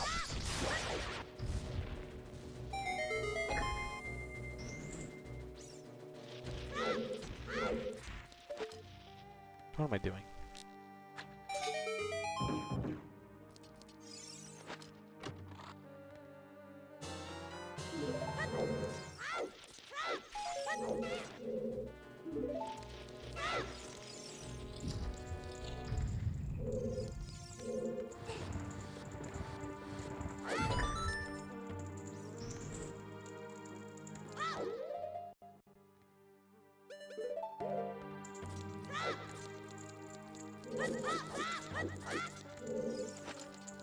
So this is a trick called flame storage. If you try to take out your slingshot right as you light a torch, you can pull out your stick again farther away from the torch and it's still lit. And it gives me just enough time to light these torches with that stick. If you just tried to run to it, you wouldn't be able to make it without flame storage.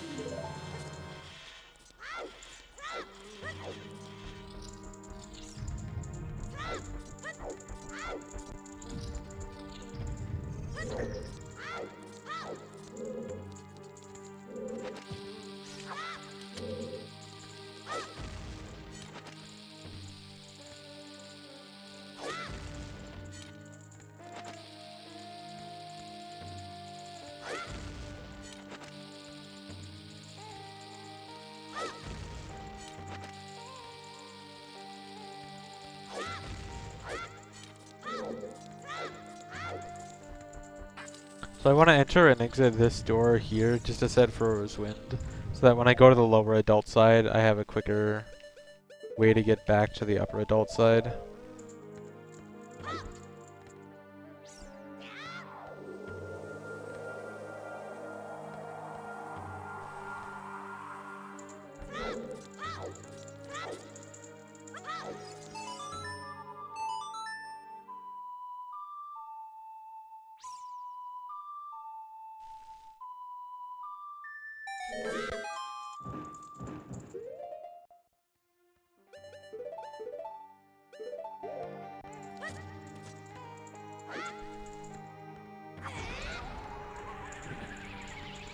Can you guys please stop talking about selling out?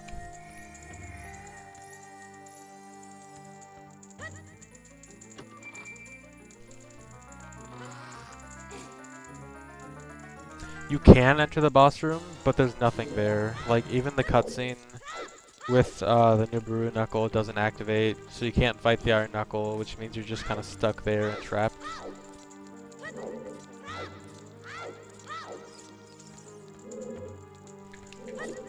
What am I doing?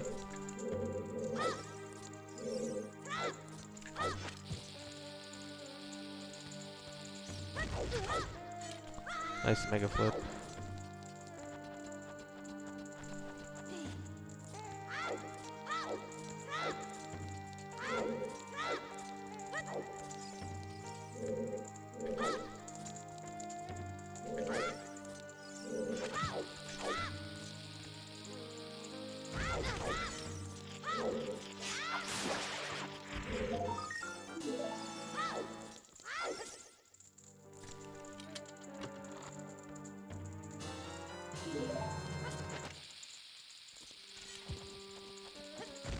I'm gonna clip out of bounds here to go back to the door I came from, just because it's slightly faster than Furrow's Wind.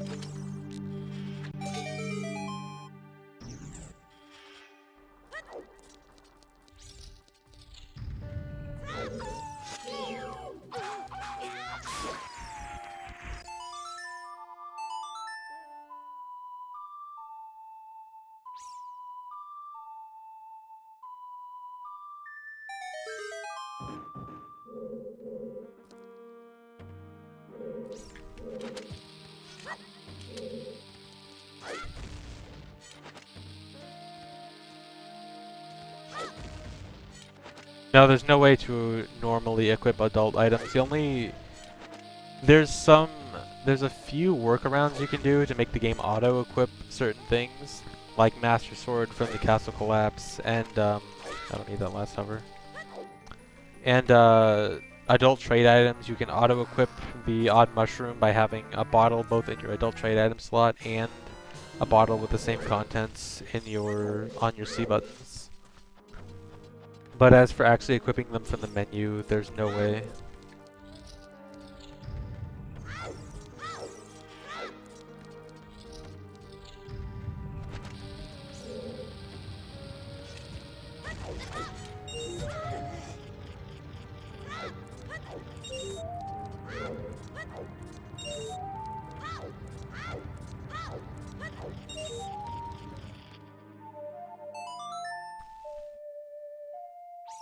Yes, I am jealous, Fireblaze.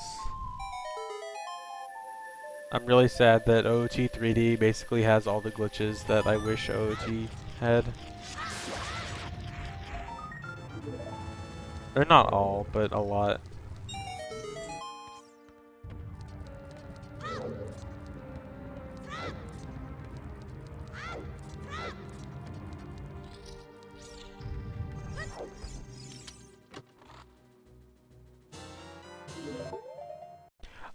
Neo, it's actually not possible right now, it's just kind of a theory, but you could theoretically, if you had Song of Storms, you might be able to get fire arrows with GIM using the Silver Gauntlets chest in Desert Colossus. Okay. But it's not actually possible because the water without Song of Storms is out of bounds. So you need Song of Storms to rise the water up. I don't think there's anything else even theoretically possible though.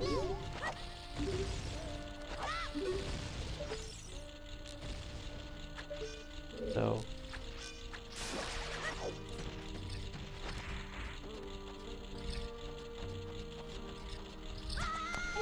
Oh my god. I hate this room.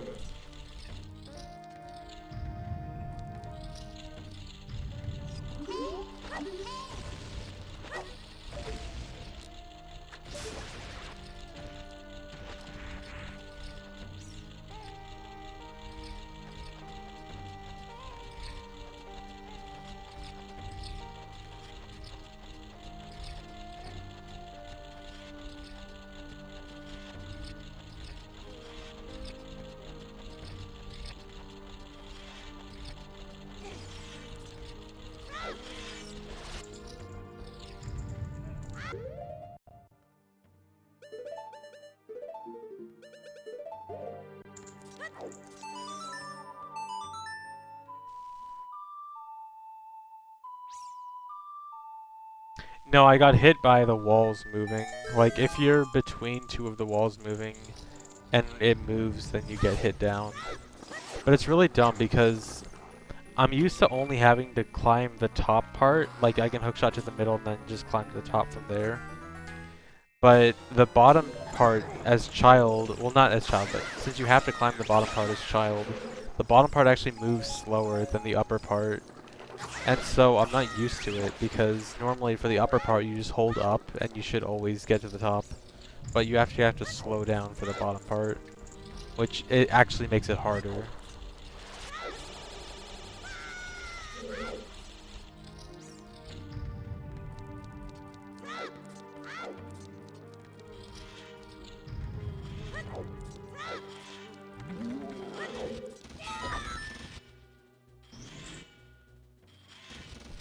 Yes, I played Master Quest. I've done runs of Master Quest. Alright, everything in the Spirit Temple.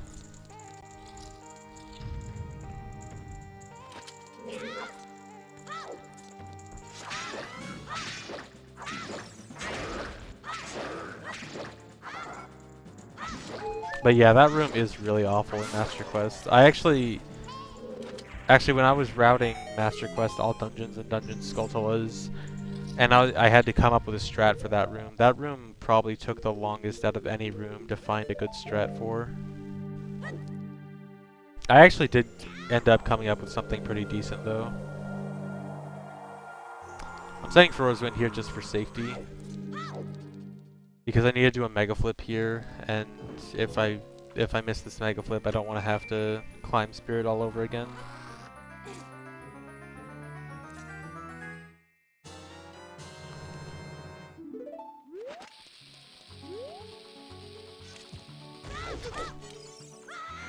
Okay.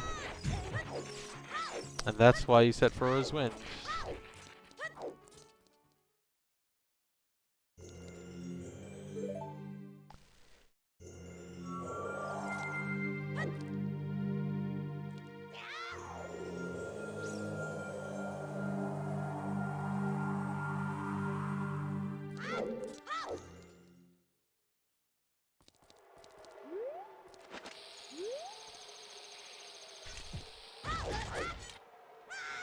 Alright, there we go.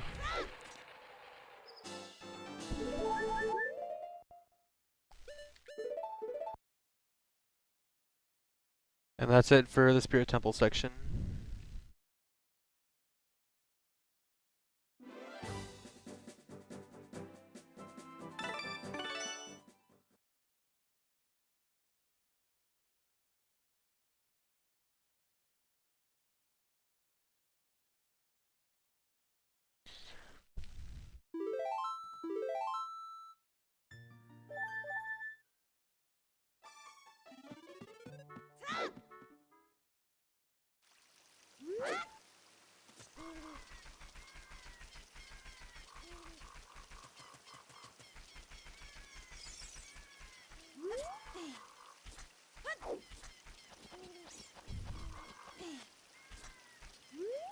I'm pretty sure Max Pin Child would get less stuff in Master Quest, because I don't think it can do anything in Water Temple.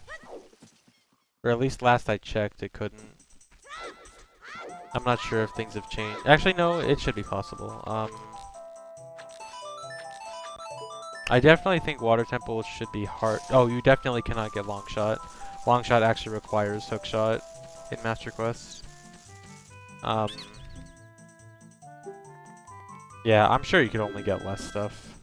Because you can get almost everything in every dungeon already. I mean, maybe you could get the Forest Temple Compass. I don't remember where the compass is in Master Quest.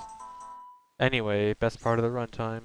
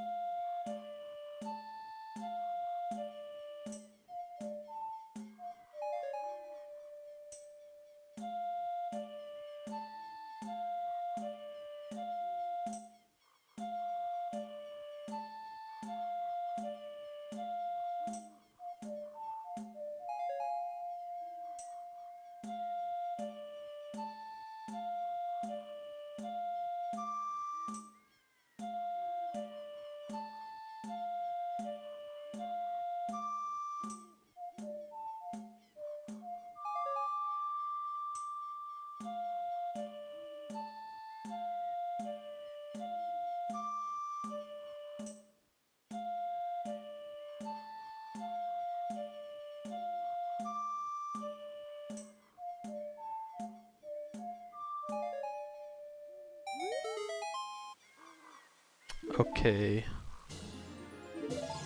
It's finally Ogre.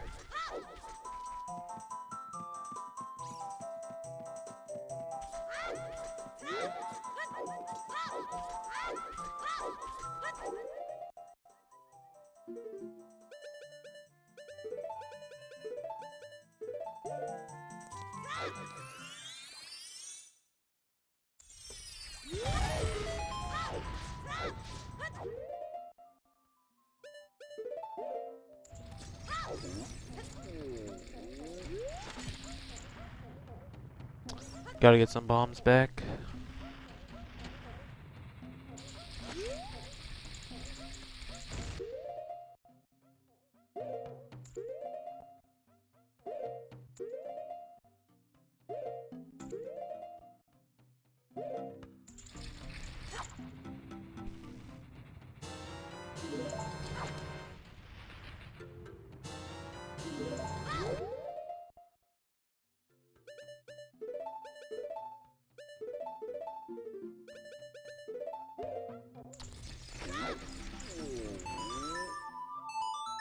It's alright if you've missed most of the run. The more interesting parts of the run are all in the second half. Like Fire Temple, which is coming up right now.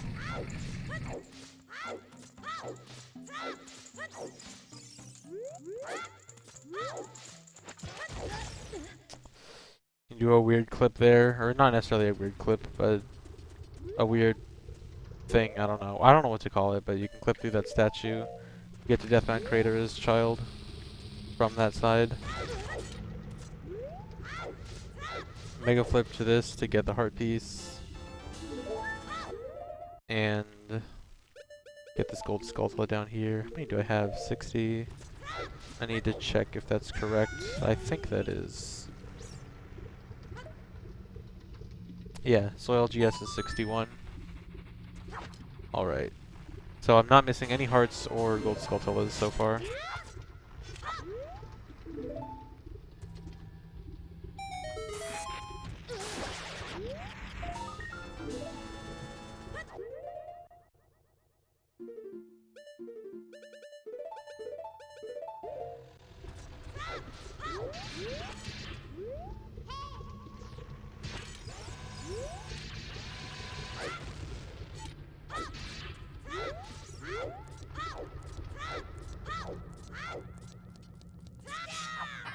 Hello, Moo. Alright, most of that time loss was just because of RBAing there. I think in my last run I RBA'd here in Fire Temple.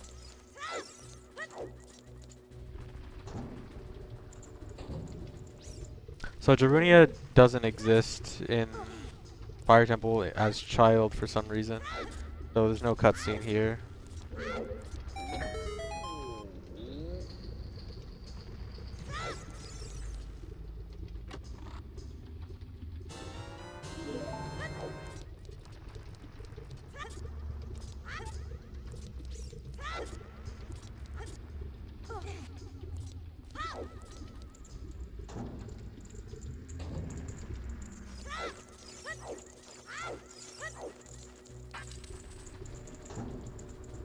Quasarian, this is only my second run.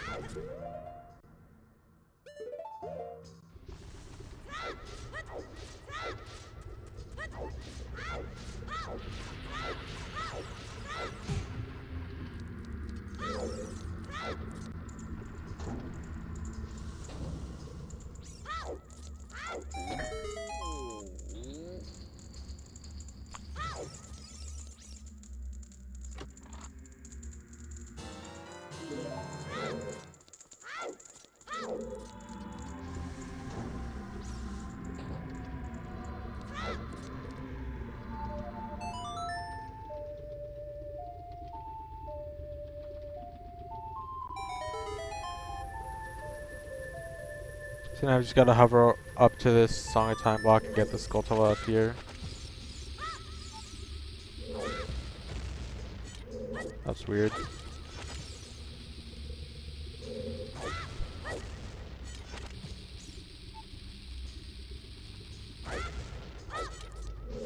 Gold Gauntlets was really good in my PB and really bad in this run.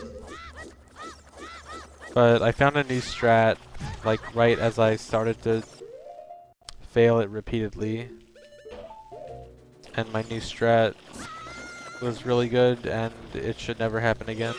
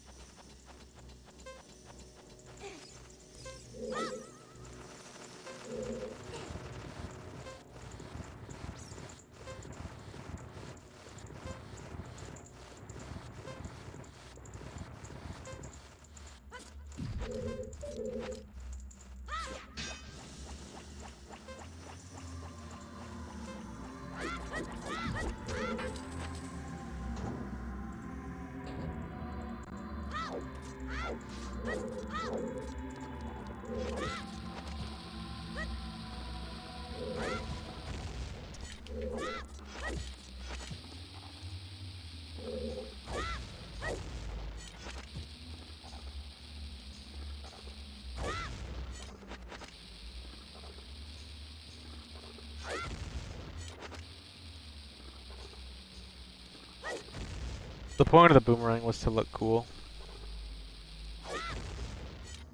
It wastes time, but I think it looks cool, so it's worth it. So here you can do this shortcut with a vine clip.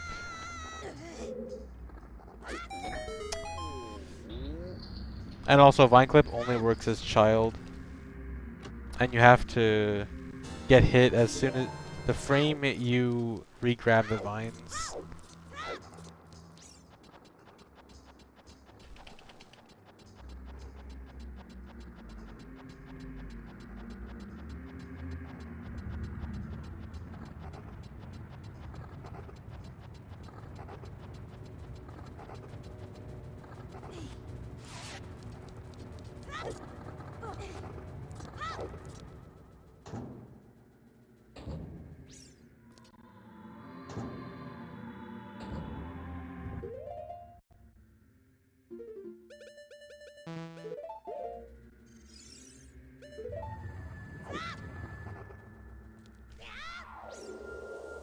Well, the bomb wall throw in Django's Cavern boss fight, that one is just to look cool, but unlike that one, it does not waste time.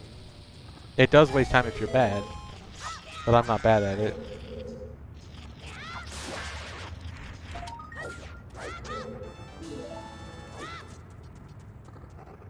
Come on.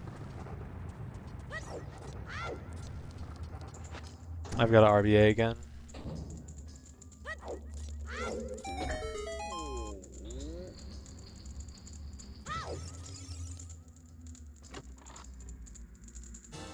I'm just gonna RBA in here.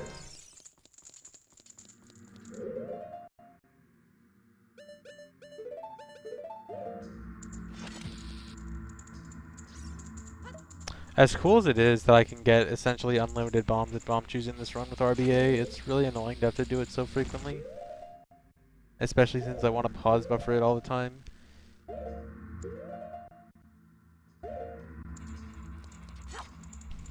I wish it was the same setup as adult, because as adult I can get it unbuffered almost every time. But for some reason as child it's super hard unbuffered. And it shouldn't be.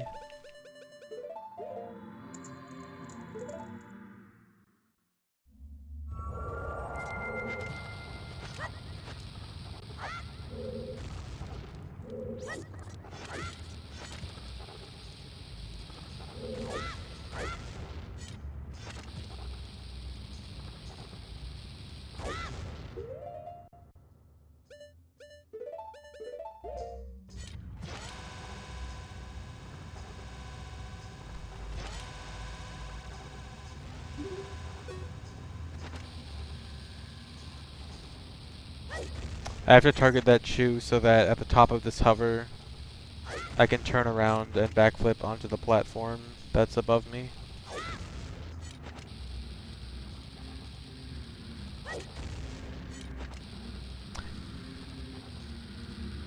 It is possible to do it without buffering, and it's honestly not that difficult, but for some reason I have a lot of trouble with it as child. Even though it theoretically should be easier as child than adult, and I can do it unbuffered every... Oh my god. Okay, that was extremely lucky.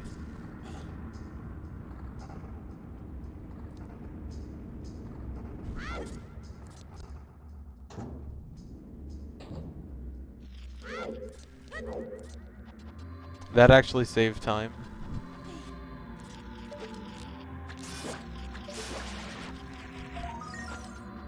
Did I set Furrow's Wind again? I don't think I did. Actually, let me check right here. If I didn't, I can just do it right here. Okay, it's fine to set it here anyway.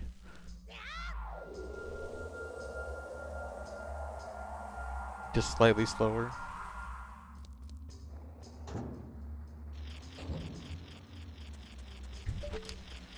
Thanks for the resub, Yashi.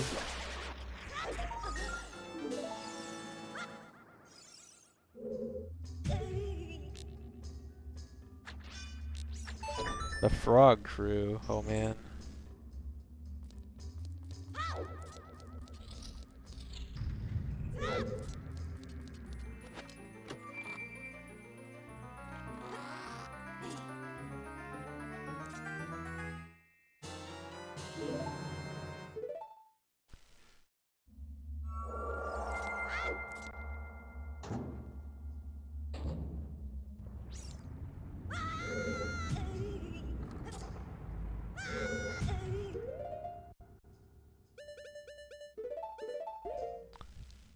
Gotta get some health, so I'm gonna drink my bugs.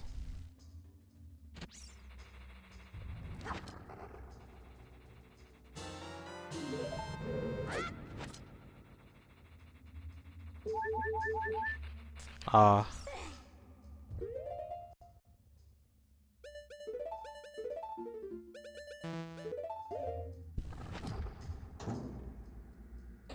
I was not supposed to equip that. Okay.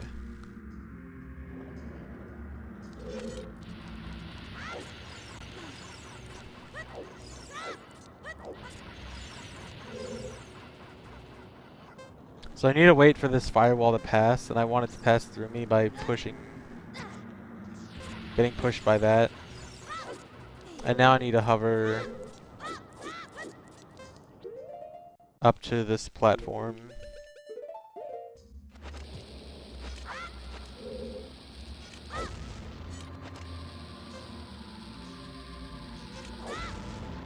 Oh god, this is kind of low.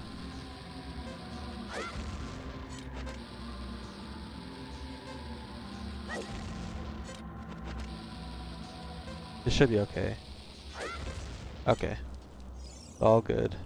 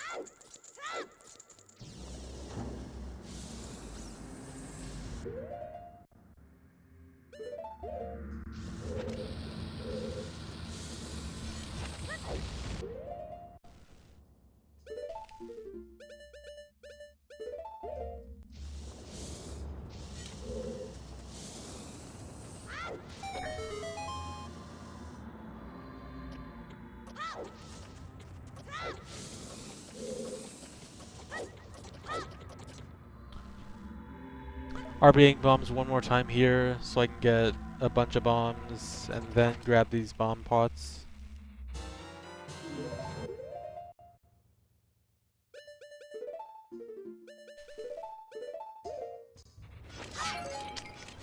So I get a nice juicy 37, 38 bombs. I don't know how to do math, it's really hard.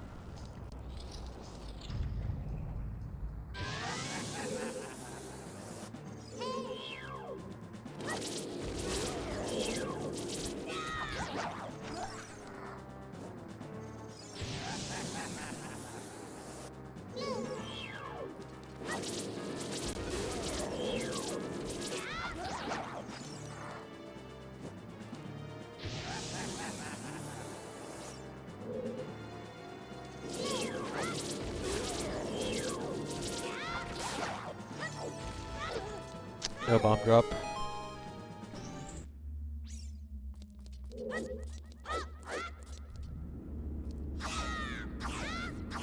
Gonna save a lot of time here.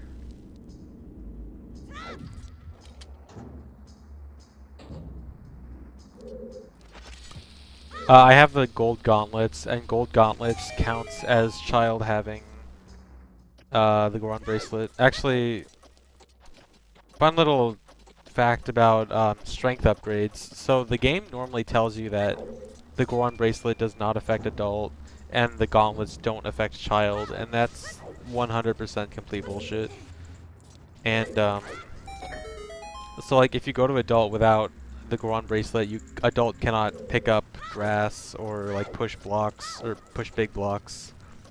And child, if you get gold gauntlets without getting the Goron bracelet, that will make child able to like pick up big stuff. So strength upgrades actually do carry over across both adult and child, contrary to what the game says. So now I've got to set for Rosewind here and leave Fire Temple. I still have one more gold Skulltula and the boss key to get, but the last two things in Fire Temple are much trickier to get, so I need to leave and set up for another big trick.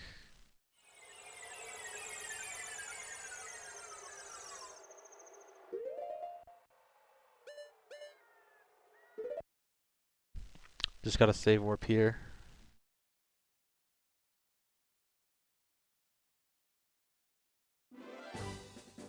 Yeah, I got the collector's edition disc a long time ago. Actually, I don't have it any. Well, I think I still have it, but it's broken now. But I got both that and the Master Quest disc long time ago.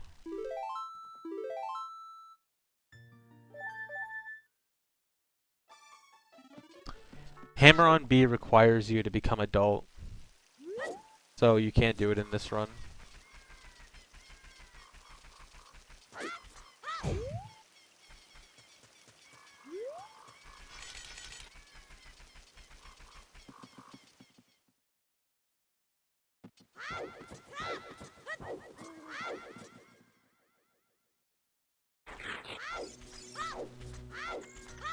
So what I want to do right now is just go to Lake Hylia and go fishing and steal the fishing rod, because I need to be swordless for the next trick.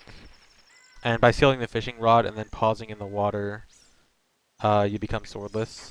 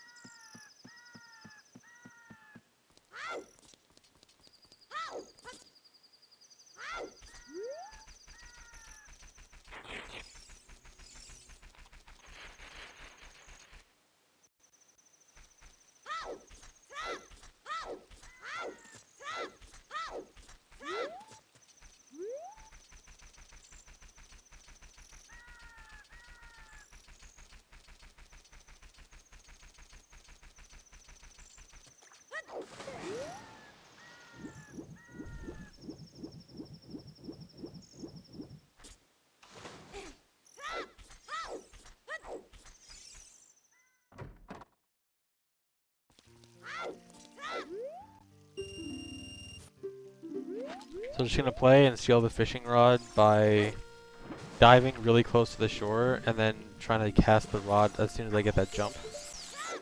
And I can move around and just walk out the door. That was actually really fast. Usually don't get it first try. And then I pause in the water. And I have blank B now. And now I need to go to Hyrule Castle so I can actually do the glitch.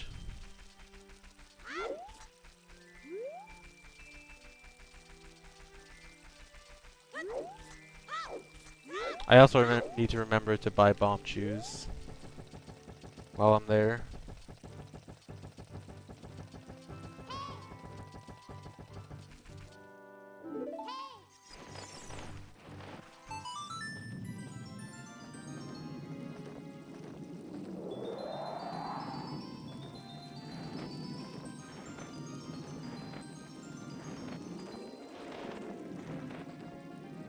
Down B.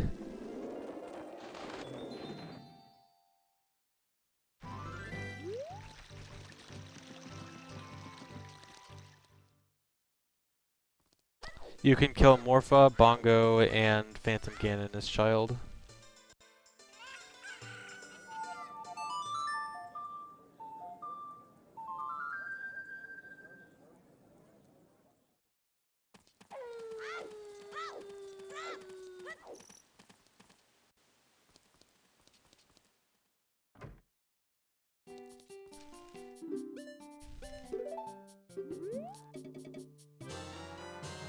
Alright, I now have full bomb shoes, which I actually do absolutely need for Fire Temple.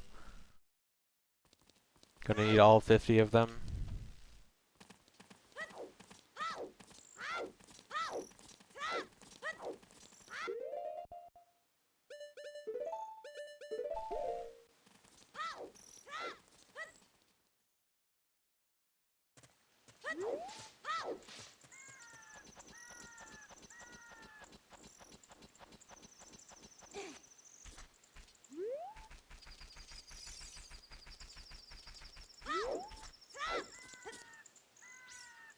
I'm the only one to run this category.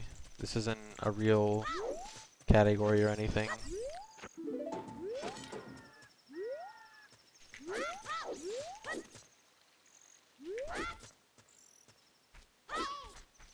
That was close.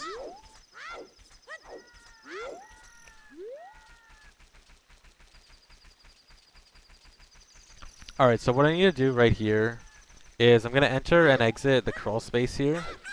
And this is to set my coordinates to exactly where this crawl space comes out to. And I'm going to do a void warp back to Fire Temple by using Furrow's Wind to warp back to Fire Temple as I void out.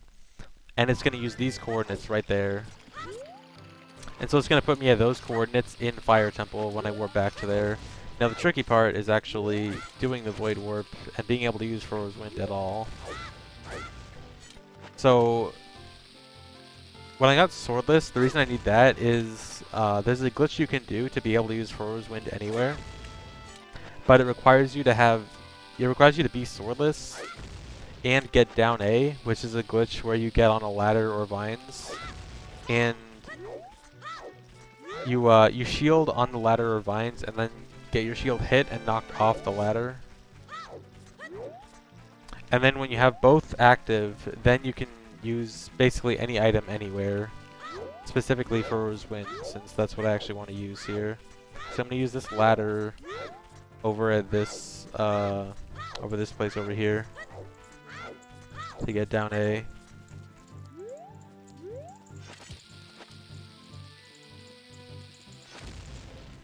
Alright.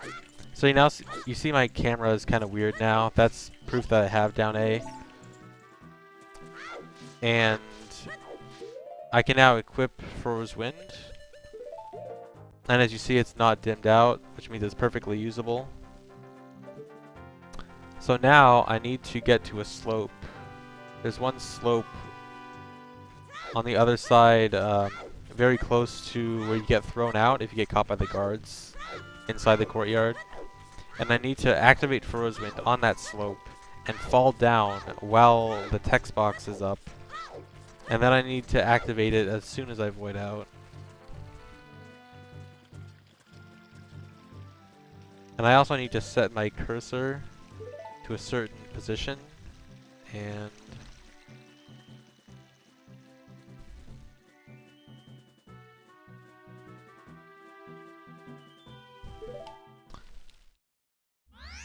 alright. So Void Warped in Fire Temple. I'm in the main room but out of bounds, and then I went back inbounds into where one of these pillars are. And there's this part where there's no wall, so I can side hop out of bounds. And I can do chew hovers. And this is the reason I use GameCube, for this hover specifically, because this is super easy on GameCube. Because you can use bomb chew hovers like this.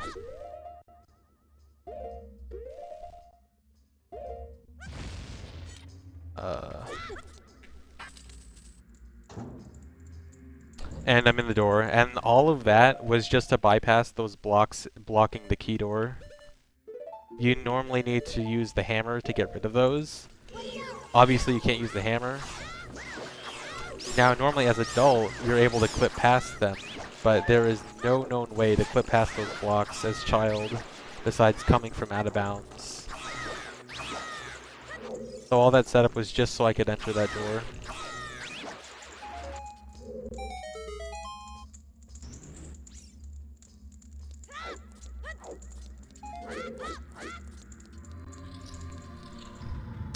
And that gives me access to this gold Skulltula.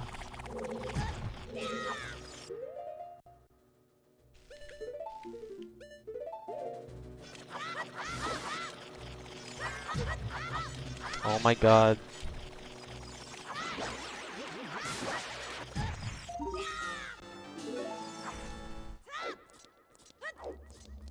And now there's one last thing I need to get in Fire Temple, and that's the boss key. First I gotta kill Flare Dancer. Oh my god, dude. Flare Dancer is fast.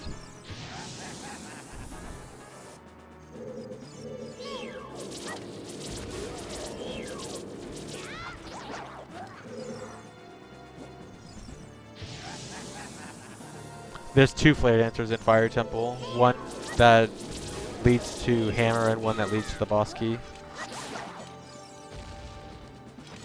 That was dumb. I also want to get this bomb chest just for extra bombs.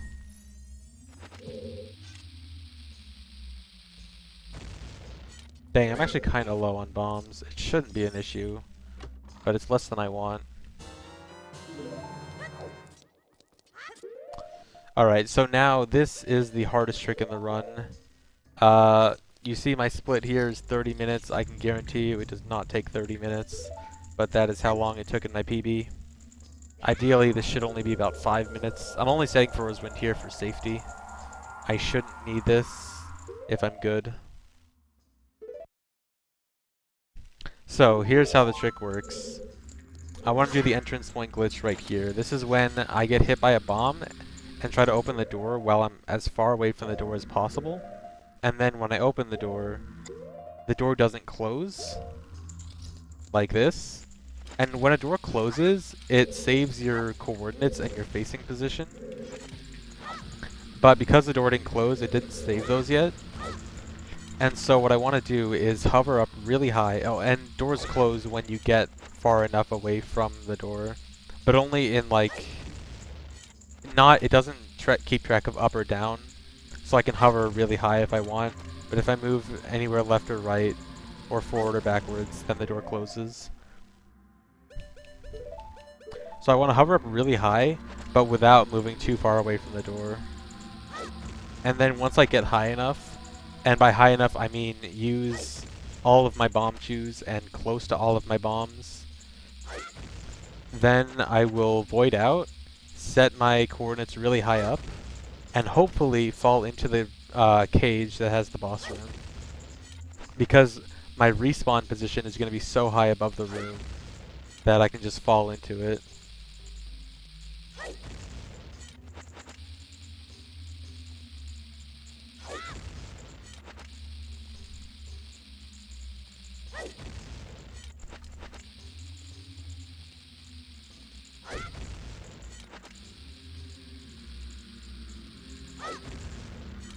So right now I'm just hovering against this wall to try to get over the wall and get out of bounds.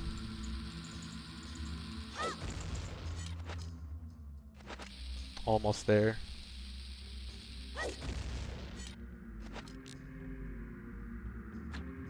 Alright. If the slingshot doesn't hit anything, that means I'm above the wall. Oh, that's kind of bad. It might be bad. I don't know. This might be okay, too.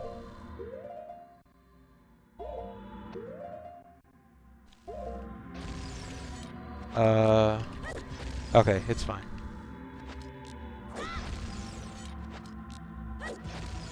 So now I've just got to hover really high.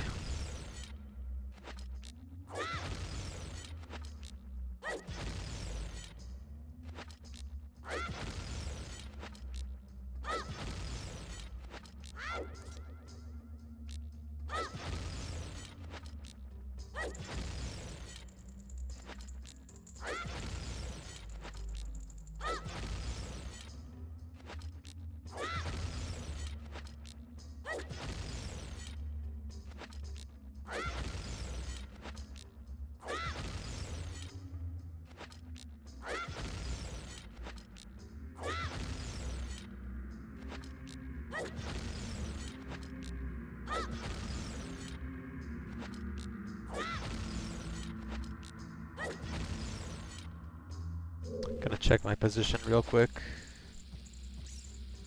Okay, I want to move one forwards then.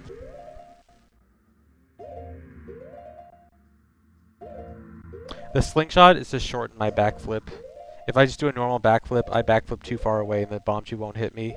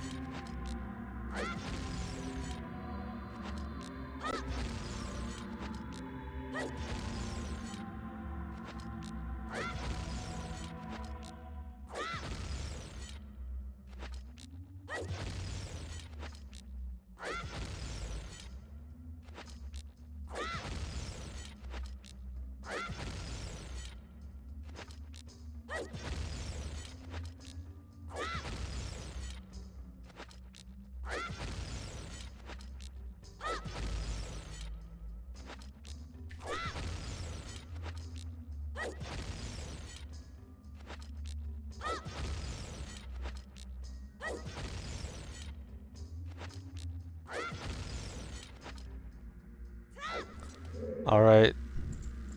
Should be high enough.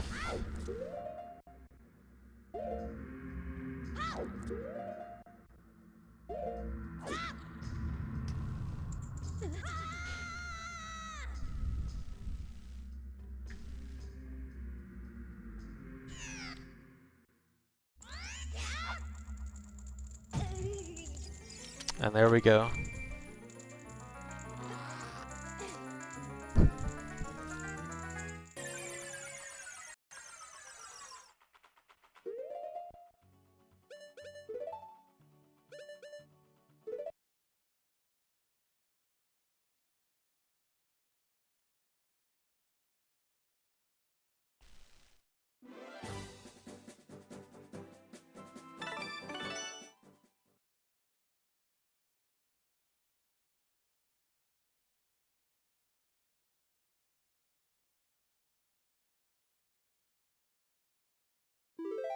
Hello?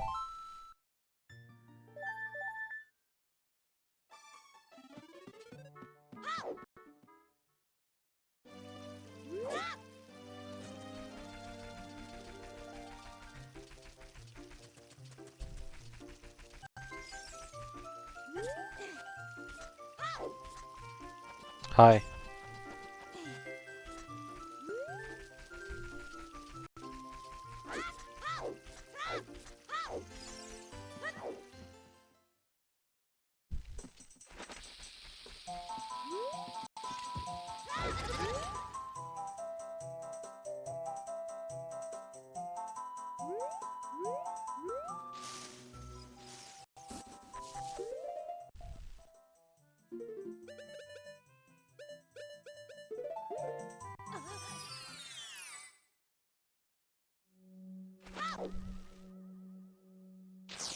Yeah, Fireblaze. I should have it activated.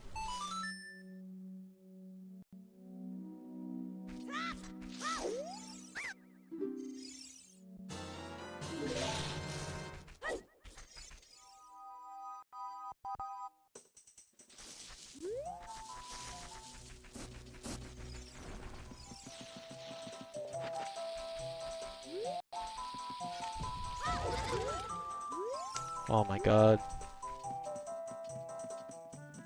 Do I have to talk to this guy? Yeah.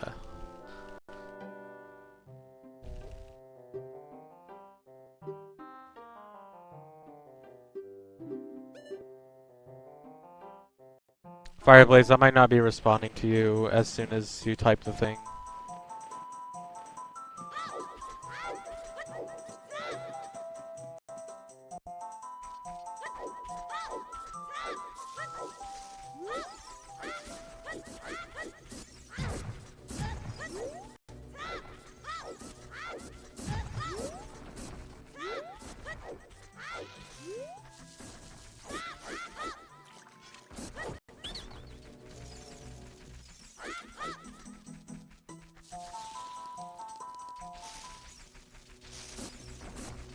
Oh, well, other people were saying they got about 8 seconds.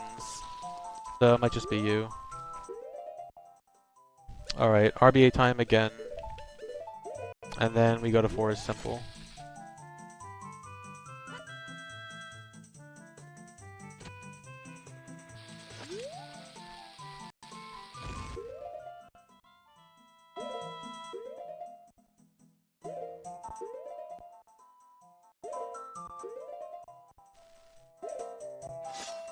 No, that's really bad. Please don't fail it again.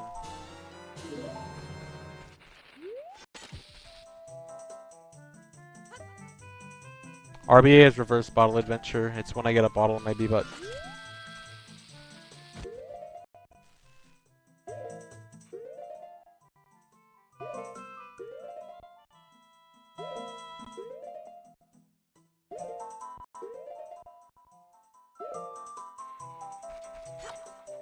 Alright. 29 bombs. Gotta do it again with Poe to get my bomb shoes.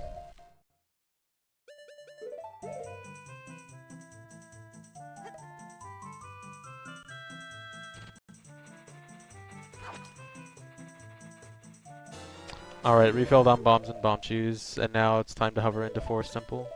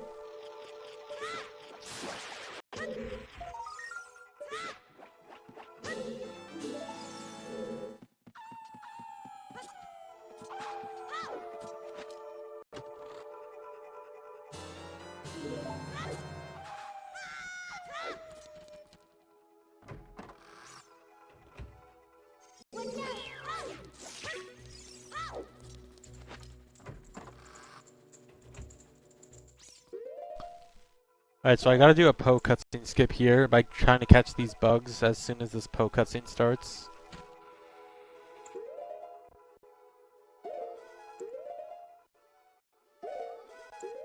Come on. Alright. And this is going to allow me to get to the elevator early, so that I can get the basement gold Skulltula. Since I can't kill any of the Poes in Forest Temple. Since all of them require the bow. And although I can get the bow, I can't use the bow.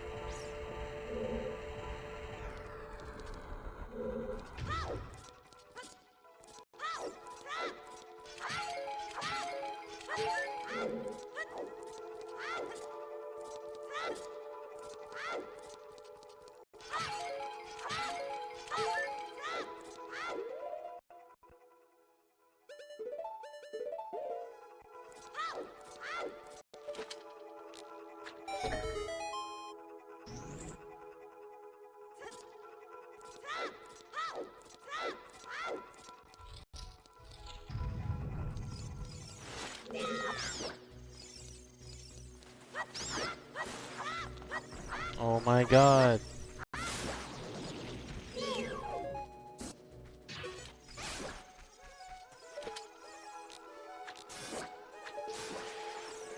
So to get this Skulltula, I'm going to do a trick similar to what I did in Water Temple to get that one gold Skulltula in the moving platforms room. Gonna do a single hover, target the Chew, and turn around and throw the boomerang mid-hover.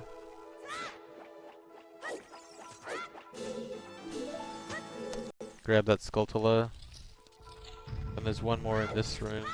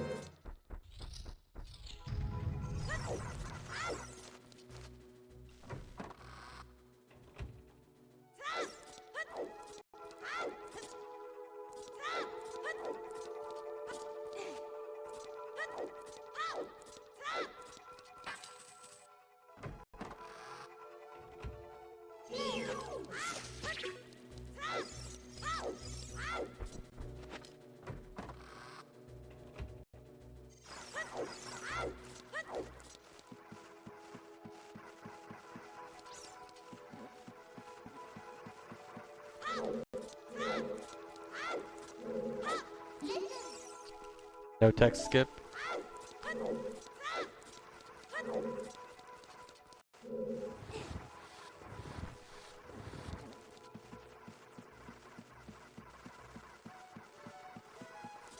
So to get through this room, it's just a big hover right over here.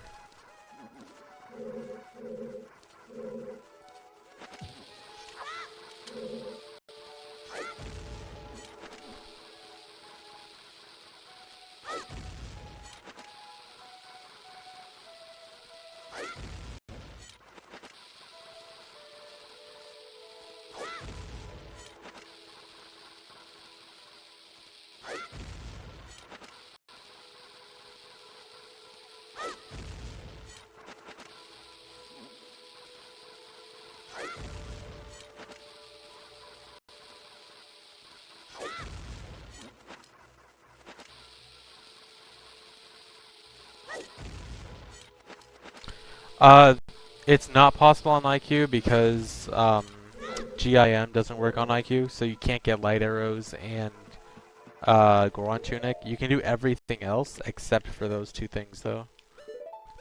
No, Frozewind. So having Slingshot is actually really nice for Forest Temple, since I can do some stuff you normally need the bow for before getting the bow, like this.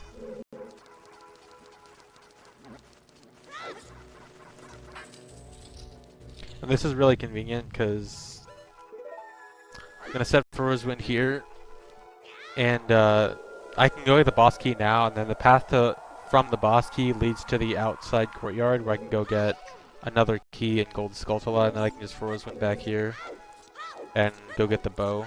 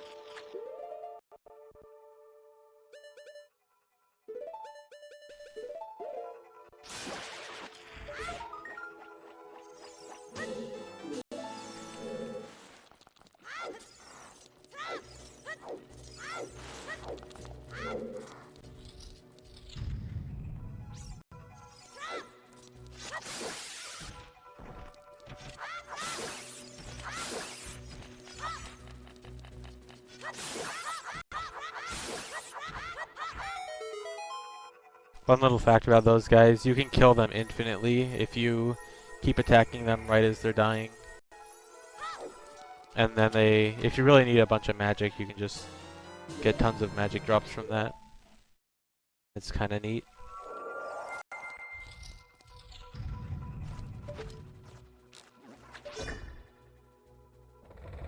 But now I need to actually go get the bow. Set Frozen one more time because now I gotta leave here after this. Or go down this room afterwards.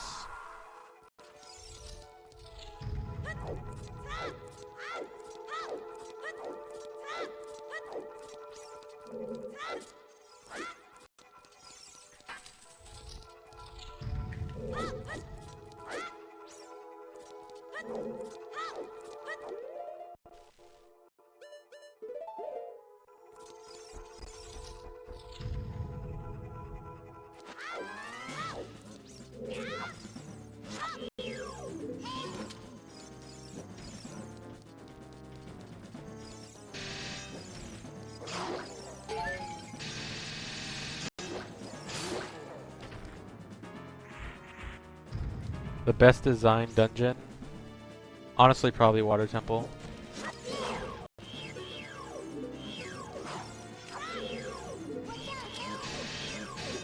Maybe Shadow. I like Shadow a lot too.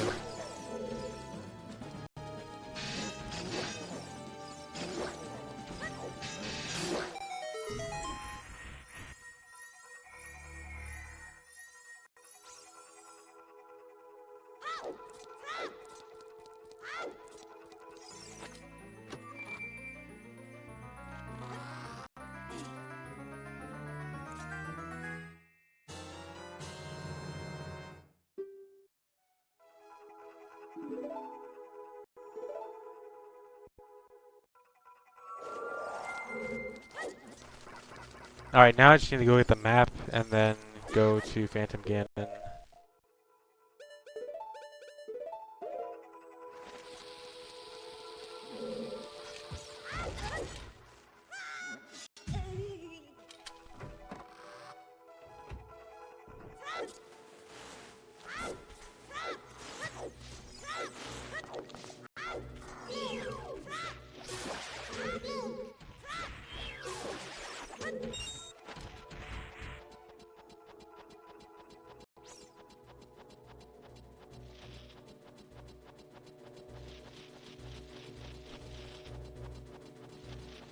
I said honestly, not obviously.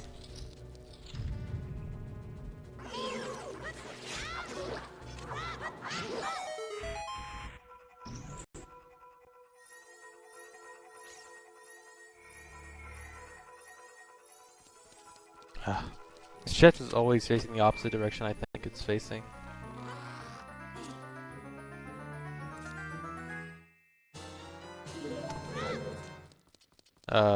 It's this way.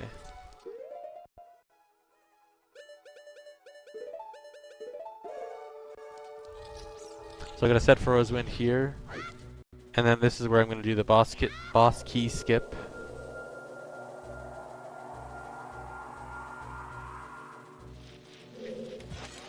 Child exclusive. Just a vine clip there, and you fall straight into the boss loading zone. And I forgot to take damage, which means I'm going to blow all my chews. Whatever. Actually, I can...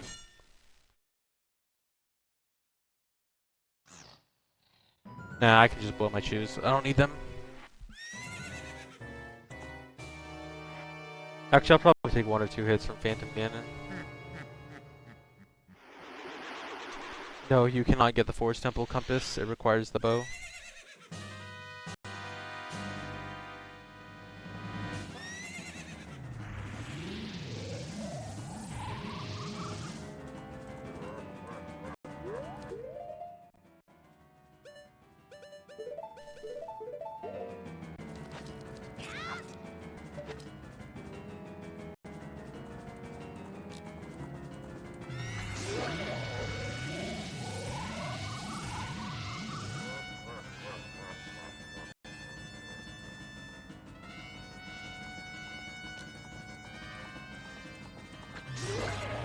Ooh, that was like frame perfect.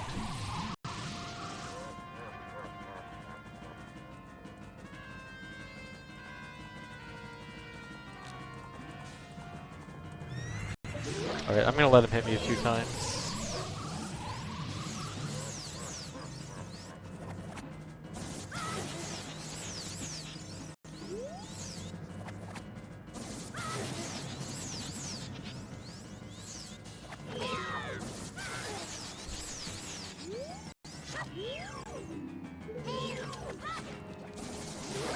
And Boomerang is secretly the OP weapon against Phantom Ganon.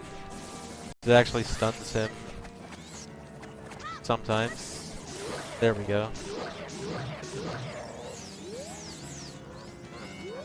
Oh my god.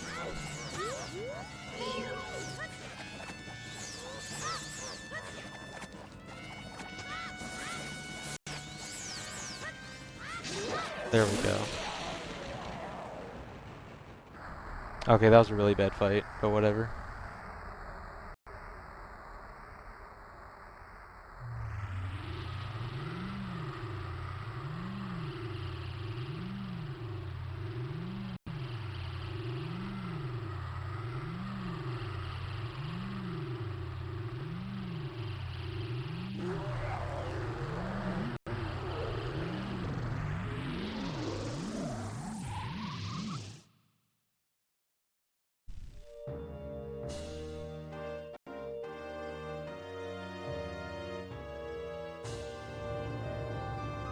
Alright, now, for the Water Temple, I could just watch the Water Medallion cutscene, but for Forest Temple and Shadow Temple, the game actually crashes if you go all the way through the cutscene, so I need to do the cutscene skip here.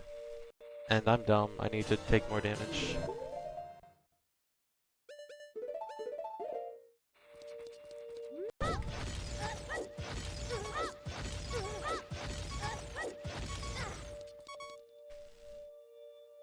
So the cutscene skip is absolutely required.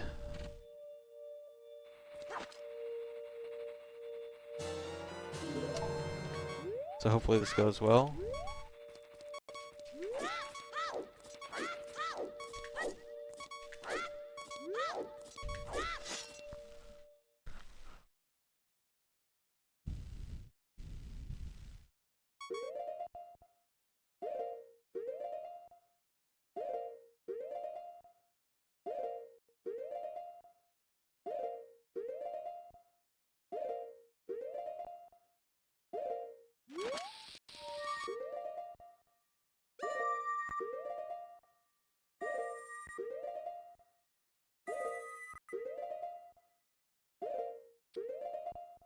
Alright, should be good.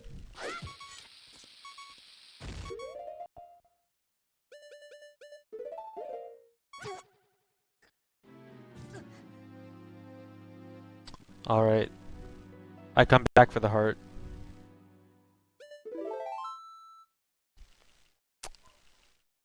And that gives me the medallion, skipping the cutscene and avoiding the crash. Now I need to go back to the room to get the heart container, since I couldn't pick it up earlier. I needed to not pick it up just so I wouldn't have a ridiculous amount of health, since I did need to die there. So do the bossy skip a second time. Grab the heart container. And I am done. Gonna check my map real quick. Yep. Forest Temple complete. All that's left is Shadow now.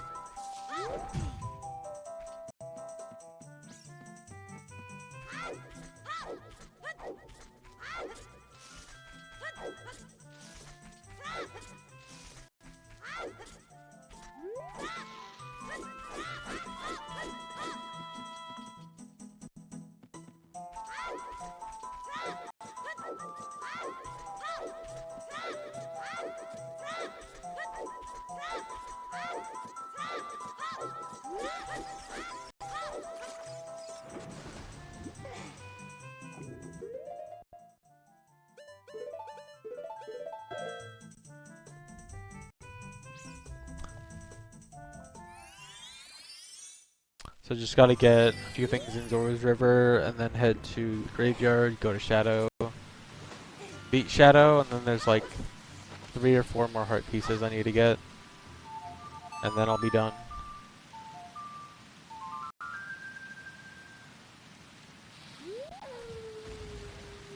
Knew that would kill.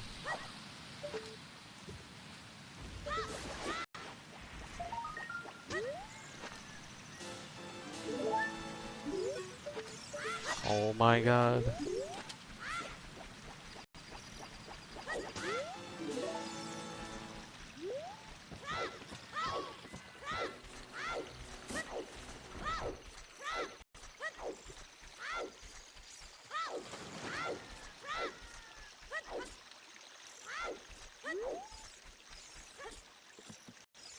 I don't have songs. Never mind.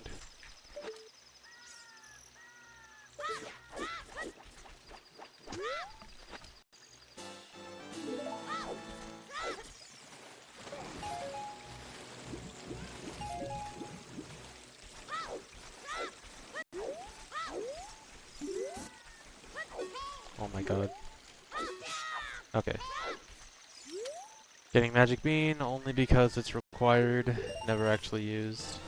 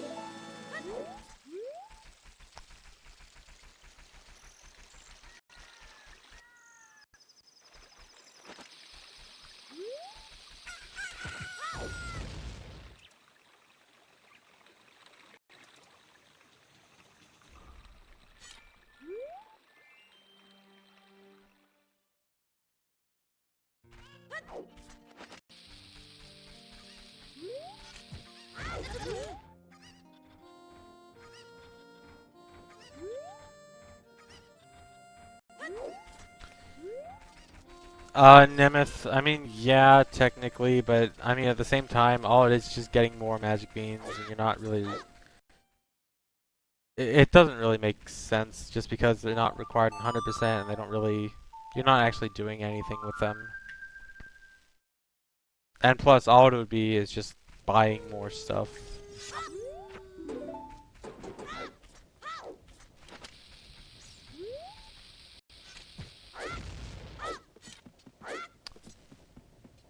So now it's just going up to Shadow Temple.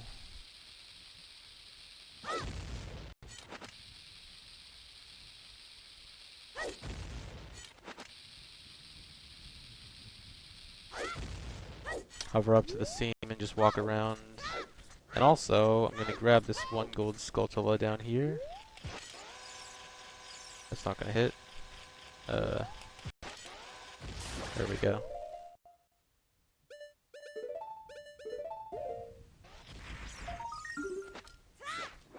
Optimal.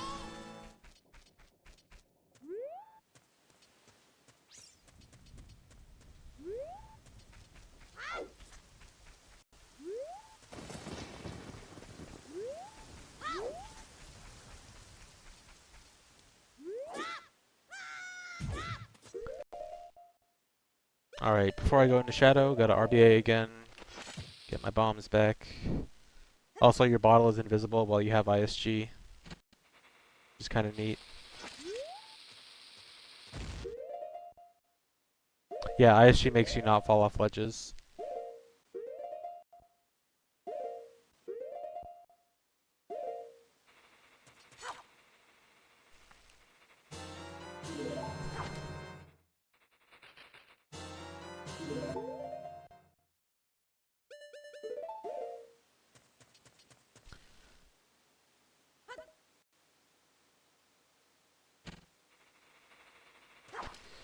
Refilled on bombs and bomb shoes, and it's time to enter Shadow Temple.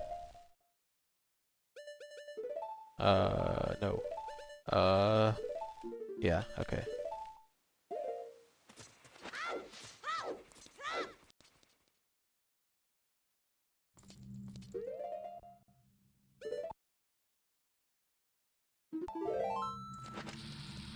Oh, split.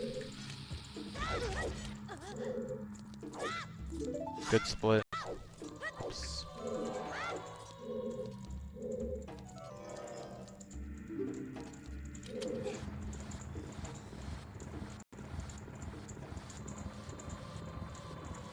Yeah, bugs is the value of 29. That's why whenever I do RBA with Milk and Poe, I always get 29 bombs or 29 bomb chews. Because bug is the value of 29.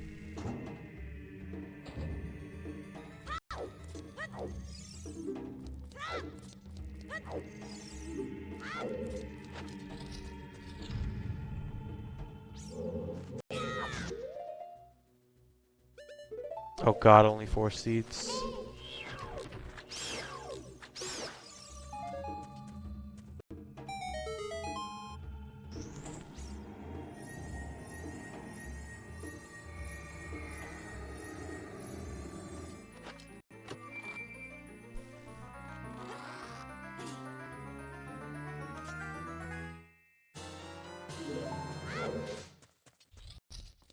Actually, wait, I think these pots have...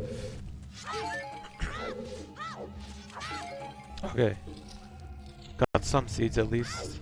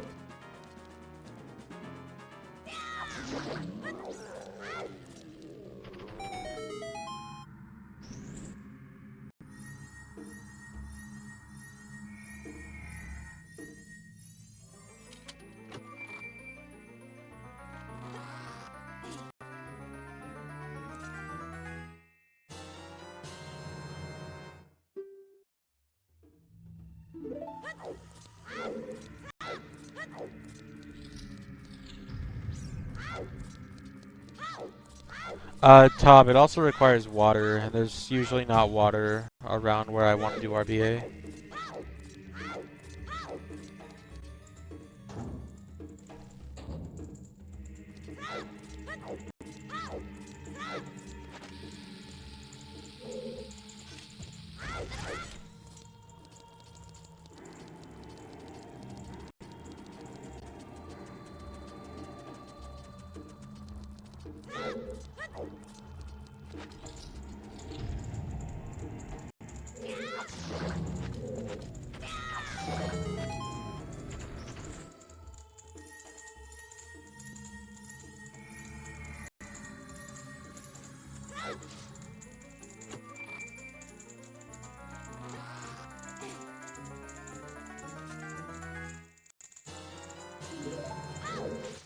How hard it is to start speedrunning this game depends on the category you want to start with.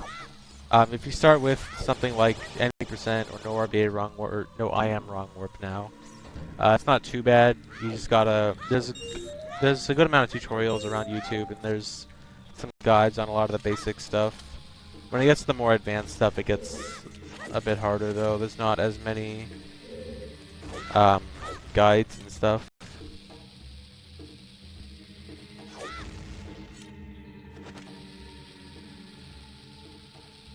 But just getting into it with some of the easy stuff isn't too bad.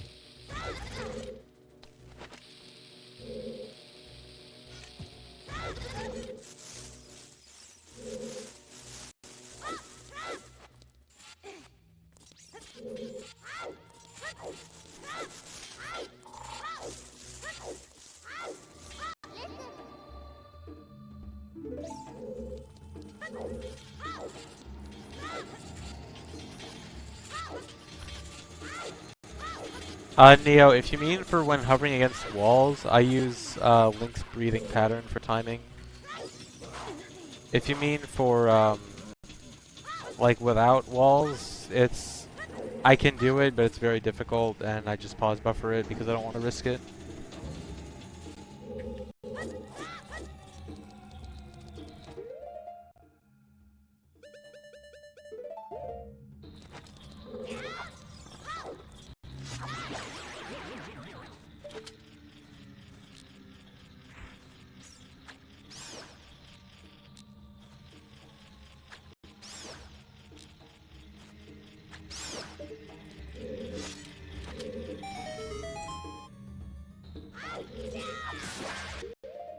Yeah, you can pause buffer sealing the fishing rod.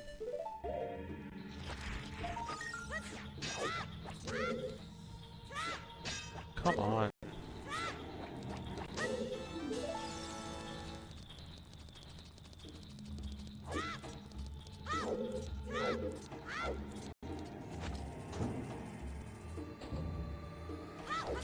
So coming up is the hardest jump in the run. It doesn't deserve to be hard, but this jump right here, yeah, you sometimes just miss it, and I don't know if you can actually do anything about it.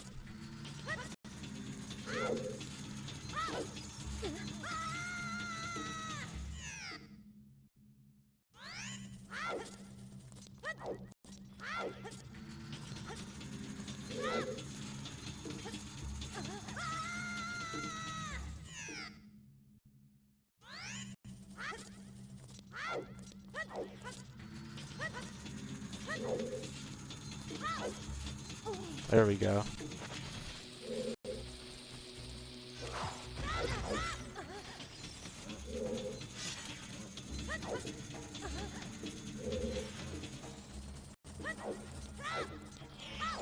So yeah, that jump is really stupid.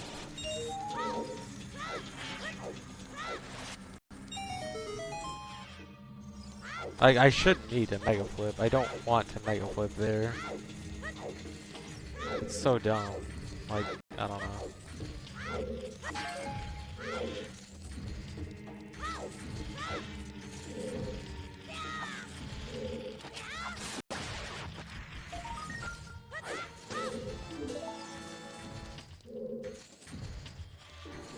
Here you can get on top of these spike things just by backflipping on the sides when they're falling down. Easy to get on top. Grab this key.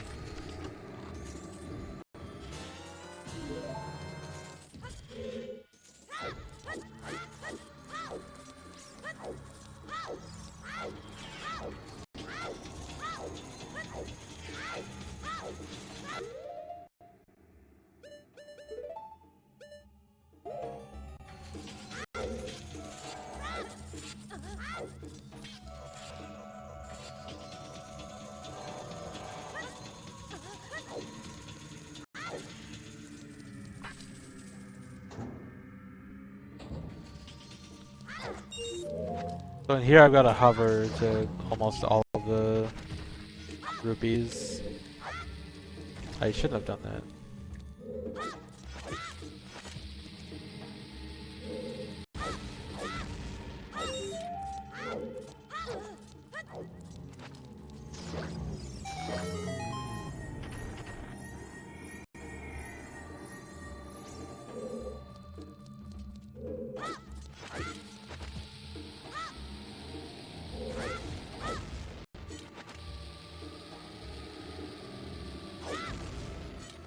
I'll probably do one more run after this.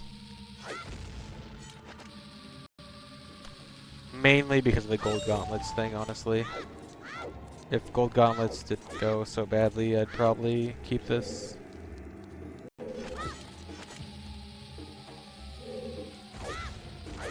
Maybe I should just splice.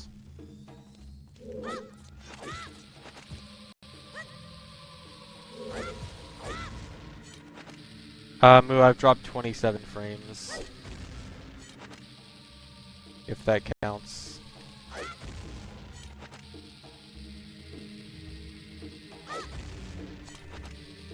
I think like a super optimized run of this might be able to get close to like 520 maybe. Maybe even close to 5 hours. But I don't think anyone is gonna ever care enough to optimize this that much.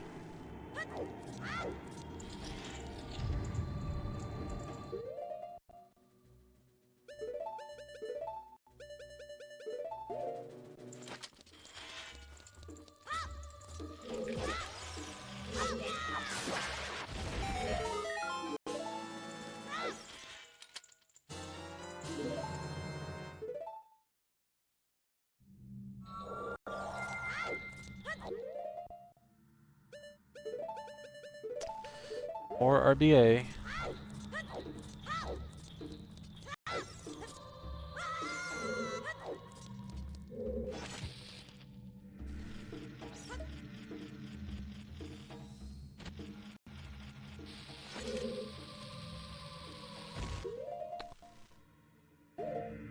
And there's a really cool strat to get the gold Skulltula above this cage, which I'll do as soon as I do RBA.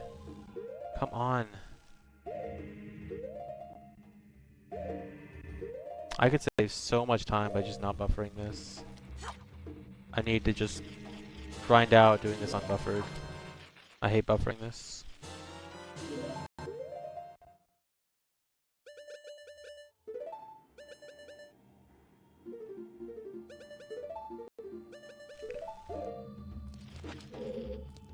Alright, so there's a Skulltula above this cage. So I'm going to kill it using Din's Fire, since this is going to extend above the cage. Then I'm going to boomerang it like this, and it should come through the ceiling like that. And now I need to clip through this gate with a weird, a really weird clip.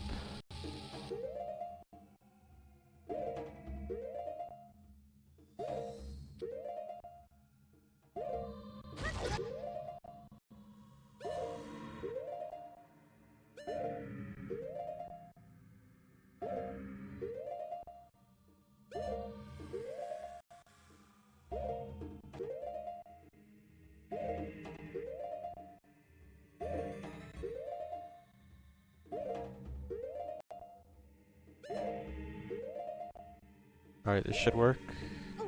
Alright. Up through the cage. Now I've got to push this block. I don't need to push this block, but it's safer. I want to push this block to the ladder, hover to the block, and then jump onto the boat. Remy, it's not a joke. Like, I don't say it to try to be funny. It's just that like, it's an even weirder version of Weird Clip. That I'm just describing how it is.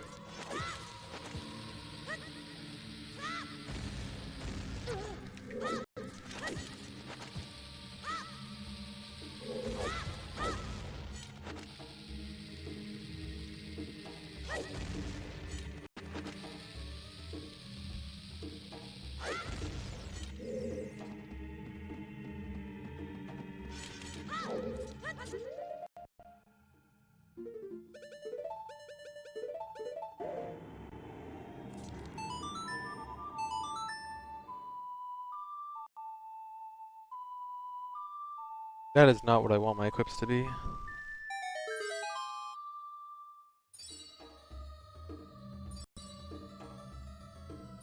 You can hover to the boat wheel and it would be faster. It's just risky and I don't want to do it.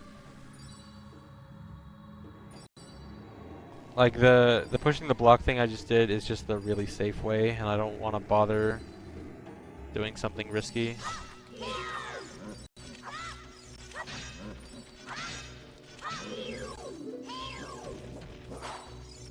I like how he jumped off the boat and then jumped back on. Same with that guy.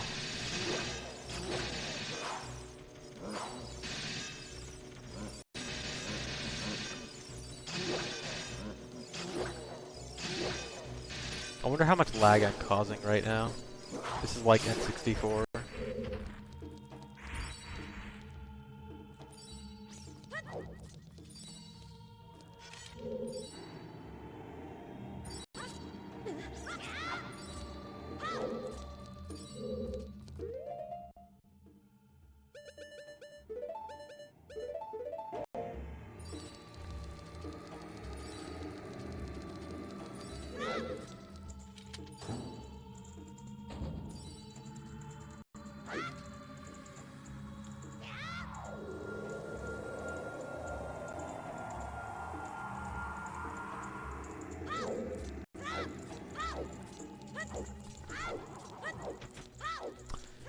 And assuming I didn't forget any gold Skulltulas, the gold Skulltula in here should be the last one.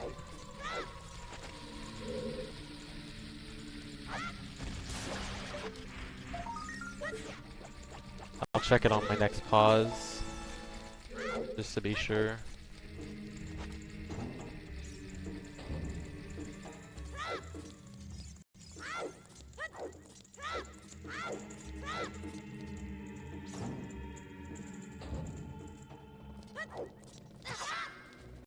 Nope. Okay. 79 gold Skulltulas, not missing any. That is the maximum number of gold Skulltulas you can get without becoming adult.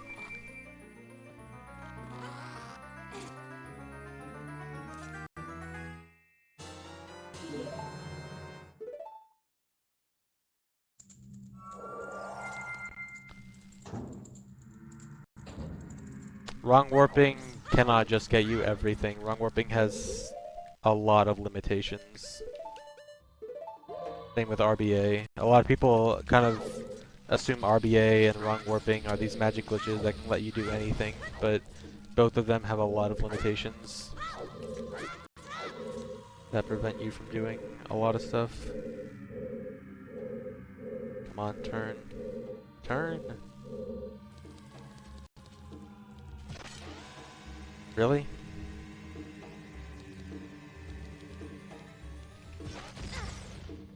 Oh my god.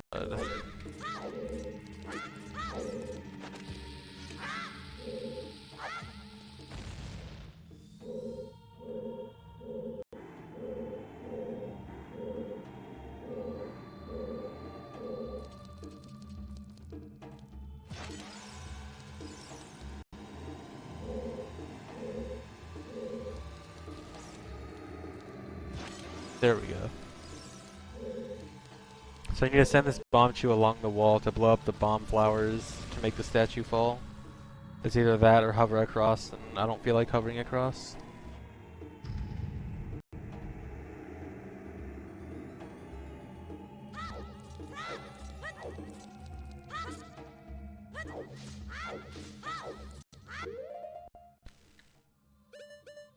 Um,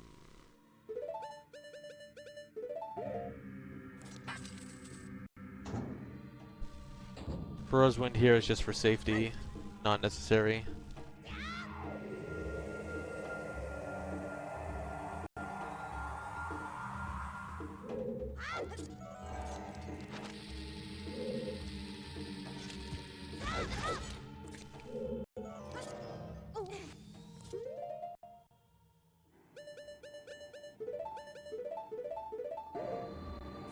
Um, 6.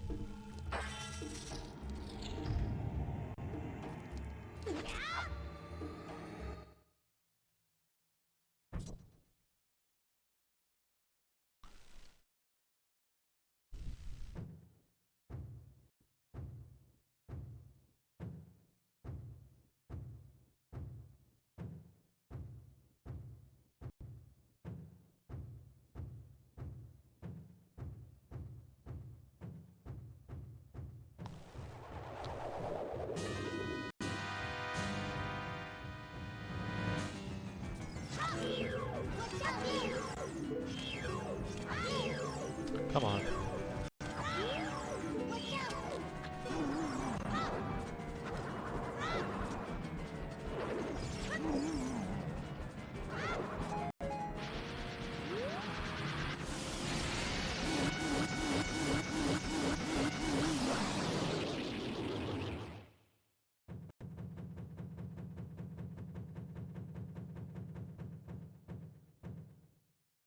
Old edition, you don't, like, that doesn't make you adult. You're still child. You just have a better sword.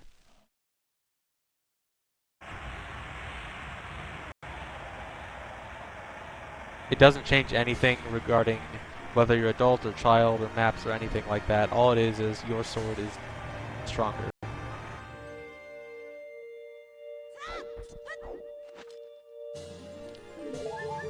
Alright, so again, the cutscene crashes if I watch the entire thing, so...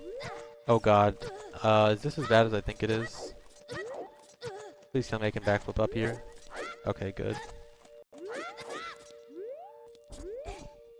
I actually wanted to do it on this one. Yeah. I don't think there's a difference, and I hope there's not, because I don't know which one I am on at, actually. No, this is the absolute max you can possibly get as far as all glitches we know. Are you kidding me?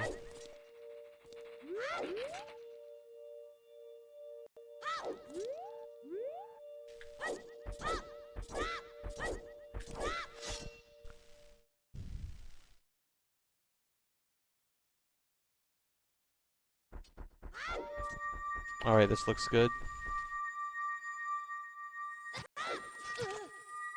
Now I gotta sit here.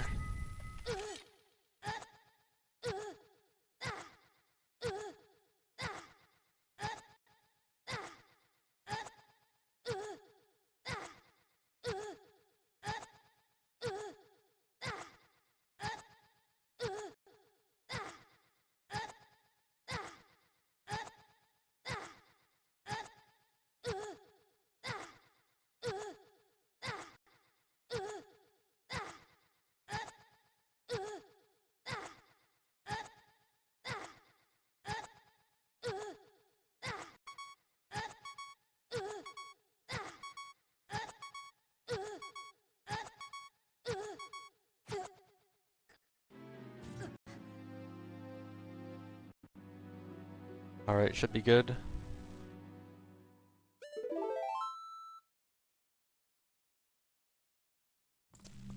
Alright. Just checking if I have everything. Alright, last part of the run. Just a few heart pieces, and it's all ogre.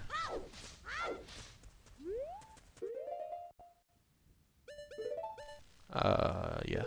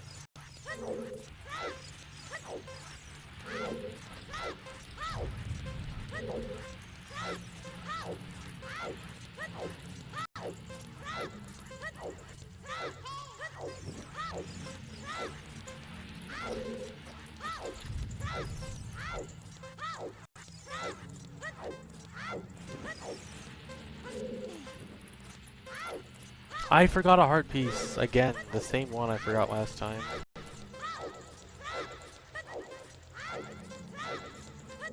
It's only gonna cost a minute. And I can't do the swag strat.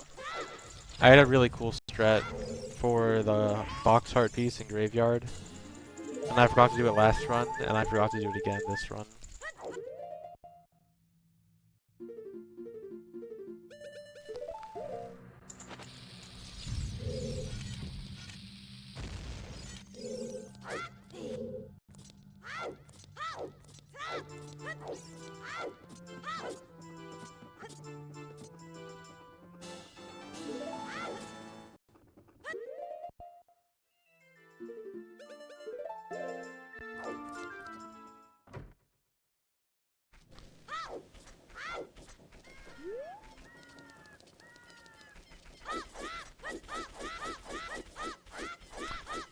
I end up with 16 and 3/4 hearts.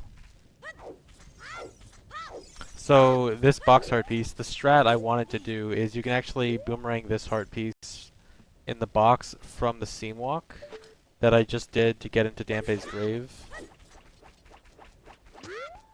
And it looks really cool because you're just like, you're up there and then you throw the boomerang and you get a heart piece, and it's really cool. I think it's cool at least.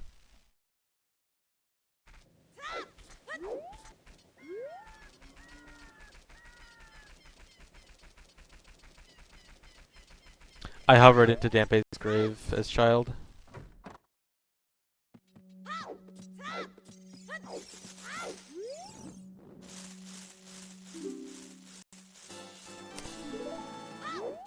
Nice.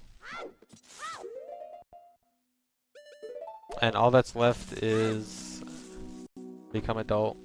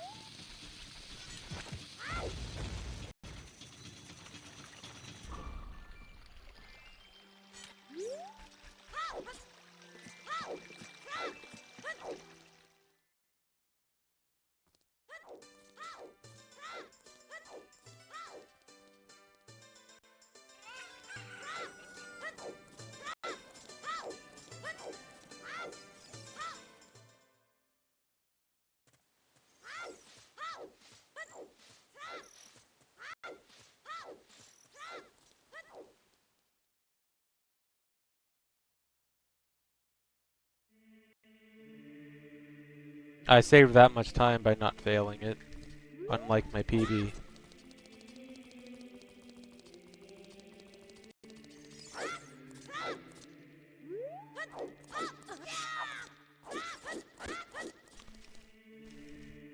Yeah, we end the run at adult. I'm gonna lose time, dude. Probably because of Sun Song.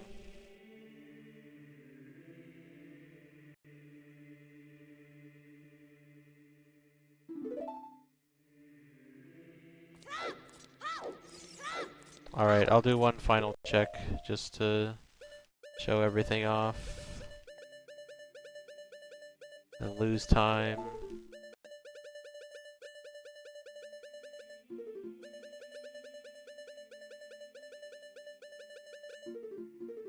And that's it.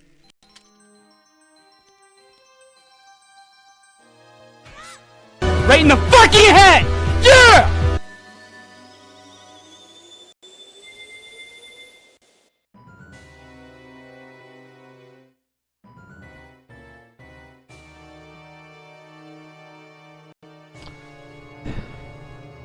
Alright, I think I want to do one more run of this, just to get sub 6.